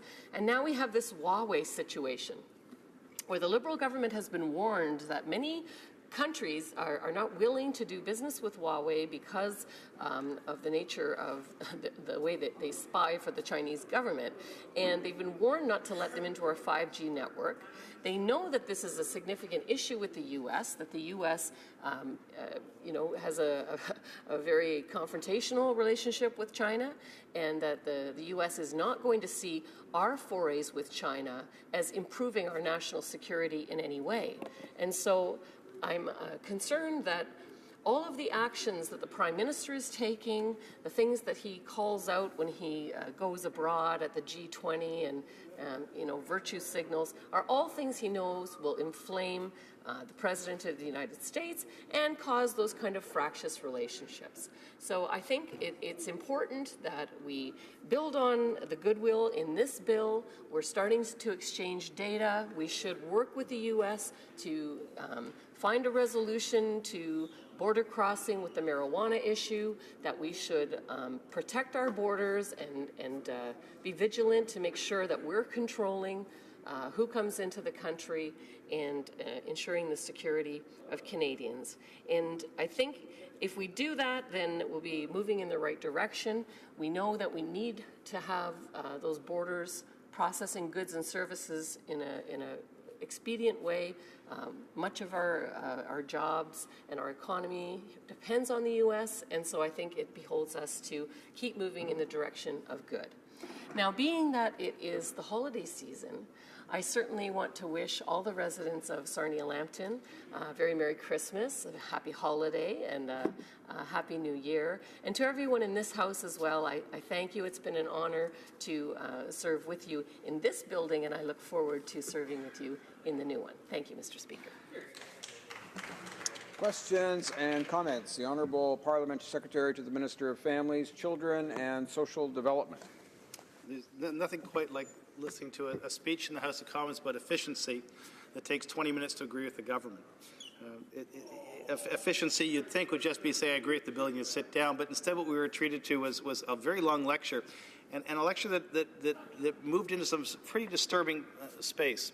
The UN Pact on Migration is not binding on this country. We know that. Anyone who's ever dealt with the UN or dealt with migration issues around the UN knows that.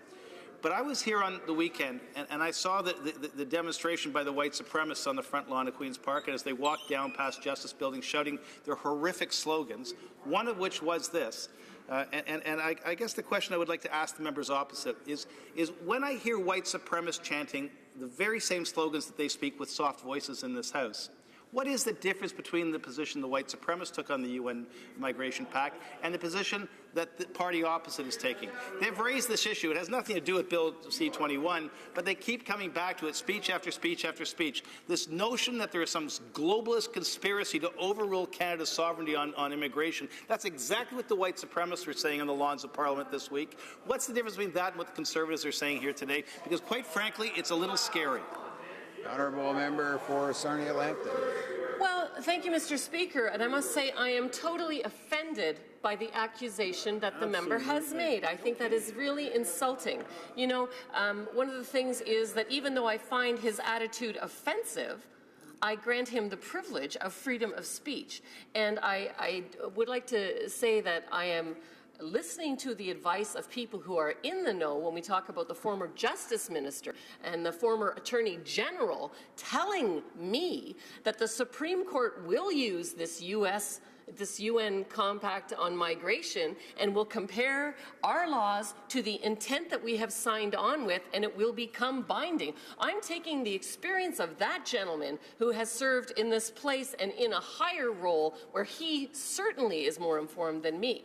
Now, with respect to the efficiency that the member mentioned, he might be amused to know that when I first arrived in the House and was asked to do my maiden speech on the withdrawal of the CF-18s from the ISIS fight, I said, yes, I can probably say what I want to say in about 2 minutes. And I was informed that that is not the procedure of the House and that I had a choice of 10 minutes to 20 minutes. And it has taken me some time to be able to stretch out my commentary to fill in the standing order requirements. Thank you, Mr. Speaker.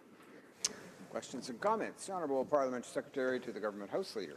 Yes, thank you, Mr. Speaker. I want to pick up on the issue of irregular crossings at our borders. I know the Conservatives have a different term that they would like to use, and we'll just have to agree to disagree on certain aspects or the motivations behind it.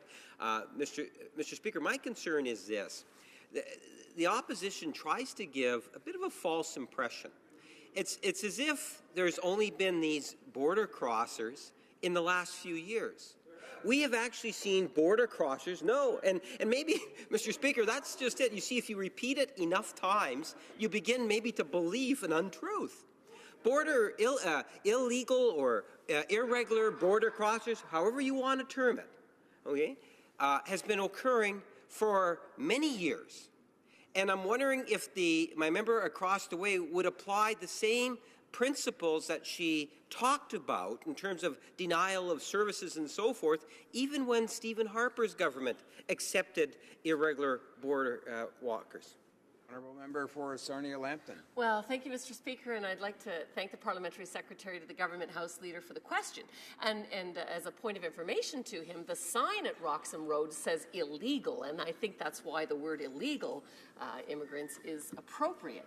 Now, his point is well taken that there have been a number of people who have come across, but not at the rates that we're seeing. And in fact, the alarming part of this is that right now with the U.S., you know, originally there were a number of Haitians, for example, that were granted to be in the U.S. for 7 years. They were rescued and they were to be returned back to Haiti. That was the deal.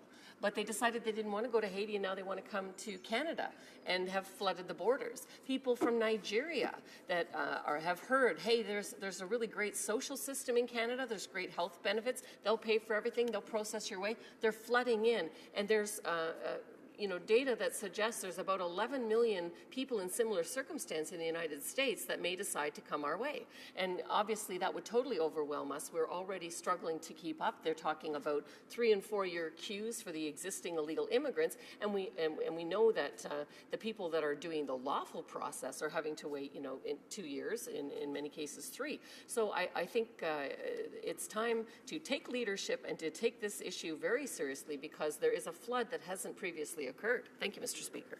Questions and comments. The Honourable Parliamentary Secretary to the Minister of Families, Children and Social Development.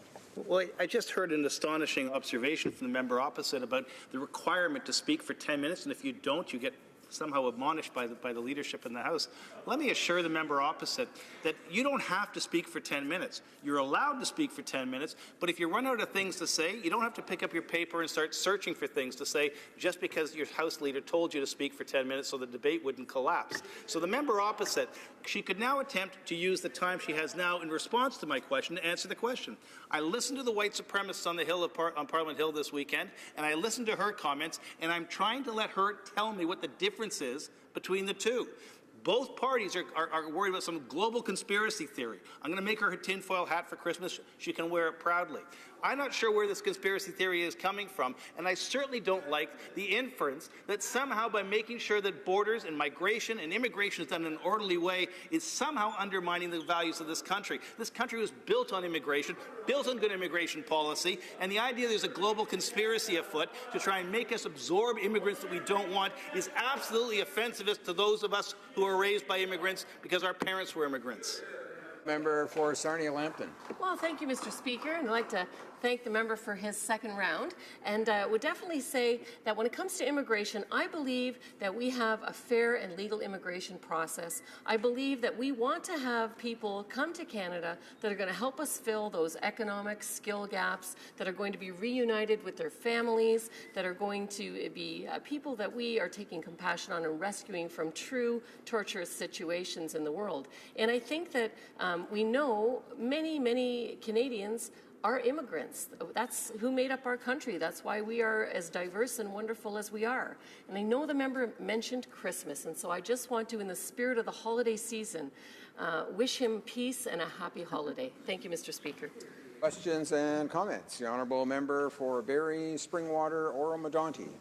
Thank you, Mr. Speaker. And I actually would like to pick up and follow up on what the Parliamentary Secretary was just asking the member with regards to white supremacists. I mean, it is really difficult to understand why anybody in this House would stand up and try to put other members of this House in the same bed as extremists. I think it undermines the democracy, undermines the people who have voted for each and every one of the members in this House, and it's unbecoming of a member of Parliament. So quite frankly, Mr. Speaker, the question I have for the member is this. Going forward on this issue, do you believe that we should be working with each of the groups involved to ensure that there is a smooth process for legal migration into Canada, and that smooth process is respected according to our immigration laws. Honourable Member for Sarnia-Lambton. Thank you, Mr. Speaker, and thank you to the member for his question as well. I do believe that we should have a fair and legal immigration process, and I want to clearly state that I am opposed to people hating people on the basis of race, religion, color, any of these things. These extremist groups do not represent certainly the views of our party and my personal views as well. And so I would like to see us get there, but the situation that's being allowed to happen with all of these illegal asylum seekers coming over, it's causing a lot of tension. We see it in Quebec, we see it in Ontario, and if it goes unchecked and it undermines that fair and legal process, then it will fan flames that we don't want to have fanned. Thank you, Mr. Speaker. Before we go to resuming debate, it's my duty pursuant to Standing Order 38 to inform the House that the questions to be raised tonight at the time of adjournment are as follows. The Honourable Member for Nanaimo Ladysmith in respect to the status of women, the Honourable Member for Saskatoon West in respect to housing, and the Honourable Member for Vancouver East in respect to child care. Resuming debate, the Honourable Member for Niagara West. Thank you very much, Mr. Speaker, and it's certainly a pleasure to stand in the House and talk again today on Bill C-21. I thought yesterday was going to be the last time I had a chance to speak, but it turns out I got another chance today. So, I think one of the things that we understand when we look at a bill like C-21 is the close relationship we have with our neighbours south of the border, and the fact that we are joined as geography would have us joined, and this is one of these things that helps the goods flow back and forth in a way that people understand what expectations are and how they work. And so I will start by saying that we do support the bill, and I think that's important that our border services have the tools that they need to keep Canadians safe. The legislation certainly addresses long-standing conservative priorities regarding border security and ensuring that entitlement programs are not abused.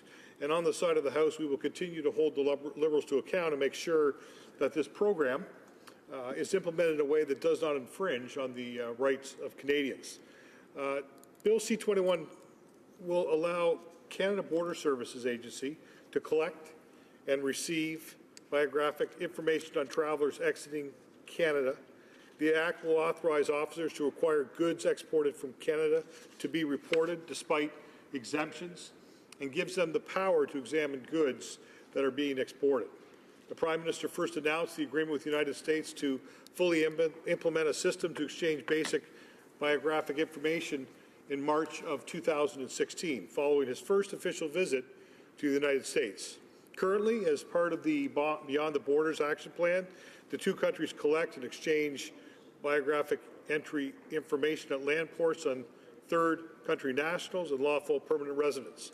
Entry information into one country is considered exit information from the other. And I would just say is that as we look at initiatives like Beyond the Borders, these are the things that I hear when I'm talking and I do roundtables with people that we need to continue to do. We need to continue to work on ways that we can ease the goods and flow of service and people and goods because, some of the challenges that our companies have are getting goods to market. And if you look at automotive facilities in Windsor, where I was visiting this past summer, one of the things that Chrysler told me was that they, based on just-in-time inventory, and I would say that all our automotive manufacturers experience and require the same thing, that any delays, traffic or any of these things cause delays in their production, which is problematic as they work very hard to get goods to market on a timely fashion. So on November 21st, the Senate committee heard from the Privacy Commissioner of Canada. He spoke regarding the general intent of the bill and to the amendment of the bill which was passed by the House of Commons. This is related to the data retention period. And on the bill itself, the Privacy Commissioner noted that I am generally satisfied that this border management initiative is based on an important public policy objective and that the personal information in question is not particularly sensitive. And for that amendment, Mr. Therrien indicated that in order to achieve greater legal certainty, Section 93.1 should be amended to clarify that the data collected under Sections 92 and 93 shall be retained by the agency for a period of no more than 15 years. The legislation will not have any incremental costs for new systems, as it will leverage those already in use. It will, however, save an estimated $20 million per year from those who are unduly receiving entitlement programs while out of the country for extended periods. And this would include those who are receiving employment insurance from outside of Canada. And speaking of financial implications of borders, I think it's important to bring up the issue that I think our country has been grappling with right now, and that's the whole issue of steel and aluminum tariffs that still remain in place. So I think as we look at what the Prime Minister was supposed to have steel and aluminum tariffs lifted before the G20 summit about 2 weeks ago, and unfortunately he failed to do so. And when he signed the USMCA without assurances that tariffs will be lifted. And I can tell you, Mr. Speaker, that this is causing major problems with our manufacturers. As I talk to small and medium-sized enterprises, as I talk to steel and aluminum producers, as I talk to automotive and tool and die and a molding company, a whole host of people that use steel and aluminum in their production, and they are dealing with these issues. And what they're telling me that every day these tariffs remain in place, workers are going to continue to face more uncertainty.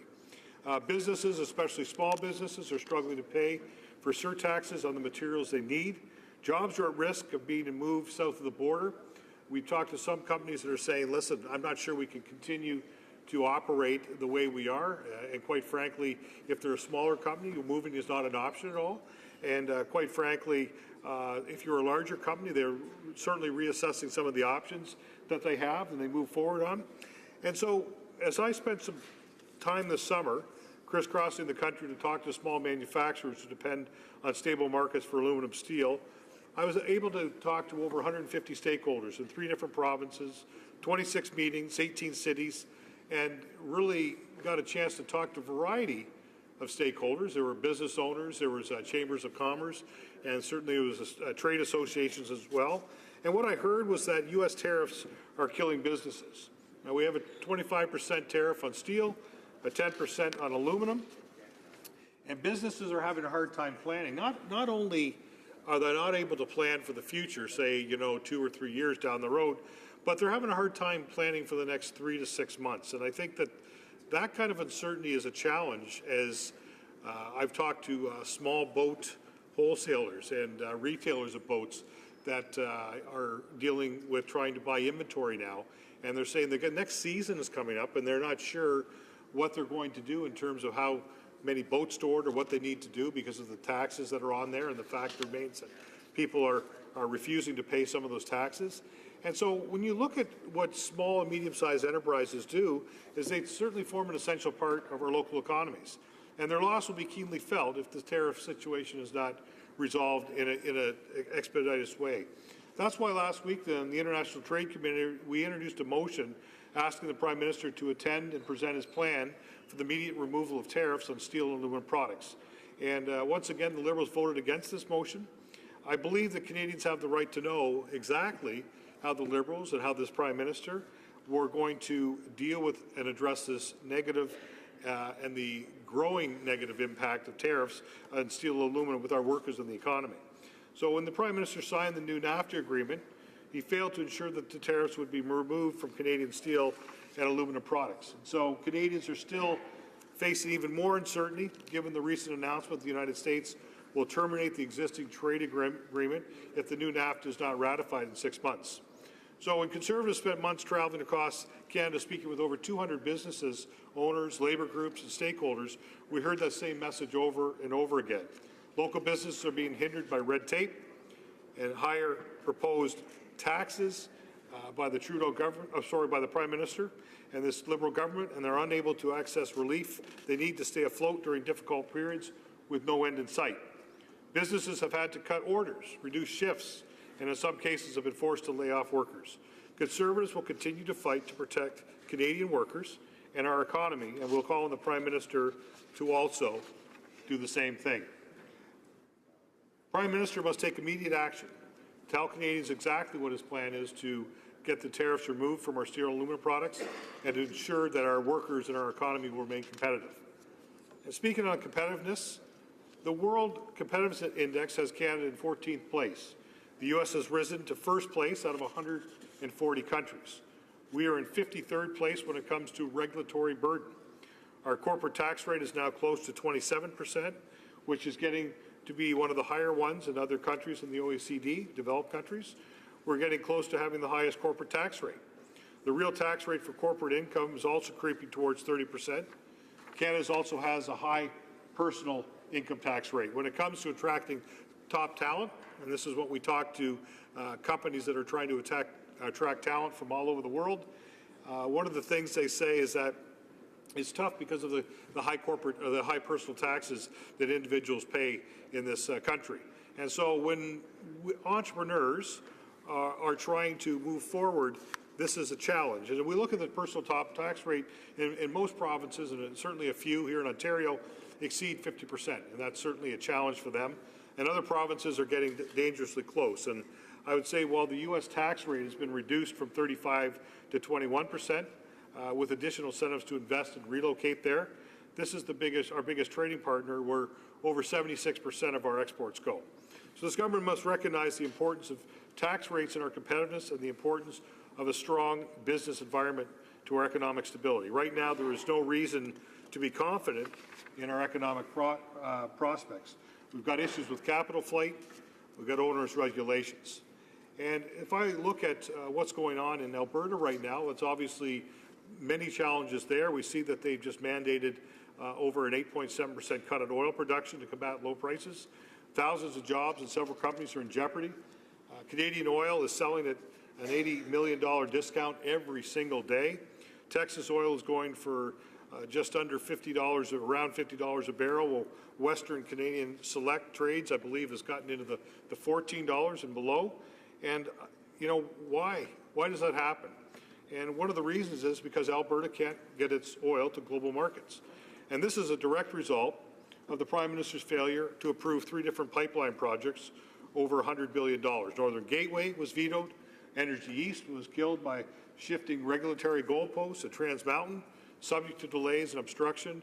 And we as a government, or we as a country now, own that for just a little over $4.5 billion. C-69 will make the problem even worse.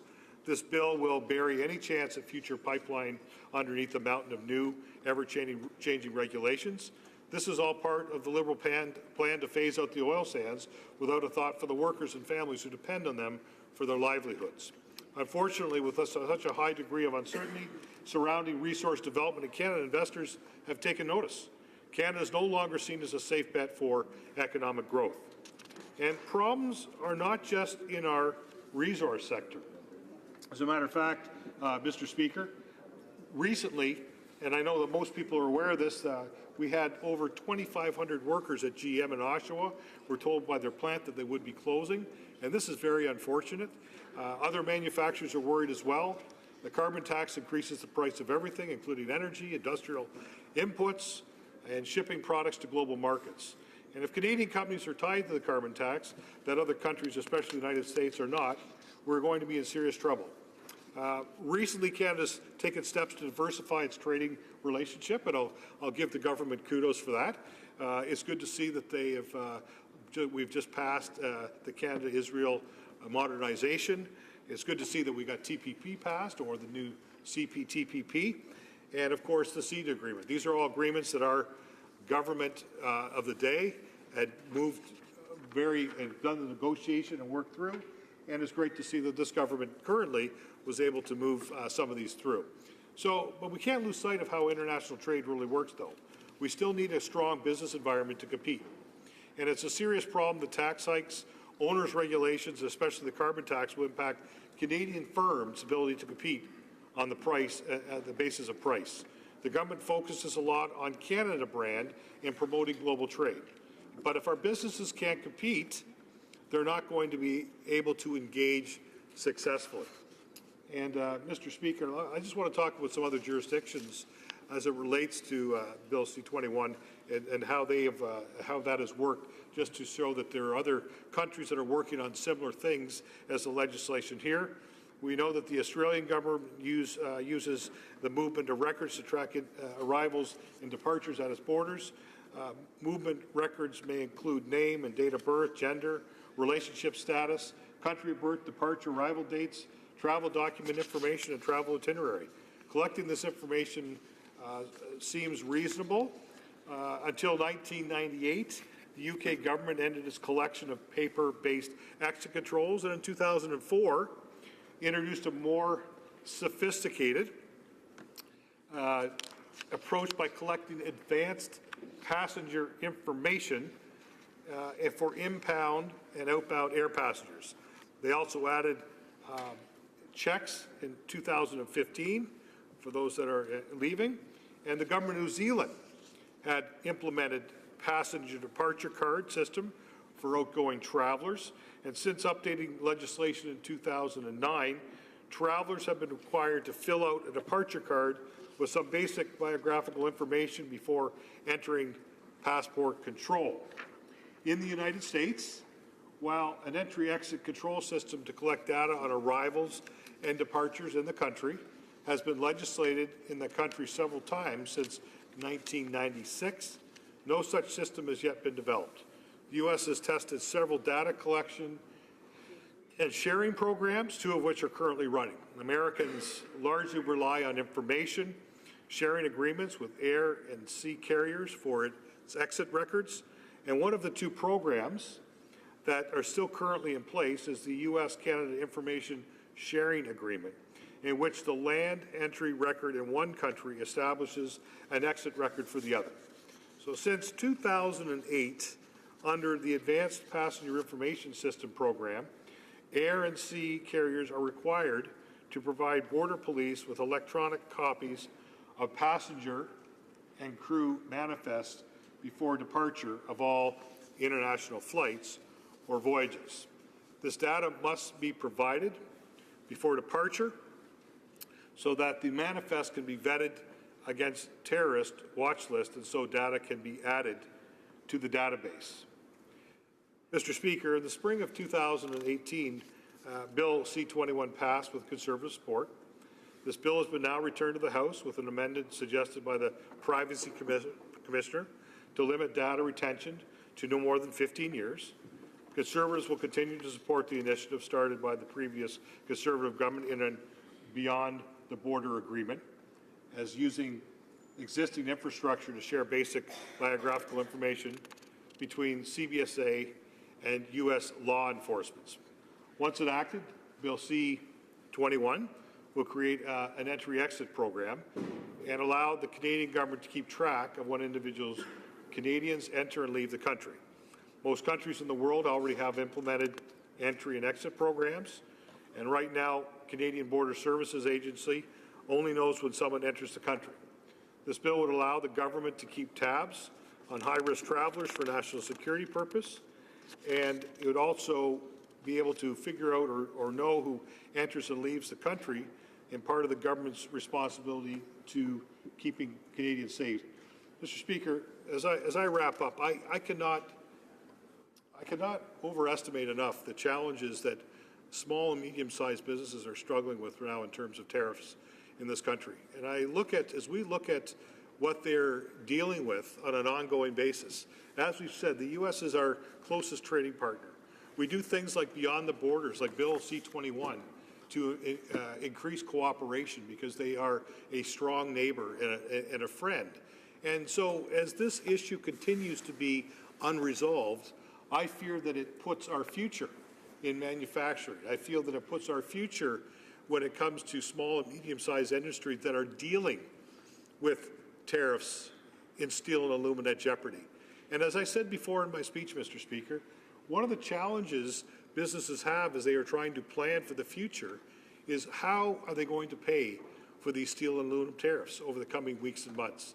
When we talked to them this summer, Mr. Speaker, and I understand that you had roundtables and were able to talk to some of these very people.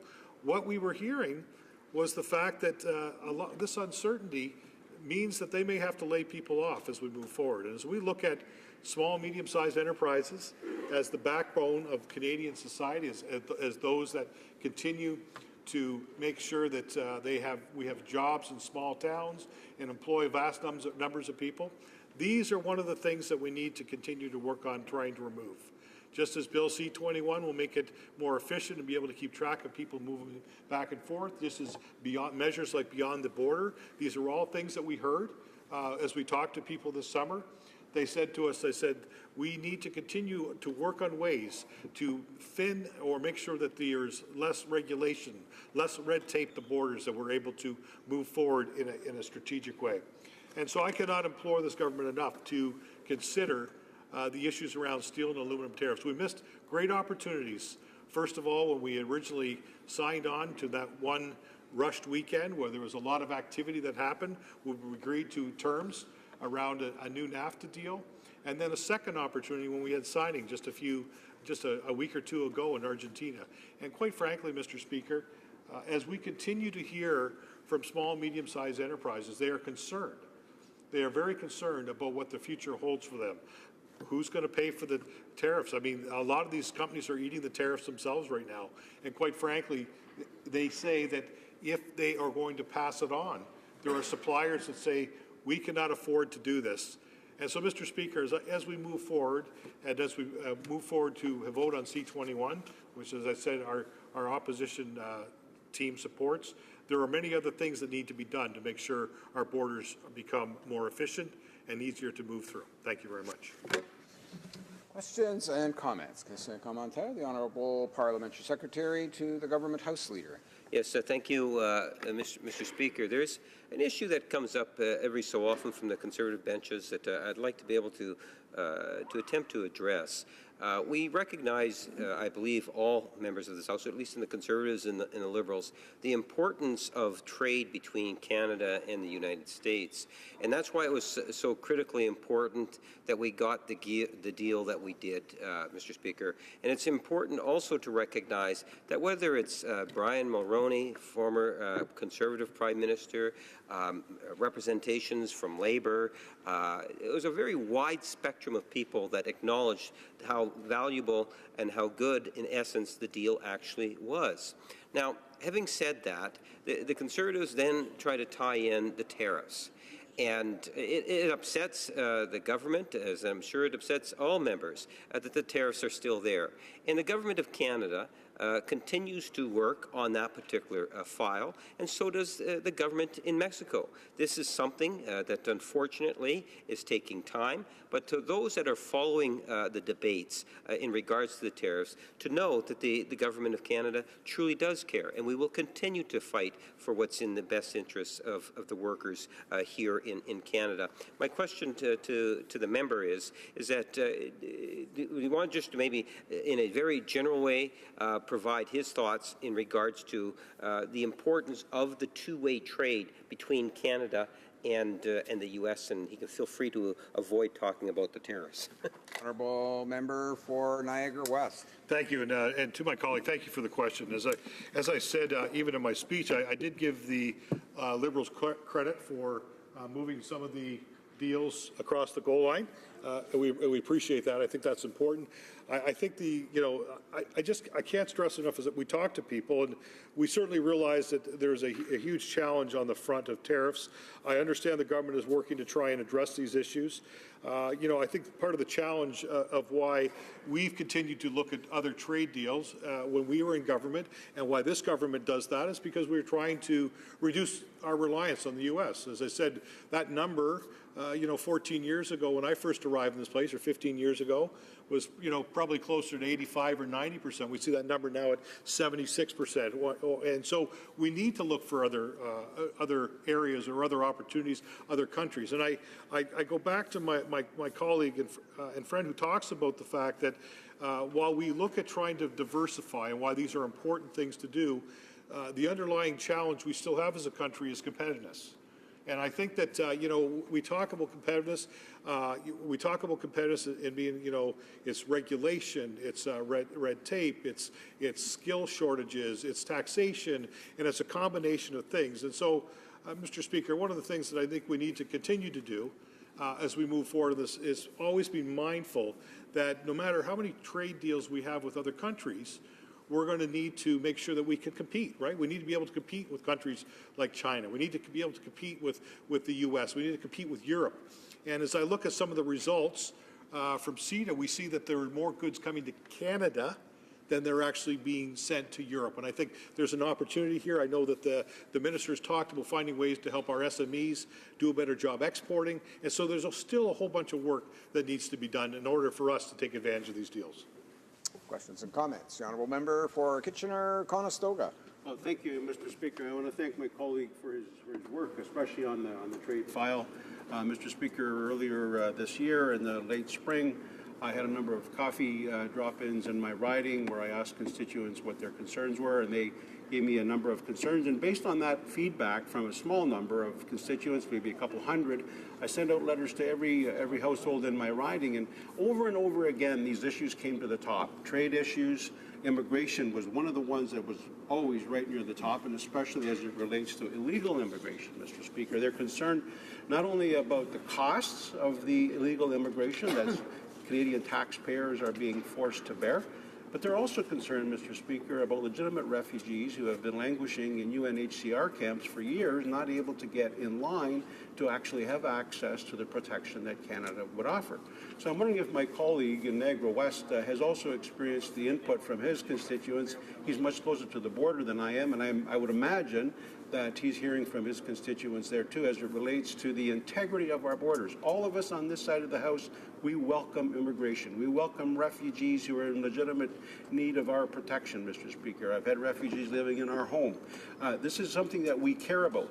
But, Mr. Speaker, we have to be sure that it's well managed, that it's orderly, and that it's fair. And I wonder if my colleague is hearing from his constituents in that regard as well. Thank you. Honourable Member for Niagara West. And I do want to thank my colleague for the question, as we had a chance to do a roundtable in Kitchener in the summertime.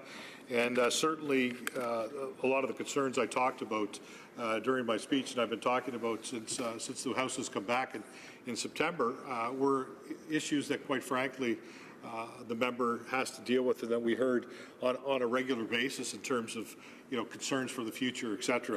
In terms of immigration and maybe in refugees and a number of different things, one of the things I found that we as a government did, and I think as Canadians we do well, is when we sponsor refugees, when churches and when community groups decide to reach out, and instead of being government sponsored, they are privately sponsored.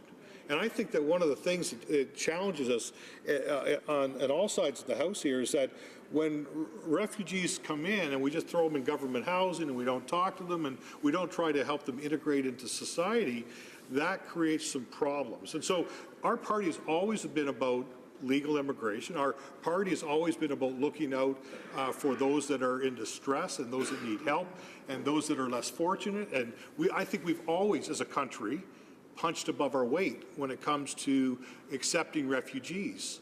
But I think that one of the things that this government struggles with in terms of is they believe that the answer to everything is just more government spending or more largesse, if you will. We believe that there's this thing called personal responsibility. We also believe that there's this thing where individuals and communities could do a much better job of helping these people immigrate. I was at a Christmas dinner last year, and I'm sure I'll be going to the same one this year, where we had a chance to meet some families that had been brought in by a couple local church groups. And what was great is that there they were in this community dinner, this community Christmas dinner, with the sponsors there, people from this particular, I believe it was a church at the time, but there's been other organizations as well that have done amazing work around these things. And I can tell you that they were, this was all so new. I mean, they had come from another part of the world. They didn't know anybody. They didn't speak the language. But I can assure you, Mr. Speaker, that as a result of an orderly process, as a process that doesn't believe the government could do everything and that, quite frankly, some citizens could actually make a difference and do a great job, I really believe that as a result of the love and the care and the sense of community that this community group provided, that the integration of these refugees into my community of Niagara West was a good experience, is a good experience, and will continue to be because of the love and support of the people that brought them into the country. Questions and comments? Questions and commentaires. The honourable member for Foothills. Thank you very much, Mr. Speaker. And I want to thank my colleague for his intervention. He does such great work on the trade file, and I know how knowledgeable he is about the relationship between Canada and the United States and some of our other trading partners. And I wanted to ask him a question as we talk about this relationship. He and I had the opportunity to go to Washington last year to discuss some of the negotiations that were going on with NAFTA. And one of the things that we heard time and again from business owners and certainly stakeholders that have relationships on both sides of the border was their concern with the direction that the NAFTA negotiations were going on. And they were based on the 5 priorities that the Liberal government had put on the table to start off those negotiations, including climate change, gender equality, cultural protections, right to work, Indigenous issues. Issues that they were very concerned were not ones that belong in an economic trade agreement, and they were concerned that the Liberal government were not taking these off as negotiating chips. They were, in their words, hills that they would die on. And I think that put us in a very precarious and weak negotiating position when it came to renegotiating NAFTA. I'd like my colleagues' comments on where this got off the tracks early and the impact it's had on our relationship. The honourable member for Niagara West. Thank you, Mr. Speaker, and thank you to my colleague for the question. As he mentioned, we were in Washington last January, but we also were able to do some roundtables where, once again, we heard of the devastating impacts of tariffs. And I'll just comment quickly, because I realize I only have about 20 seconds left, Mr. Speaker, is that, all these things that the member mentions, I don't see them anywhere in the new USMCA. So I guess my question was, not that these weren't important things, but to my colleague's comments, this was a trade deal that the U.S. was talking about a renegotiation of NAFTA. And so quite frankly, Mr. Speaker, those would have been best dealt with another time, and we should have been very serious about the things that were important to us.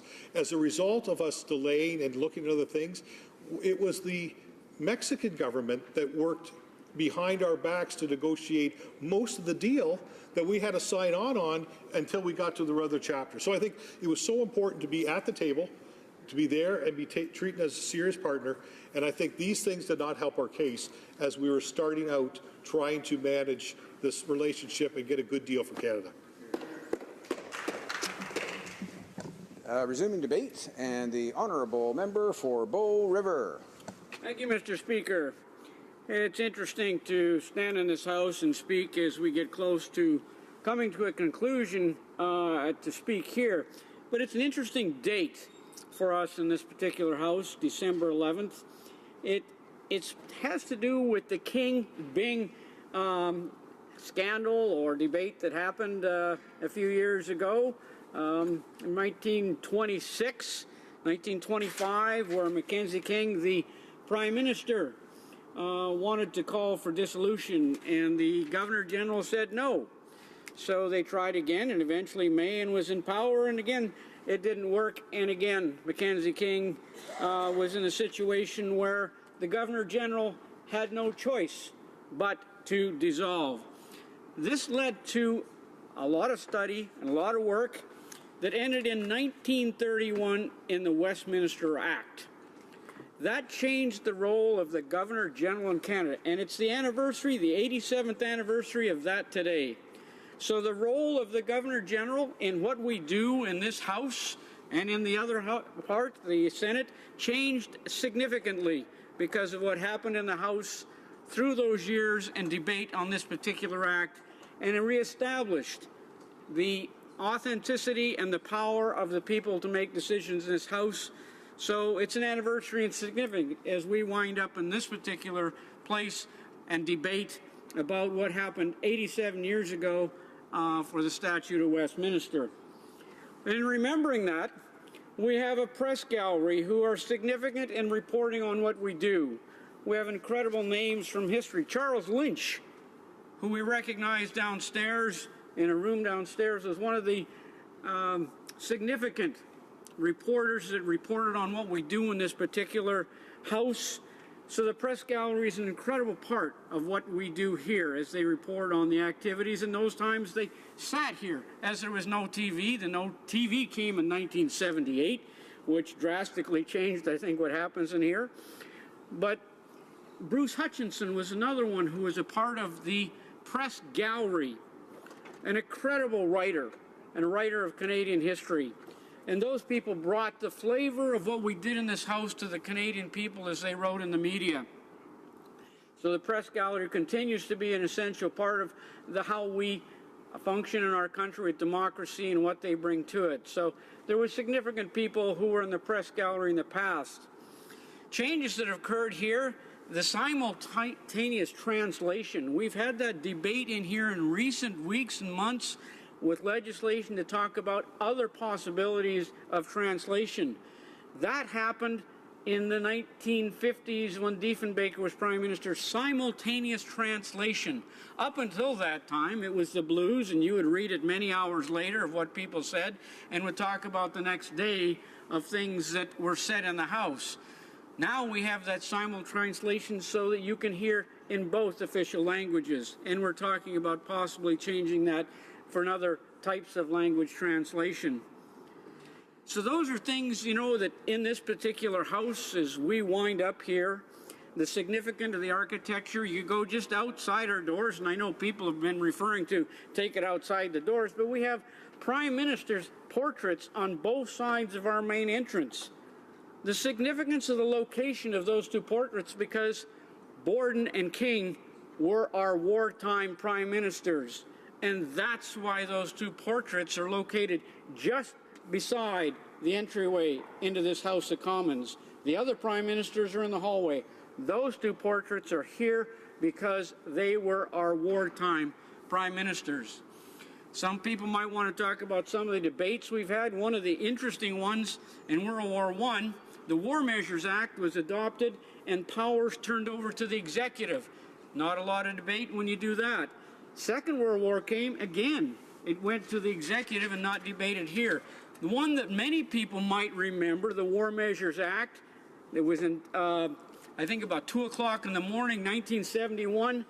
The Prime Minister Trudeau at the time implemented the War Measures Act. Was it debated here in the House?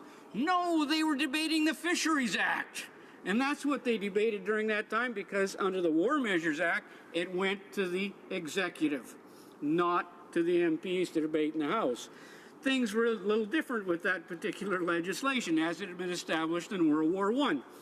So there's significant pieces of things that were debated in this House by many different politicians over the last 100 years. Part of the building that we have, and many of you hear the carillons that play, we have Dr. McCready, who is a famous carillon player, and we have the opportunity to go to the Peace Tower, which its 100th anniversary will be in 2026. So hopefully there's a way that people will be able to access the facility, or that's recognition. It happens in 2026. I know the building's going to be under renovation, but that's a significant piece of what goes on, and we're here in the building. So, Mr. Speaker, I know my time must be coming to an end. So at that point, it's been a great opportunity to talk a little bit about history to wind up my time in the House today. Thank you, Mr. Speaker. Good job. Questions and comments? Questions et commentaires? So we decided to end early, did we? Resuming debate. Reprise de débat. He told me to wind it up. Is the House ready for the question? Yes. I know why Kyle's... Yes? House is ready for the question? La question est la suivante. Question is as follows. Mr. Goodale, seconded by Ms. Ng, moves that the amendment made by the Senate to Bill C-21, an act to amend the Customs Act, be now read a second time and concurred in. Of the House to adopt the motion? Yes. Yes? Yes. Yes? Carried. I wish to inform the members that because the proceedings on the motion, which was subject to time allocation, have concluded, government orders will no longer be extended by 30 minutes. I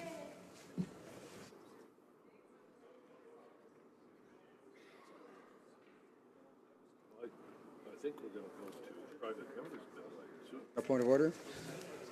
If you were to canvass the House, you would find unanimous consent to call at 5:30 at this time, so we could begin private members' hour. Unanimous consent to see the clock at 5:30? Yes. Agreed. Before we begin private members' hour, I'm now prepared to rule on the question of privilege raised on November 26, 2018 by the Honourable Member for Skeena-Bulkley Valley regarding the attendance in the House of Commons of the member for Saint-Léonard Saint-Michel. Je remercie le député. I want to thank the member for having raised the matter in the House, as well as the Parliamentary Secretary to the Government House Leader and the members for Chilliwack Hope, Yukon, and Saint-Léonard Saint-Michel for their observations. Bulkley Valley explained that since announcing his resignation as a member of Parliament in April of this year, the member for Saint-Léonard Saint-Michel has failed to fulfill the requirements of Standing Order 15 by not attending sittings in the House. All the while, he continues to receive his salary and benefits. Although acknowledging that valid exceptions to that rule exist, he believed that this prolonged and unexplained absence offends the reputation and dignity of the House and thus constitutes a contempt. For his part, the Parliamentary Secretary to the Government House Leader argued that the question of privilege was not raised at the earliest opportunity as is required, and that it is the Board of Internal Economy that has the necessary powers and authority to deal with this type of administrative matter. Le député de Saint-Léonard Saint-Michel. The member for Saint-Léonard Saint-Michel provided an explanation about how he has, in fact, been fulfilling certain parliamentary duties during his absence. Furthermore, he claimed in this statement to the House that he has not been receiving his salary as a member of Parliament during this time. Pour ce qui est in terms of the issue of first opportunity, the Chair is satisfied that in this case, a certain latitude is required to bring this matter forward, given its evolving nature. At the core of this matter is the obligation for members of Parliament to fulfill their parliamentary duties, in part by attending sittings in the House. This seemingly simple statement carries with it enormous responsibility, from which even larger expectations emanate. The third edition of House of Commons Procedure and Practice at page 218 states, quote, "The presence of the members in the chamber is largely a function of politics, not procedure or law," unquote. Bien qu'il soit difficile. Well, it may be hard to deny this reality. Procedure and law do play their part. In fact, as noted by the member for Skeena-Bulkley Valley, Standing Order 15 states, and I quote, "Every member, being cognizant of the provisions of the Parliament of Canada Act, is bound to attend the sittings of the House, unless otherwise occupied with parliamentary activities and functions, or on public or official business," unquote. This rule and the law on which it is based are straightforward, and they are sustained by valid expectations. They also come with a certain degree of latitude, and in cases of non-compliance, a need for understanding as to why. The member for Skeena-Bulkley Valley offered his interpretation of the current situation, one that, at least to some degree, was speculative. While it is true that the member for Saint-Léonard Saint-Michel had not been present in the House for some months, the reasons for his absence remained unclear to the member for Skeena-Bulkley Valley. In the past, when the House has had cause to question the right of members to continue to sit in the House, it has been for very different reasons, including allegations of violations to the Canada Elections Act and even accusations of sedition.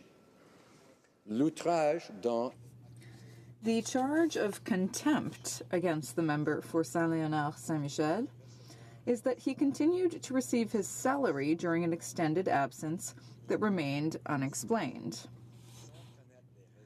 Even without knowing with some degree of certainty the reasons for a member's absence, it would be difficult to conclude that an absence is, in and of itself, sufficient justification for a finding of contempt, especially when this must be weighed against the accepted understanding that there are indeed valid absences. Asked to remember that there can be legitimate circumstances that require our understanding, even compassion, during a member's lengthy absence.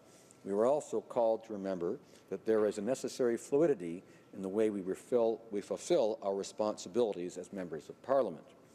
Le député de Saint-Léonard Saint-Michel. The member for Saint-Léonard Saint-Michel provided the House with his reasons for his absence. While the Chair finds that there is no prima facie question of privilege, it needs to be clear that any latitude exercised by members in meeting their obligations should not be taken blindly as an acceptable approach. It cannot be used to hide behind the technicalities of our rules. To allow this would be a disservice to our fellow citizens whom we represent, as well as to other parliamentarians. Finally, there is an administrative aspect of this matter, as has been suggested by the member for Skeena-Bulkley Valley, one over which the Board of Internal Economy has authority, as derived from the Parliament of Canada Act. More specifically, the Board of Internal Economy is mandated to act on all financial and administrative matters respecting the members of the House of Commons, including their sessional allowances. This, then, makes it the proper forum to discuss such questions and for any relevant determinations to be made. The member for Skeena-Bulkley Valley remains free to bring important issues of this nature to the attention of the Board as required. I thank all honourable members for their attention. The House will now proceed to the consideration of private members' business as listed on today's order paper. Members' business, debate on motion M206, instruction to the Standing Committee on Health, level of fitness and physical activity of youth, in the name of Mr. Peterson.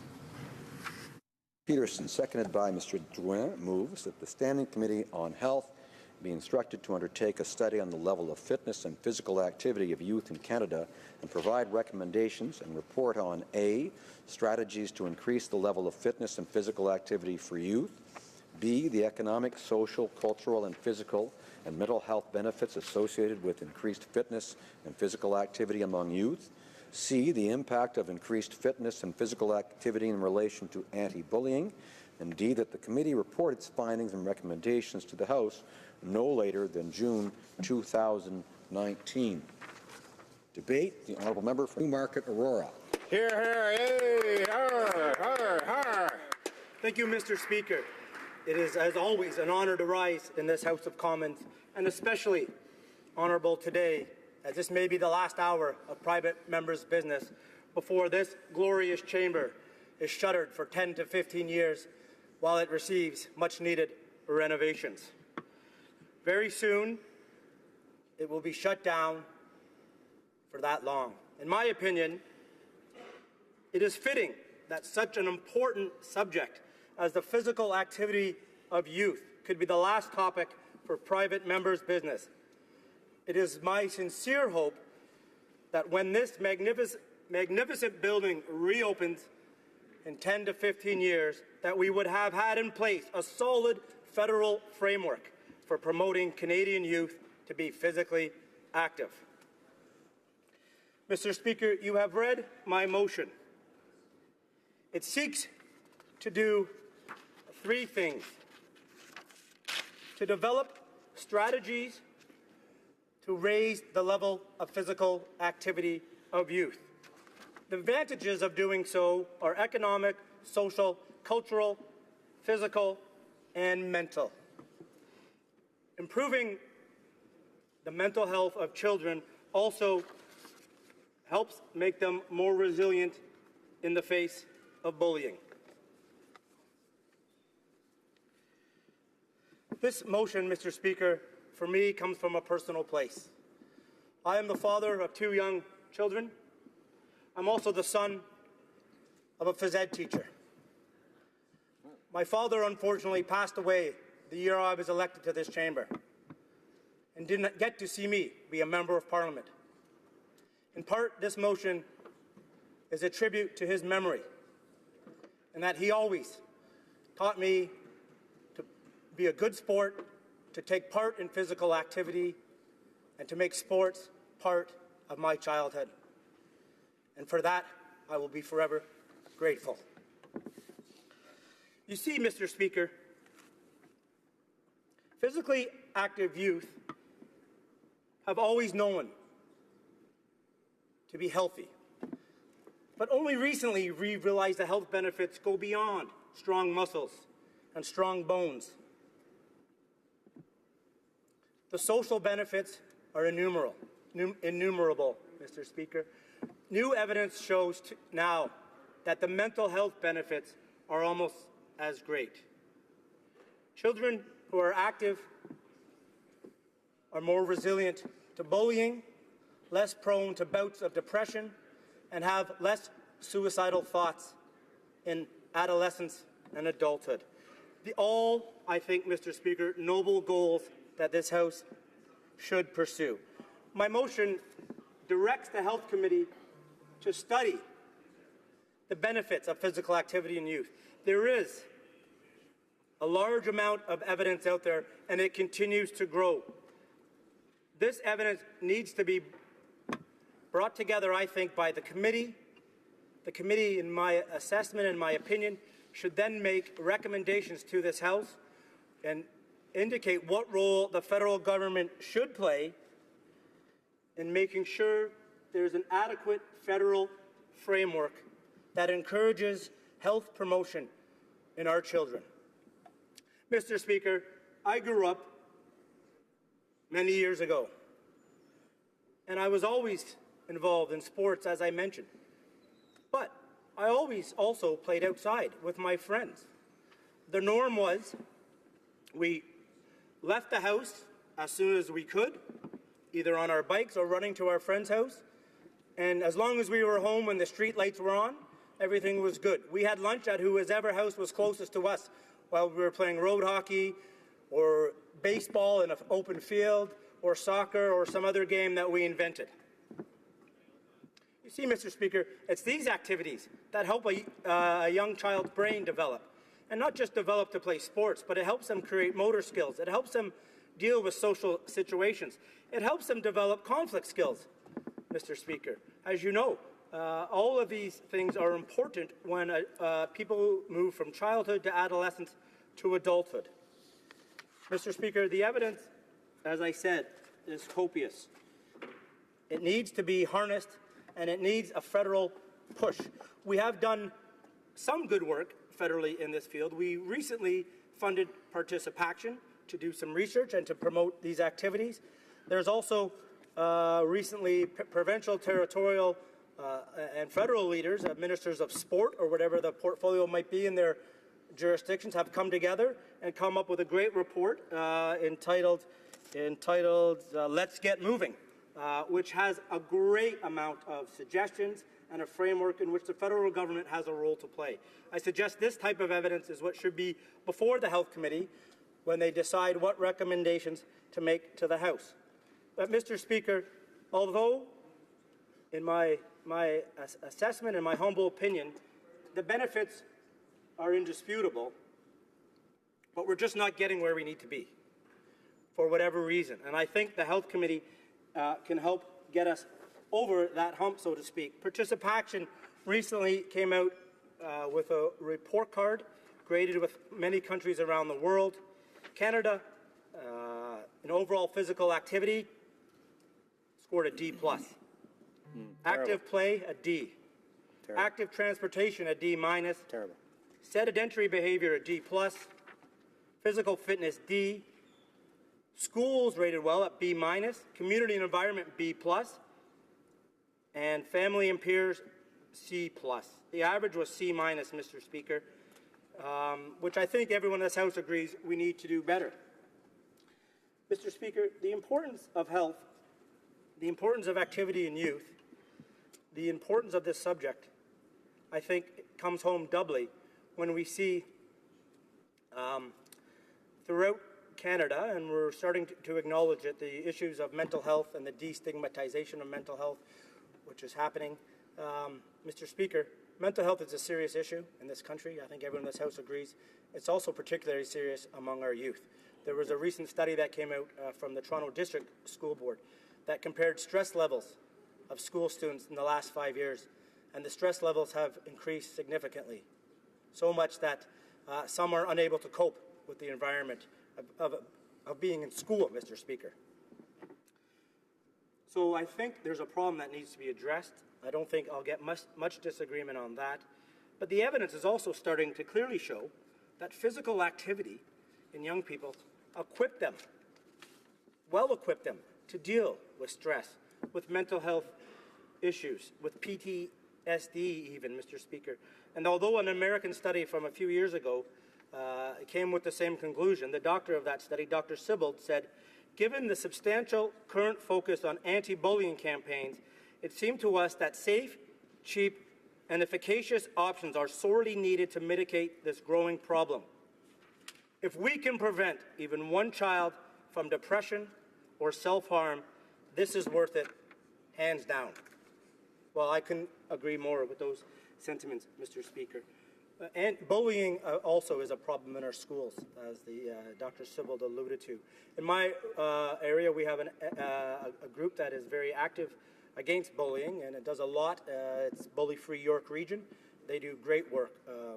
They know that physically active youth are less bullied, and more importantly, or just as importantly, are more able to cope when they are bullied. Mr. Speaker, this is important. I think everyone agrees it's important. Now, I've reached out, as I said, there's much evidence out there, and I've had the opportunity to speak to a lot of stakeholders as I was going through this motion and before our first reading debate here today. A very active group in my riding, Activate Aurora, provided a lot of information. I spoke with people from the Nova Scotia Fitness Centre, Active for Life, of course, Participation, Recreation Canada, and I had the pleasure just last Sunday of meeting Lisa Bowes, who is now a children's author. Some might remember of her days of a sports reporter on TSN, but she's come out with a new line of books entitled Lucy Loves, or Lucy Tries, or Lucy Plays, and whatever sport it might be, hockey, luge. There's a number of books out in this series. And what these books do is encourages you to get involved in sports and to trying new sports, which I think is key, Mr. Speaker. And all of these people are working hard towards the same goal. But unfortunately, as is the case in many organizations in a country as big as Canada, they aren't necessarily working together. They're working, of course, in the phrase working in silos applies. And I think if we seize this matter as a federal government, direct the Health Committee to do a study, they can break down some of these barriers between the groups, share evidence, share best practices, and make some great recommendations that'll make Canadians and Canadian children healthier. Now, of course, Canadians love organized sports, and there's many great sports associations in all of our ridings, and I encourage all students, all children to get involved, but this doesn't have to be just organized sports, Mr. Speaker. There needs to be, I think, a cultural shift in this country, where students, like I did many years ago as a young child growing up in Queensville, Ontario, just north of the riding I represent now in Newmarket, Aurora, of playing all day, playing without necessarily rules, playing without organizations, without structure. Some use the phrase free-range children in today's nomenclature, but it was the norm back then. It was the norm. And too much today, I think, Mr. Speaker, we've moved away from that into the norm of children can never leave the house. Children need to stay at home where they're safe and protected. We hear of incidences where children are walking down the sidewalk, perhaps to the local park, and neighbors are calling the police to say there's a 9 or 10-year-old girl walking down the street without her parents, as if that was some kind of an emergency, Mr. Speaker. And I'm not necessarily faulting the caller, but it needs to be a cultural shift where that's the norm, where that's great, where that should be encouraged, and where the person who sees that child walking down the street shouldn't phone 911, but should call the parents to thank them for having an active child. And if they're concerned about that child's safety, perhaps watch her for the 80 meters while she walks to the park to make sure she gets there safely. That's the kind of culture I think engenders physical activity in students. You look at countries like Japan. Japan doesn't build schools any further than 4 kilometers apart from the students that go there. Every student in Japan walks to school. In Canada, I believe it's less than 20%, Mr. Speaker. Now, we have geographical limits that Japan may not. But in areas where walking to school, where a school is less than 3 or 4 kilometers, These children should be encouraged to walk to school, to bike to school, to do it in groups. There's this concept of walking buses where you stop at everyone's house and pick another child up as they walk to the school. We need to make this more of the norm and less of the exception. And as I said, it's not just because we need children to be physically active. It's not just because we want children to be healthy. Physically, it's because we want them to be well-rounded adults. We want them to be able to cope with the stress of real life. And a big issue that exists even now that didn't 5, 10, 15 years ago is, of course, and I deal with it every day, believe me, with my especially my 7-year-old, is screen time. Getting these tablets out of a child's hand is almost impossible without strict discipline. And for those who have children, especially a 7-year-old, you know how stubborn they can be. My sons are Colton and Cash. They both can be a little bit stubborn when it comes to this. So, but you have to set the guidelines.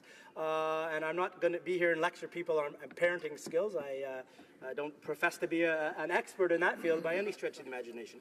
But I can see firsthand that the problem is real. There's more distractions for children now than there was as I was a child. I think I had 4 or 5 channels to choose from, and I might have watched TV Saturday mornings when Scooby-Doo was on. It was good. We love It wasn't Scooby. black and white, it was Scooby. color, Mr. Speaker. We love Scooby. But these are the types of things that real life issues that children are facing today. And when you're replacing screen time, instead of being physically active, then it mitigates that problem. It doubles that problem, actually, and it makes it worse, Mr. Speaker. So my request is a simple one. I truly do hope the House can rally around it. It is a completely nonpartisan one, in my humble opinion. But what we need, Mr. Speaker, is the Health Committee to come to study this, bring the evidence together, come up with recommendations to make sure that the federal government plays its role ensuring our children are healthy, mentally, emotionally, socially. They get to have a fulfilling life, and we as a federal government should set that framework to make that as likely as possible. And I look forward to debate on this matter. I'm hoping to have support across parties, and I really look forward, if my motion is successful, to the great work that the Health Committee will do. Thank you, Mr. Speaker. Hear, hear. Questions and comments. The Honourable Member for Sarnia-Lambton. Well, thank you, Mr. Speaker, and I'd like to thank the member opposite for bringing this motion on physical fitness. It's a very worthy motion. I'm not sure why the member didn't just suggest to one of the Liberal members on the Health Committee that we should do the study, because we get offers to do studies like that all the time. But I'm particularly interested to know why he thinks that being physically fit makes you more resilient to bullying. Honourable Member for Newmarket, Aurora. Thank you for that question. I'm always great to hear from my colleague from Sarnia-Lambton, and I appreciate her work in this House always and on her committees. First of all, just on the Health Committee, I just wanted something a little more binding to get it done. I mean, if the House orders a committee to do something, they will do it. And if something, as you know, being on committees ourselves, agendas sometimes get changed, priorities change. And the session is coming to an end, so I wanted to make sure something was done before the session ended in the spring. And as regards to being physically fit and active, physically active as a sort of good defense mechanism towards bullying, just some of the studies I've looked at as I was researching this, including the participation study that also came out recently about kids, Canadian kids need to move more to boost their brain was the name of that study, and just show the clear association between physical activities, brain health, and mental health, and resilience to stresses that are in everyday life of children. Thank you. Questions and comments. Honourable Member for Vancouver, Kingsway. Speaker, well, there is no question that action is needed urgently to promote physical activity and to reduce sedentary living in Canada for all citizens, particularly young people. But I'm wondering if my honourable colleague was aware that the very questions set out in his motion were recently addressed comprehensively in a May 31, 2018 report, just 6 months ago, produced collaboratively by the federal government, working with the provincial and territorial ministers, titled A Common Vision for Increasing Physical Activity and Reducing Sedentary Living in Canada, Let's Get Moving, and that it contains 46 comprehensive strategic imperatives for action. And I'm wondering if he is aware that the exact content of his motion that calls for action has been exactly covered by a report just issued by his government 6 months ago, and whether he wouldn't think it would be better if instead of taking up the Health Committee's time, he pressed his own government to actually implement the 46 recommendations that his own government just signed on to. The honourable member for Newmarket Aurora. Well, I thank the honourable member for his question, and as I'm sure he was listening intently to my speech, he would have realized I alluded to that exact study in my speech, so I actually have it right here. I'm abundantly aware of it. I've actually read it from cover to cover. It is a great study. It's a great study that does, it's a much broader study than just focusing on youth. It's on all Canadians, actually. It's great that they came together, that the territorial and provincial ministers and the federal minister of sport came together to come up with this report. But it's just a report, and there's a lot of recommendations, of course.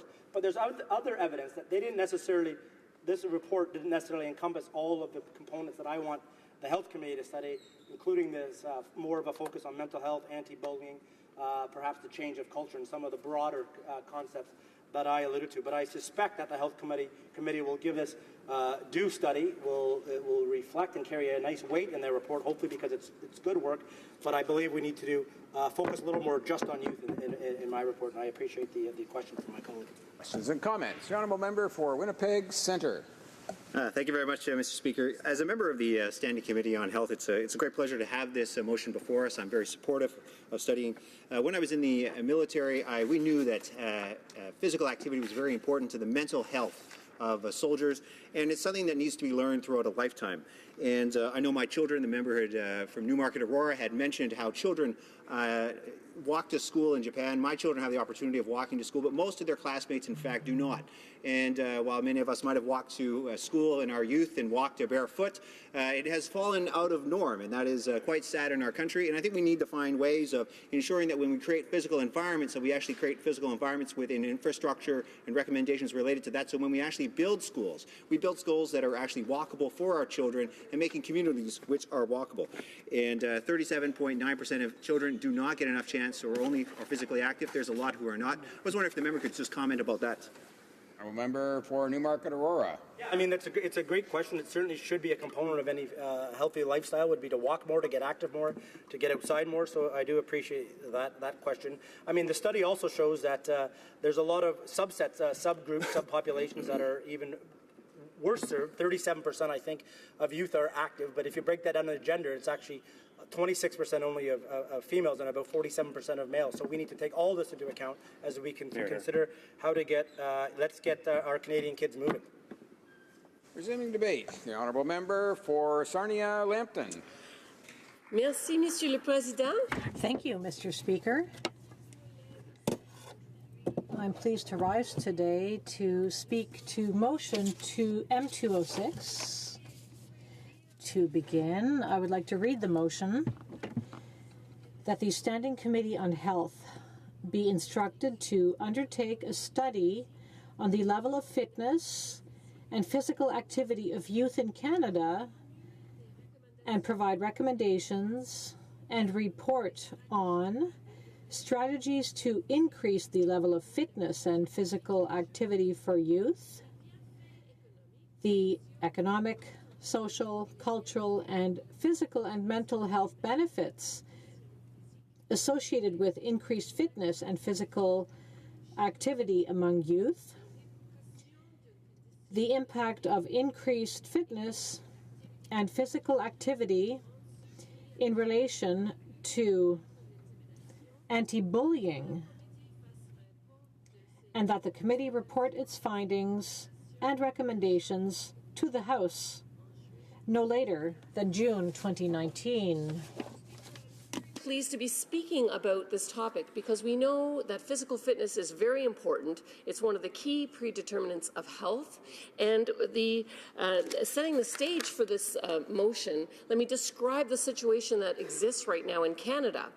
In fact, obesity in children has doubled since the 1970s. Obesity in adolescents has tripled in the last 30 years. So we're seeing more and more young people who are obese, and obesity is linked directly to conditions like diabetes. So we know that there are 11 million Canadians that have diabetes or pre-diabetes. And this is a very difficult condition that as you age becomes even worse and then increases your risk of heart and stroke and numerous other chronic disease issues. And so it's important that we get at the root cause and try to eliminate obesity in children and adolescents, and physical fitness is definitely part of that. We know that the World Health Organization has made a call for countries to take specific action, and so I'm pleased to see this motion coming forward today. Now, if we look at some of the wisdom from my past, and my past is likely longer than the member opposite, we know that in terms of being physically fit, diet and exercise are both an important part. And we see initiatives looking at healthy eating and making sure that people get all the nutrients that they need, and that's very important. In terms of exercise, there were a number of things that were in place when I was growing up that have fallen by the wayside. And I think when the Health Committee looks at the recommendations and starts to talk about what strategies we might employ, we may want to consider some of these.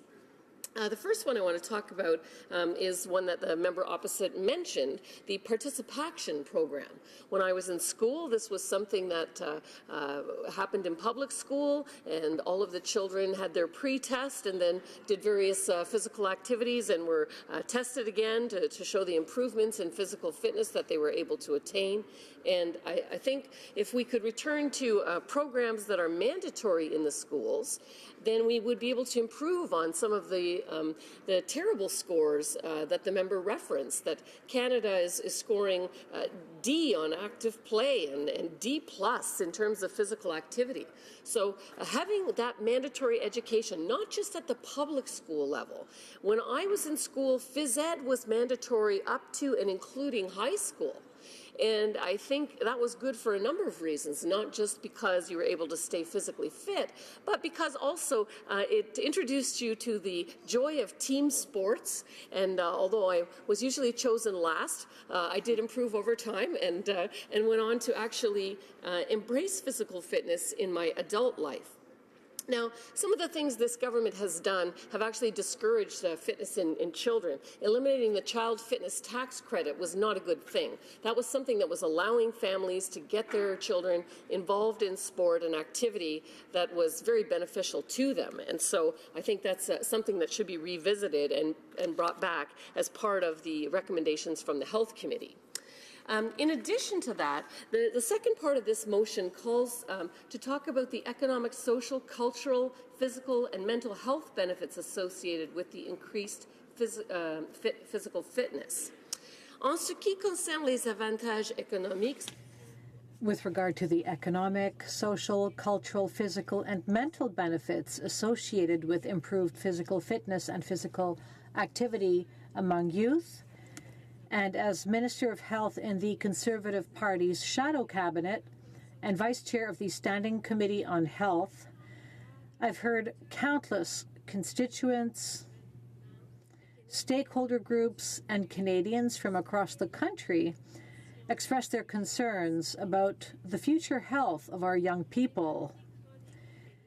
Chronic diseases and their various consequences have a huge impact on our society and on our healthcare system as a whole. The most effective way to prevent chronic diseases in our society is to educate our youth, and obesity, diabetes, cardiovascular diseases, to name a few, are part of that. Preventing chronic diseases through the education of young people would make them healthier as adults and ease the pressure on the healthcare system. Chronic disease prevention continues to support the treatment of chronic diseases, especially among young people. Physical activity among young people is also a mainly social activity. Team sports in particular have enormous social, physical, and mental impacts on the health of Canadians. Young people in particular can often use physical activity and group sports as a way to socialize with peers, reduce stress, and maintain and improve their physical health. This is something we must encourage and promote among our young people from an early age. Although we have the infrastructure and programs in place in Canada, our people are rather sedentary, or rather our young people are rather sedentary and often don't achieve their daily physical activity goals. In general, Canadians are quite sedentary, yet this is even more evident among our youth with the more digital modes of entertainment, such as video games, cell phones, and television. Our young people are spending less and less time outdoors and less time doing physical activity. The need to consider all of the effects that physical activity can have on the youth. Now, with respect to the relation to anti-bullying, I had asked a question about this, but I'm not surprised to find that there is a relationship because when my two girls were growing up, I had been the victim of bullying when I was growing up. I described that I was always chosen last. I was both verbally and physically bullied when I was at school. But as I grew in my later life and became very physically active, and I began to do triathlons, and I began to participate in many sports, and got my black belt in Taekwondo, my children I encouraged to do the same. And I did find that they did not suffer bullying at all when they were in school. In fact, the opposite would be true, and my one daughter was expelled on several instances. However, I think that the physical fitness does make you more resilient, as the member opposite mentioned in his speech, and I'm certainly incredibly glad to see this come forward. I think it's worthy. I think we in this House struggle to keep a balance and to keep our physical fitness, at this advanced stage. It's really important that we set that diligence and those patterns in our young people. So I look forward to seeing this motion come to committee, to participating in the study, and to coming with strong recommendations so that we will have physically fit young people, sound of mind and sound of body. Thank you, Mr. Speaker. And resuming debates, and the honourable member for Vancouver, Kingsway. Thank you, Mr. Speaker. Mr. Speaker, it's a pleasure to stand on behalf of the Health Committee as a New Democrat critic for health and lay out our party's position on this subject. Now, this motion instructs the Standing Committee on Health to undertake a study on the level of fitness and physical activity of youth in Canada and provide recommendations. Now, unfortunately, this motion, in our respectful submission, is a redundant exercise, having replicating or proposing that the Health Committee replicate a comprehensive and collaborative report just produced by the federal, provincial, and territorial governments just earlier this year, some 5 months ago in June of 2018. Now, in addition, this motion violates the Health Committee's independence by attempting to dictate its agenda from this chamber without a pressing justification. Now, this would be the third such study imposed on the Health Committee this Parliament, and the first two proposals were accepted by this chamber, and at this point, I say that as parliamentarians, we need to defend the independence and integrity of the committee structure, which is supposed to be a master of its own agenda. Now, we have some 17 weeks of sitting left before this House will be dissolved before the next election. And let me tell you what's on the agenda right now before the Health Committee presently being undertaken. We still have to review and finalize a in-depth report studying diabetes in this country. We have to review and finalize a report on organ donation. That is the culmination of a long study that we've undertaken. We are presently 2 meetings in to a multiple meeting study on methamphetamine use, and the committee plans on picking this back up in February and traveling, if we can, to Winnipeg, Calgary, Vancouver, and Montreal in order to visit stakeholders on the ground. We have an LGBTQ2 health study, which is a major undertaking by the Health Committee that we are just today actually submitting our witnesses for, that will have to be scheduled in the new year. We have an issue just today actually, we have the issue of forced sterilization, where we are calling members of the Health Ministry to come before committee and begin the process of trying to get a handle on that totally appalling situation of women, particularly Indigenous women, being sterilized against their will in this country as late as last year. We have an outstanding motion before the committee that's 2 years old that would study community care, which for anybody who's following the health portfolio knows is an absolute comprehensive structural issue in our healthcare system as we move from the acute care model into a community care model based in our communities. And we have 17 weeks left to deal with all those things. And my honourable colleague would like to compel the committee to move to study this issue on a subject that has just been the subject of intense, in-depth examination by the federal government, by provincial governments, by territorial governments, by Indigenous governments, and by a whole host of NGOs and stakeholders across this country. Now, New Democrats do believe that urgent action is needed to promote physical activity and reduce sedentary living in Canada among all age groups, of course, notably among children and youth. But just as they've done with pharmacare, the Liberals seem intent on rather studying an issue rather than to take concrete action for Canadians.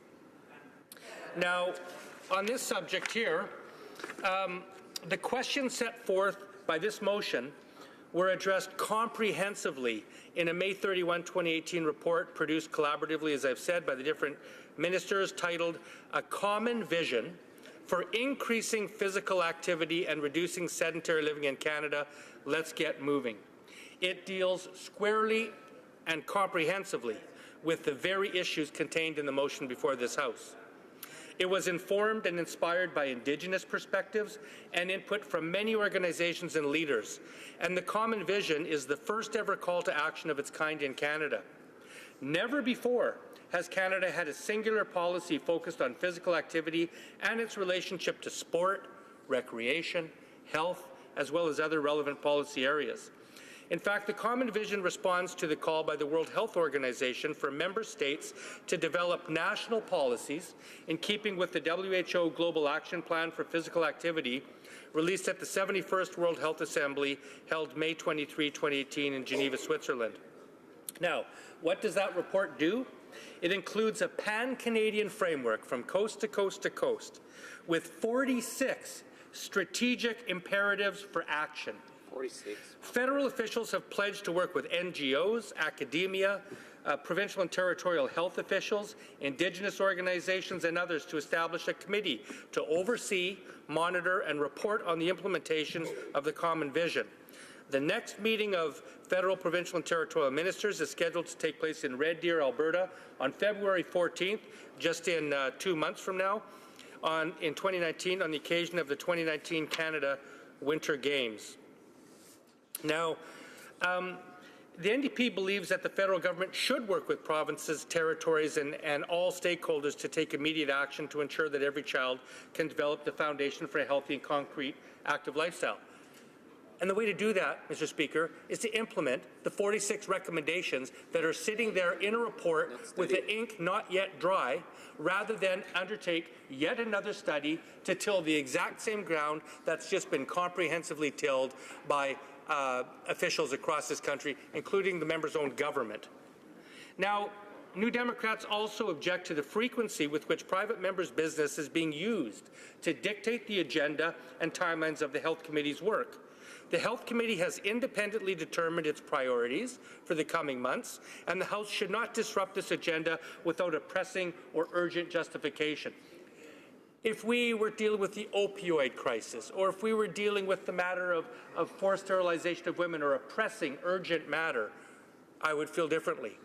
But this motion wants the Health Committee to take its valuable time to study an issue that's just been studied and is waiting to be implemented.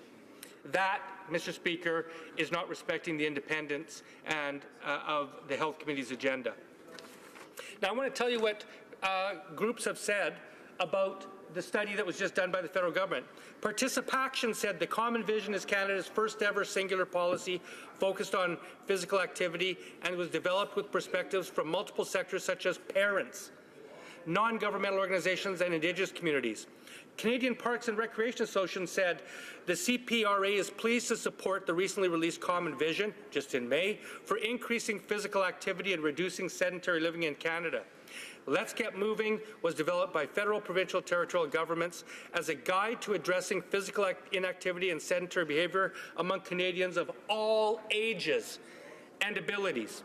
The Canadian Kinesiology Alliance said that they salute the Let's Get Moving report, the latest initiative from the Government of Canada to create a common vision where all Canadians move more and sit less more often.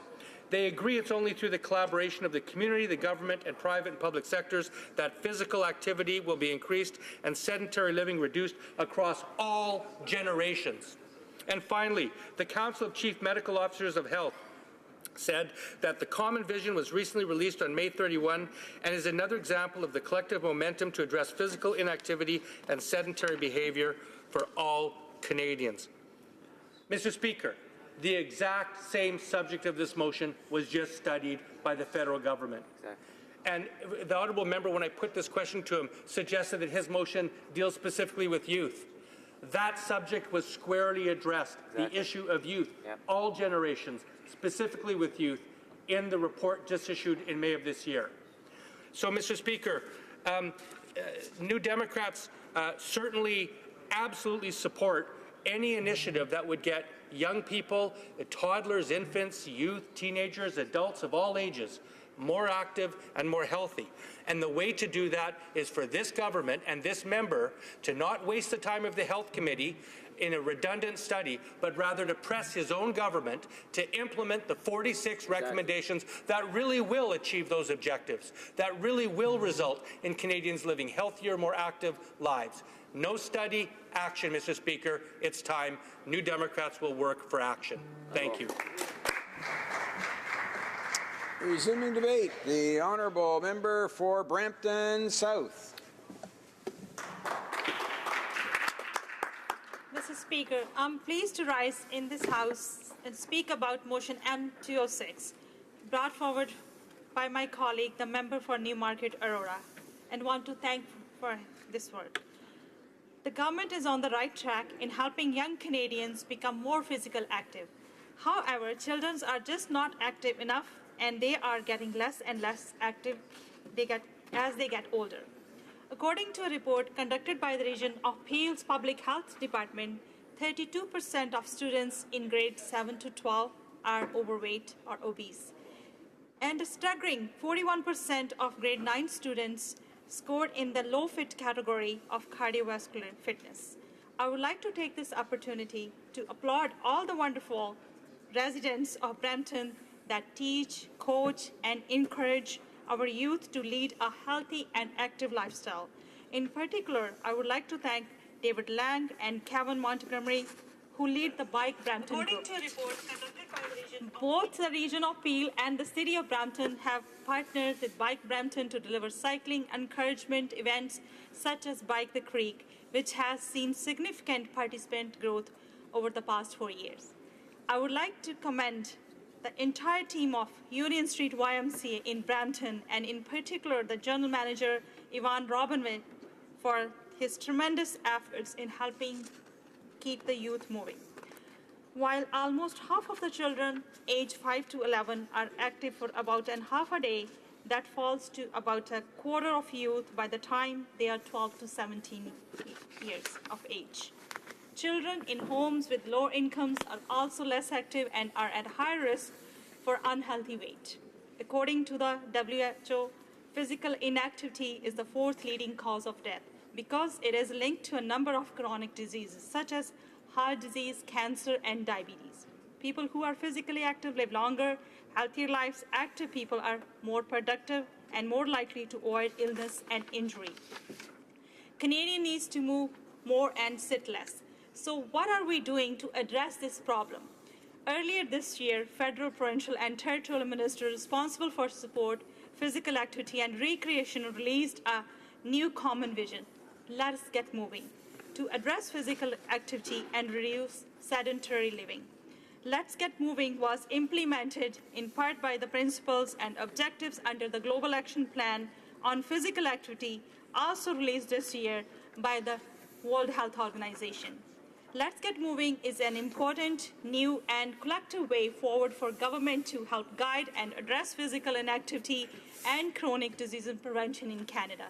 This week represented an important milestone for government and was the culmination of 3 years of work by officials, including working with federal, provincial, and territorial health officials and non-governmental sector and Indigenous organizations. This vision presents further opportunities to showcase the collective leadership of our government internationally as we support Canadians to move more and sit less. This government is also supporting Canadian youth physical activity through many great programs and research initiatives. Through the Canadian Institute of Health Research, or CIHR, this government is investing in research to better understand linkage between physical activity and health outcomes in youth, including diabetes and cardiovascular health. Over the past 5 years, CIHR has invested over $26 million in research related to physical activity and health, including over $9 million in 2017-18 alone. For instance, CIHR is investing in the work led by Drs. Melanie Henderson and Matthias Frederick and the St. Justin University Hospital Center in Montreal. The doctors there are studying the links between lifestyle choices such as physical activity or sedentary behavior and the development of cardiovascular disease in children with type 1 diabetes. The physical design of spaces and places also plays a major role in helping Canadians move more every day. Why do spaces and places matter? The design of neighborhoods can influence our health. The rise of urban sprawl is a concern, as it has been linked to such things are driving more and eating less nutritious food. The relationship between the built environment, healthy living, people's behavior, and health status is complex. In 2017 report, the Chief Public Health Officer of Canada chose to highlight this topic because of the tremendous potential that changing the built environment has for helping Canadians make the healthy choices. Our government has invested in several projects which focus on making changes to the built environment. In St. Thomas, Ontario, Southwestern Public Health is working to redesign their community so that people can walk rather than drive more easily and more safely. Another great example in the Canadian Cancer Society's Trotis Bus initiative. With this walking school bus, elementary school children have fun walking to school under the supervision of adults who monitor their safety. Canadians will also soon be even more motivated to get moving. Budget 2018 announced $25 million in funding over 5 years for participation to get Canadians moving more and sitting less. Participation has committed to match more federal investment over the course of the 5 years of the Let's Get Moving initiative through a combination of public and private sources for a total investment of $50 million. The organization will partner with municipalities, Indigenous communities, schools, sport and recreation organizations, and community groups to involve Canadians in moving more, sitting less, more often. Participation will communicate with Canadians to drive participation in community events across Canada and implement a national multimedia campaign. You might have seen a billboard or heard recently of Participation Better campaign, which encouraged Canadians to get moving because everything gets better when you get active. The campaign shines a light on ways in which everything, such as thinking, mood, and relationship to sleeping, can improve with physical activity. Participation is only one of many partners. No one organization, including government, can work in isolation to tackle the problem of physical inactivity in our country.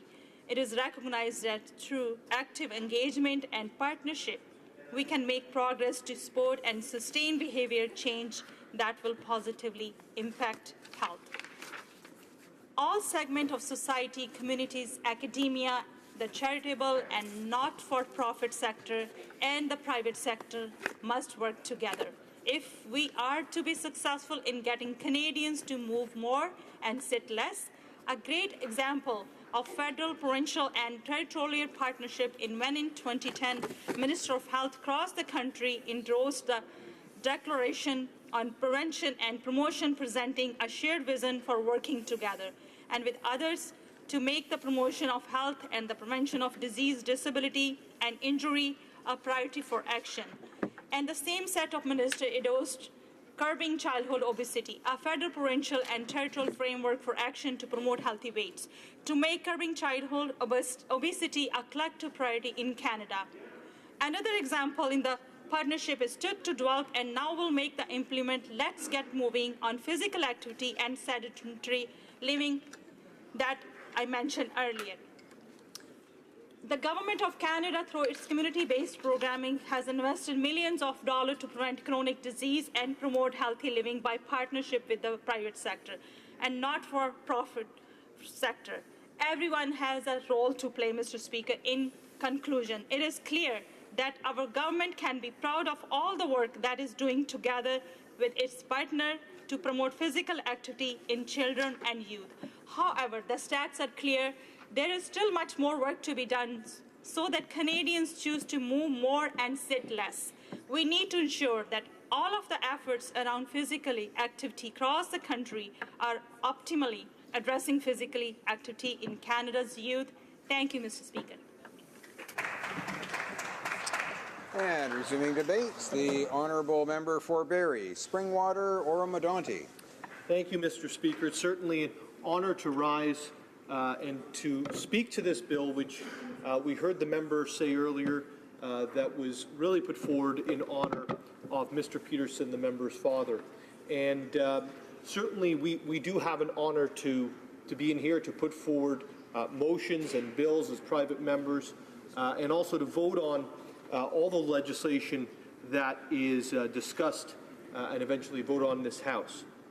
Today is one that I think has a particular significance to me because the necessity for young people to be healthy physically, to be healthy mentally, emotionally, and spiritually, I think is all tied into what we're discussing in terms of youth fitness today. You know, for myself, I know you can't tell now, but once upon a time, I was very active, and I know the members haven't noticed that I've pulled back a little bit on that, but played quite a lot of hockey, quite a lot of soccer, basketball, and everything else. And I can tell you the lessons that I learned playing those sports, I bring with me today. And we use them day in and day out in our caucuses. We use them right here in the House of Commons. We use them in our families, in our communities. The lessons that I learned through the fitness that my parents chose to put me into, I think have forever changed my life. And, you know, it's interesting, even when I accidentally maybe hit a member from Toronto in a hockey game, I do remember my coaches telling me not to do that and to play within the rules and don't go to the penalty box. But, Mr. Speaker, I think that there is actually a real need, all jokes aside, there's a real need to continue to bring this item forward. So I commend the member for doing just that.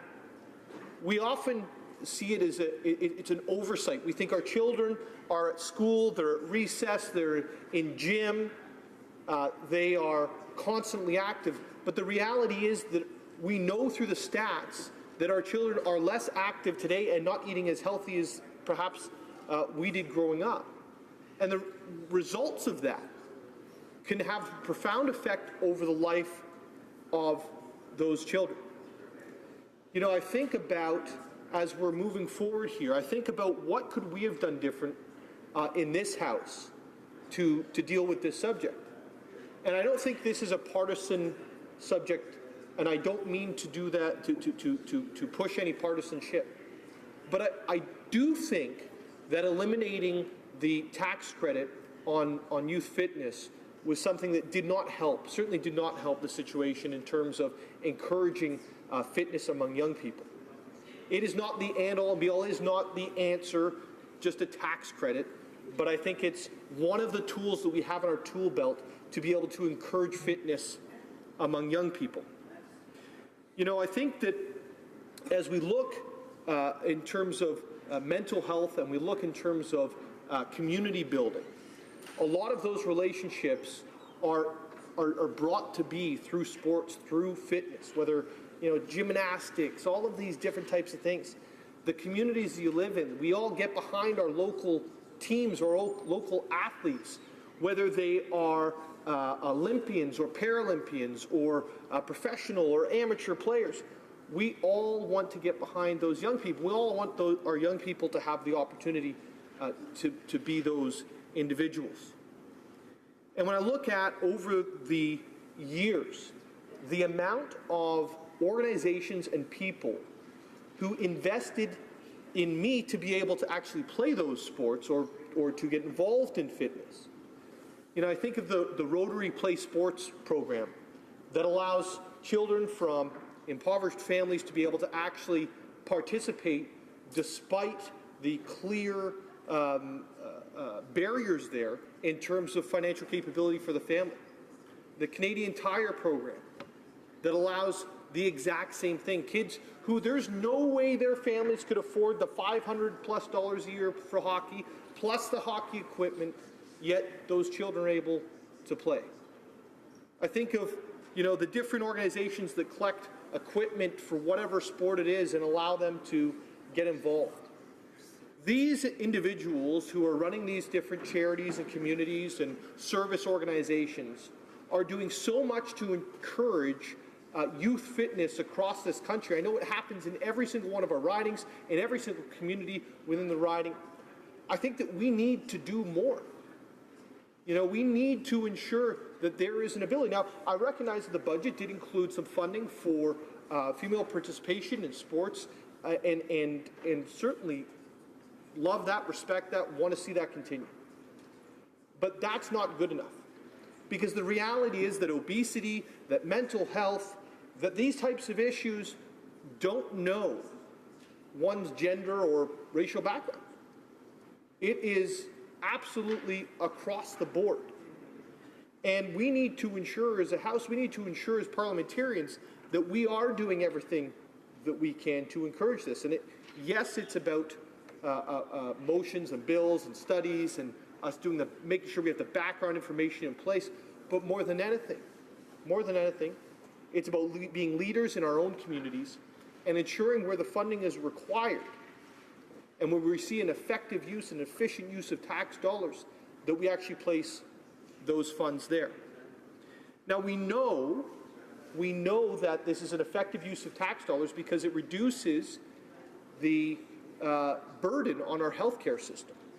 We know that when young people are healthy and they develop those habits, they'll take those habits throughout their life, and that is a net benefit to our healthcare system. Keeps people healthy, both mentally and physically. We also know that youth fitness and developing skills, developing talents within fitness or sports can help open a lot of doors to young people, perhaps through scholarships at universities and colleges, allowing individuals who maybe were unable to afford to be able to enter a program to do so, more so in the United States than in Canada, but still available. And these are things, doors that are opened up through fitness, through sports, and through young people participating in healthy activities.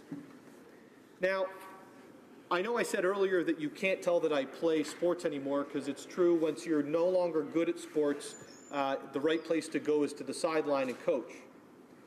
And I've done just that. And I think that I know there's a lot of coaches in this room and family members who've coached. As we look at what we can do, and we look at who we need to reach out to ensure this study goes in the right direction, we need to make sure that we're taking in the opinions and the on-the-ground experiences of the coaches. Because it doesn't actually matter. It could be dance, it could be gymnastics, it could be hockey, whatever it is. It could be track and field, it could be tag, for goodness sake, or dodgeball, one of my favorites. The reality is that those individuals are seeing day in and day out the difference or development of our young people. And we need to make sure that we're actually able to grab the information that they have within their minds, the tracking they've done, and bring it out.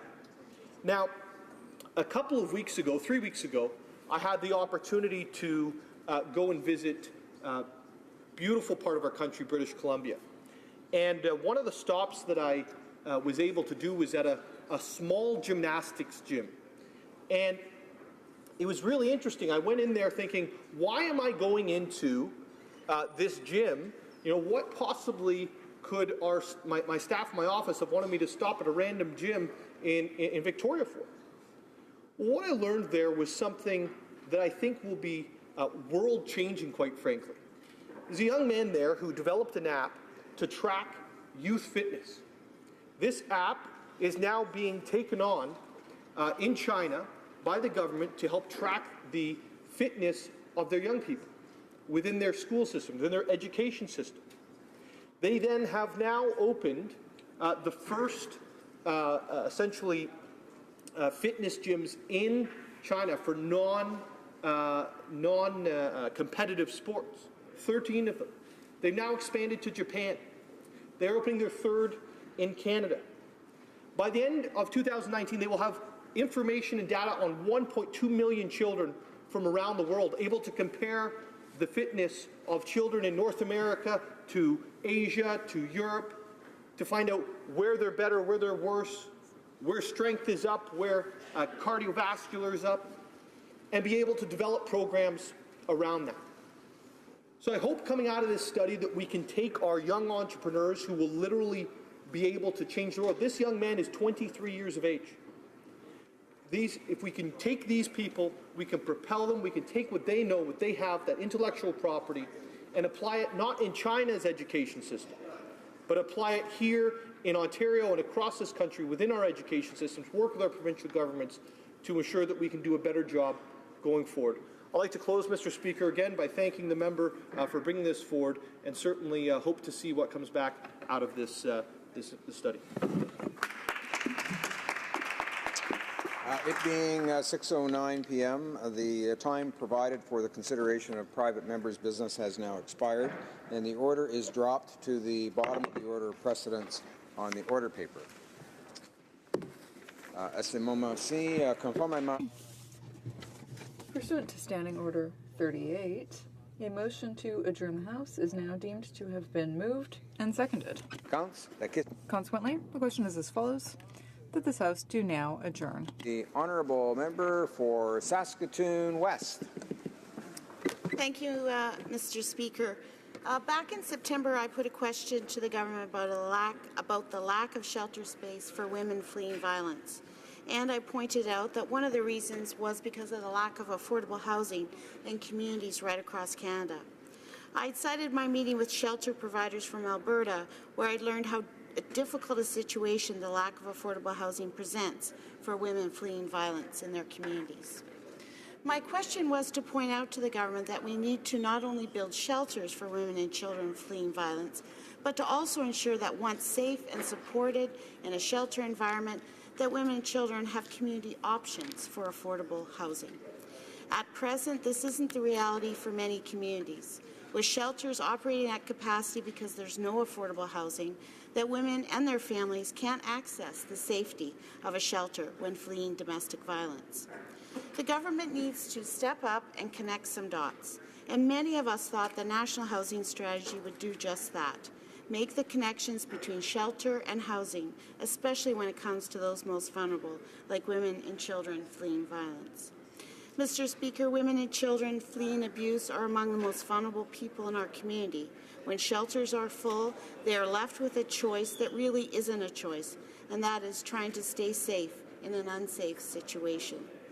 An internal Status of Women report last year noted that the rates of violence against women have not diminished over time, and that gender-based violence remains pervasive in Canada.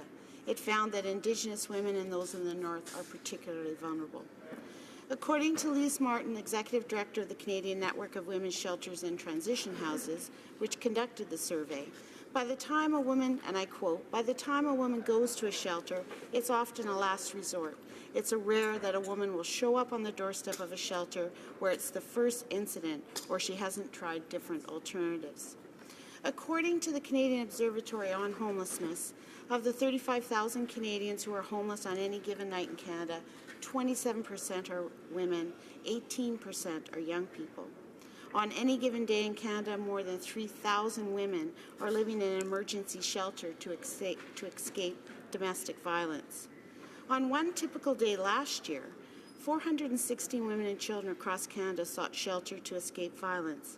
Of that total, however, shelters were forced to turn away 73% of those in need due to a lack of resources and capacity. And yet, Mr. Speaker, the National Housing Strategy only aims to reduce chronic homelessness by 50% over 10 years. And that is just not enough. And as far as connecting the dots, introducing a housing benefit now would have been a game changer for women and children fleeing violence. It very well could be the difference between affording a safe place to live or having no choice but to remain in a shelter, or worse, to remain living in an unsafe situation. We have a housing crisis in Canada now. We need more affordable housing now. We need our federal government to do a better job of connecting the dots when it comes to shelters for women and children and safe, affordable housing and truly tackling domestic violence in Canada. Why is the government waiting? Thank you, Mr. Speaker. The Honourable Parliamentary Secretary to the Minister of Families, Children and Social Development. Mr. Speaker, I want to begin by thanking my colleague from Saskatoon West, not just for her question, but her strong voice on this issue. She is one of the clearest and loudest members of Parliament when it comes to the issue of housing, and I am glad to share time, not just speaking about this issue, but fighting for better housing for all Canadians.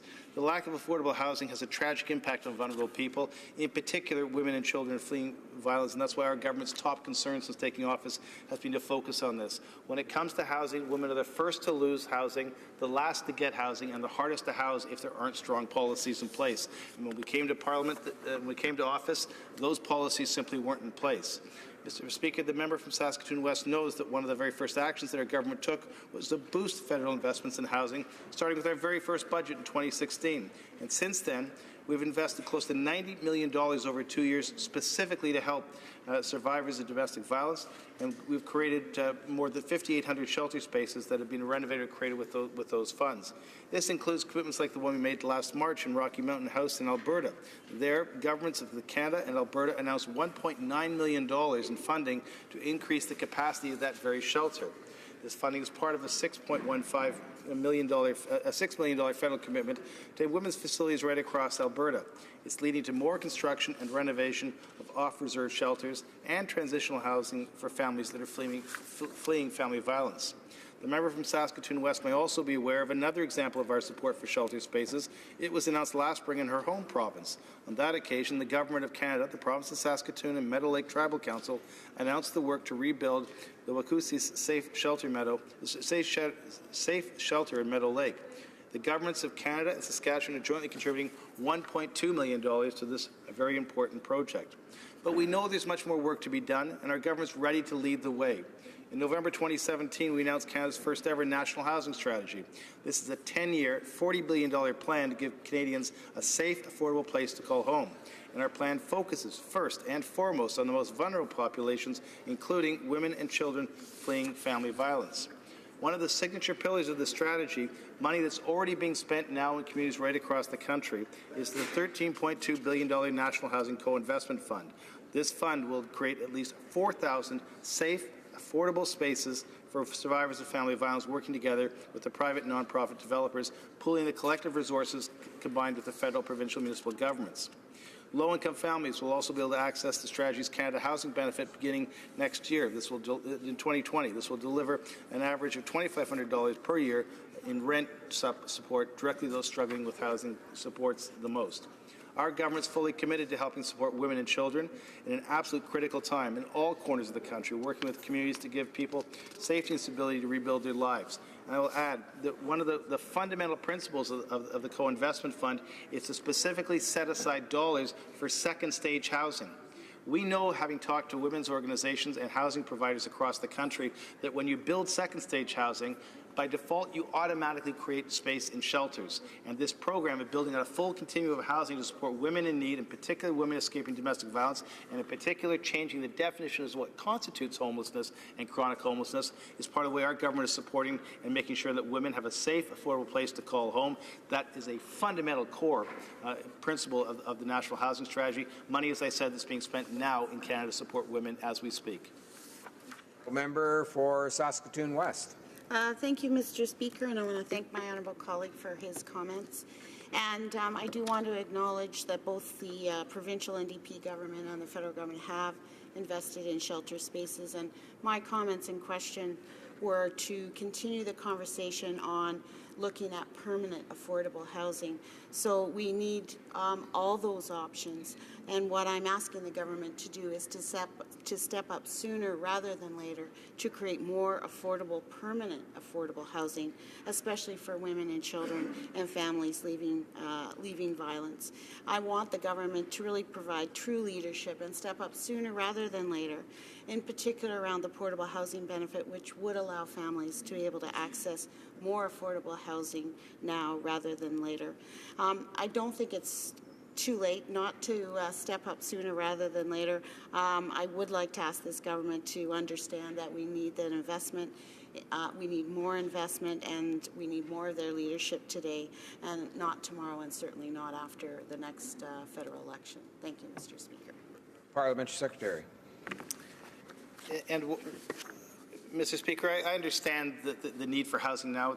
It's why I left City Council in Toronto and ran for a seat in Parliament. It was to get the federal government back into a leadership position on the issue of housing.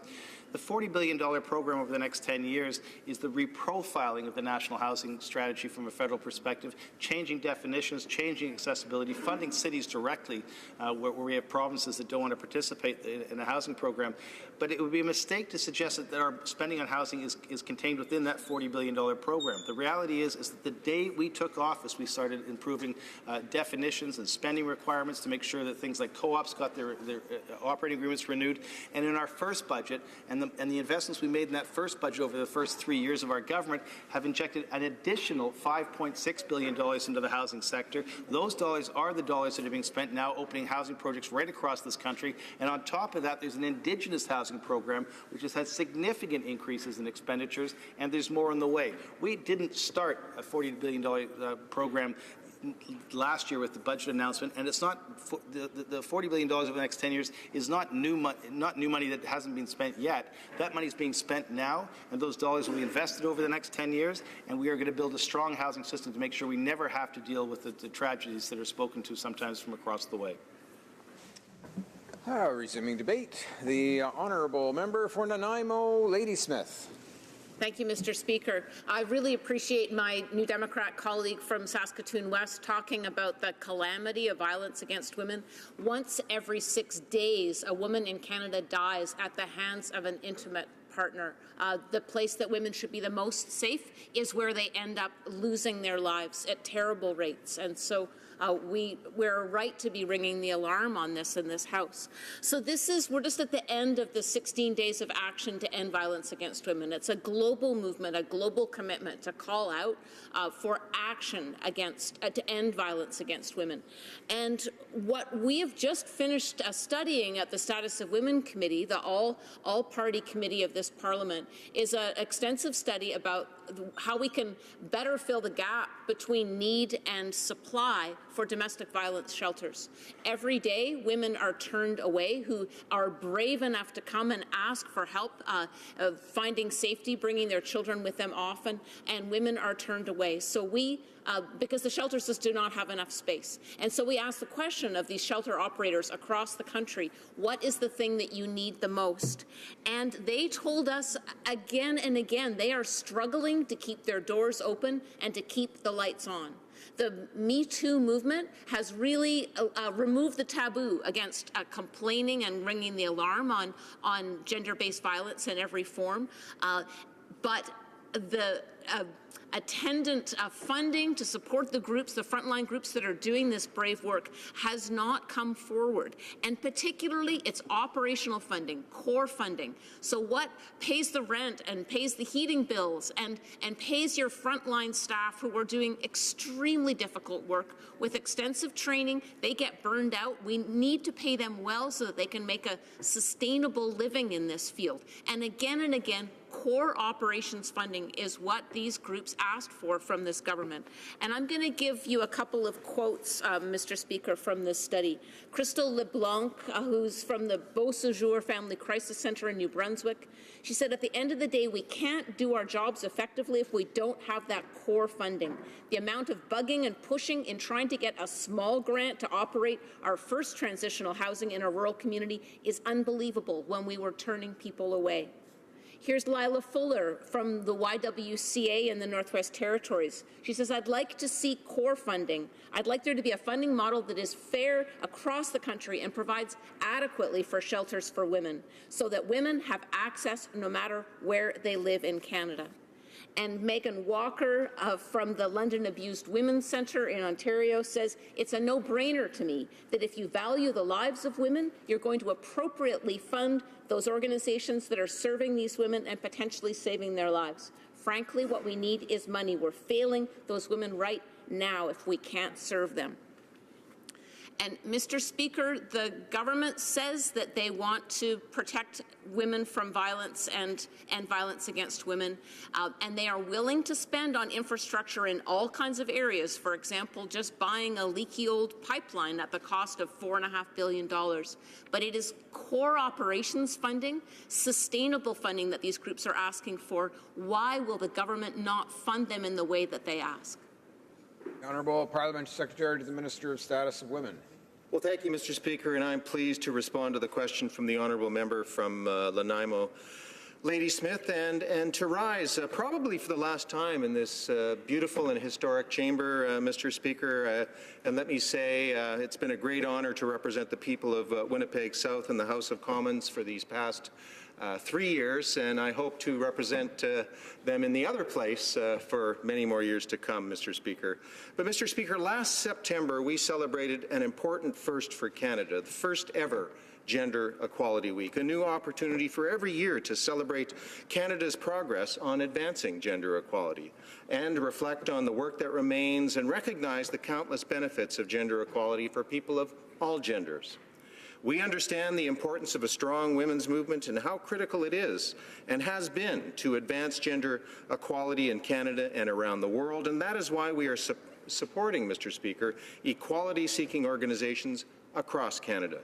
Mr. Speaker, it was the women's movement that was instrumental in ensuring equality for women was a focus for the Charter of Rights and Freedoms. It was the women's movement that worked to safeguard a women's right to choose, and it was the women's movement that brought gender-based violence out from the darkness and into the light. But we recognize, Mr. Speaker, that the work of the women's movement is ongoing as efforts continue to advance gender equality in this country. Our commitment to advancing gender equality has been clearly demonstrated since we formed government and it appointed the first ever gender-balanced cabinet. And it continued to be demonstrated in Budget 2018, which signaled our commitment to entrench the gender equality agenda. It also spoke directly to the issue that the honourable member is speaking about, the need to provide funding to the nonprofit sector, including women's organizations, by committing, Mr. Speaker, $100 million in new dollars to provide reliable, predictable, and accessible funds to ensure the sustainability of women's organizations. And of course, Mr. Speaker, this is on top of the $200 million over 5 years that was allocated for a strategy to prevent and address gender-based violence. And that is not all, Mr. Speaker. Just last week, the Minister of Status of Women announced more than $50 million in funding for nearly 60 projects to support survivors of gender-based violence and their families and communities across Canada. This more than doubles the initial announced funding of $20 million from Budget 2017. Mr. Speaker, by providing stable, predictable and flexible funding to women's organizations, our government is able to support more organizations to continue and expand their vital activities and work collaboratively to advance gender equality. Thank you, Mr. Speaker. The honourable member for Nanaimo, Ladysmith. Thank you, Mr. Speaker. I don't believe that the member actually heard my question. It's core operation funding that the NGOs who are doing this brave work at the front line are asking for. He sat through the whole committee study that I've been reading testimony from here. Ms. Anita Olson from the National Aboriginal Circle Against Family Violence says, quote, the most pressing issue that on-reserve women's shelters face is insufficient financial funding from Indigenous Services Canada.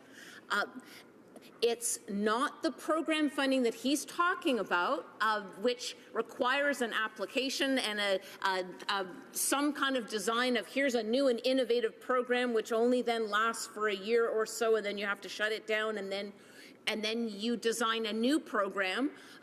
It's just the basic, the same as any other healthcare service. If we have given this work to the front line, the governments are not delivering counseling or prevention from sexual violence themselves. We've given it to the nonprofit center. They've told us loud and clear they need their core operations funded in a long-term way. The government has not provided that. Even testimony 5 days ago said that they have not. Why will they not listen to the women's movement in this regard? The Honourable Parliamentary Secretary. Thank you, Mr. Speaker, and I beg to differ with the honourable member. Our government is taking action by providing capacity funding, sustainability funding, and we know, Mr. Speaker, as you do, that governments can't do the work alone. Every individual in every sector has a role to play.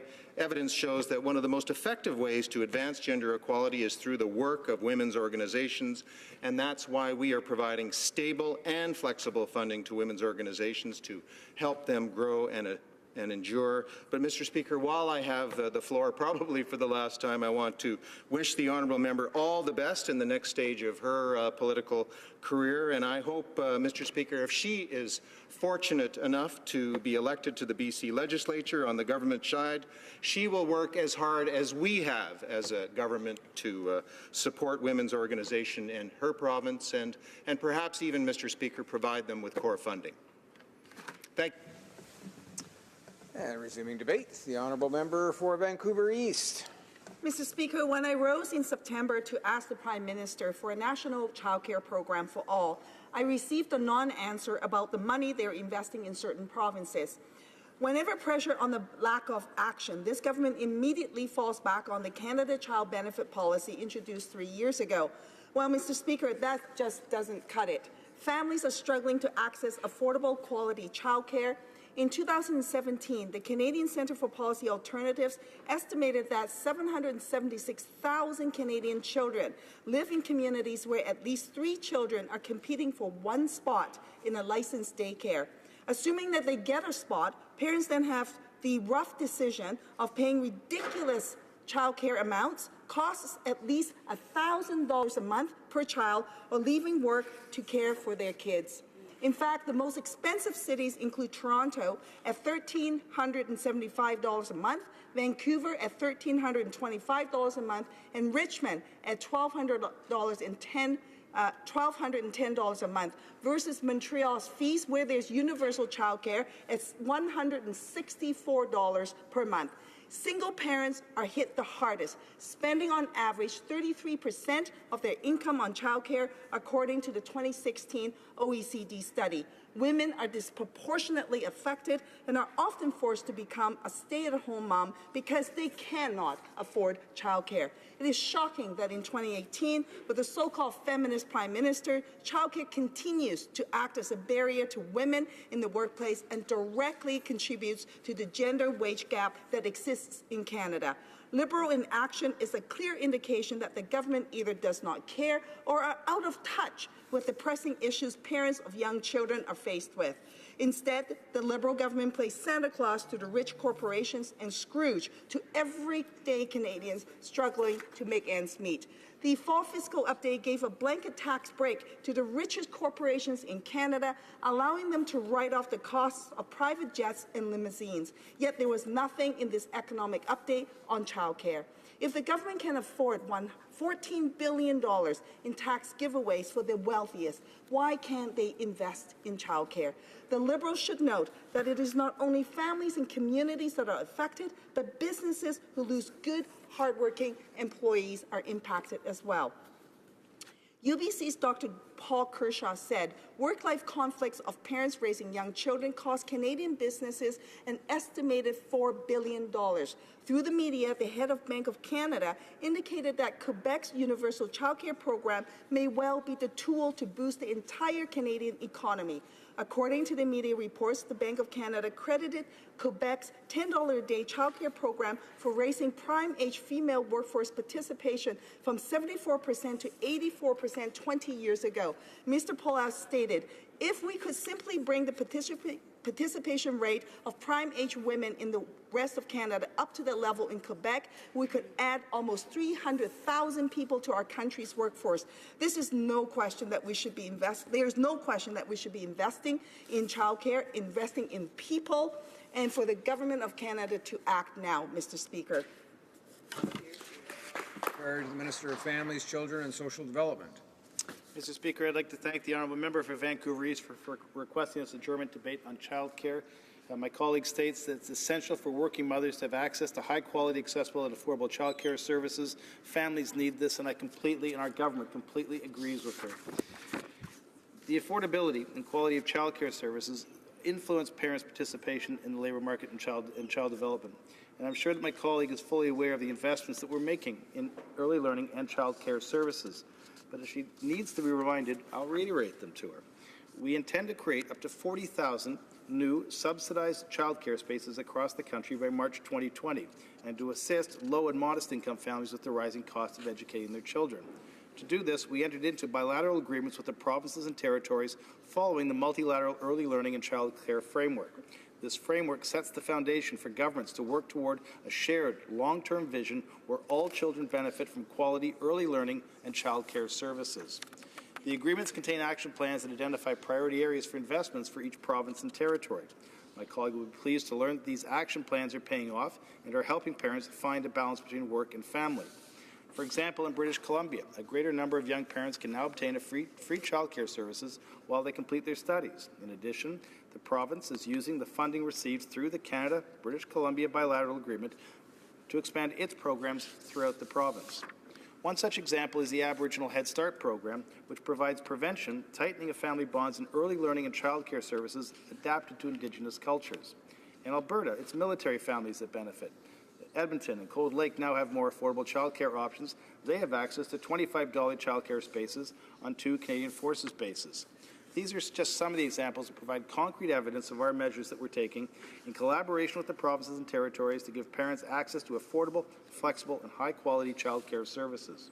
Furthermore, on September 17th, the Indigenous Early Learning and Childcare Framework was released in partnership with the Assembly of First Nations, Inuit, Tapparit, Kanatami, and the Métis National Councils.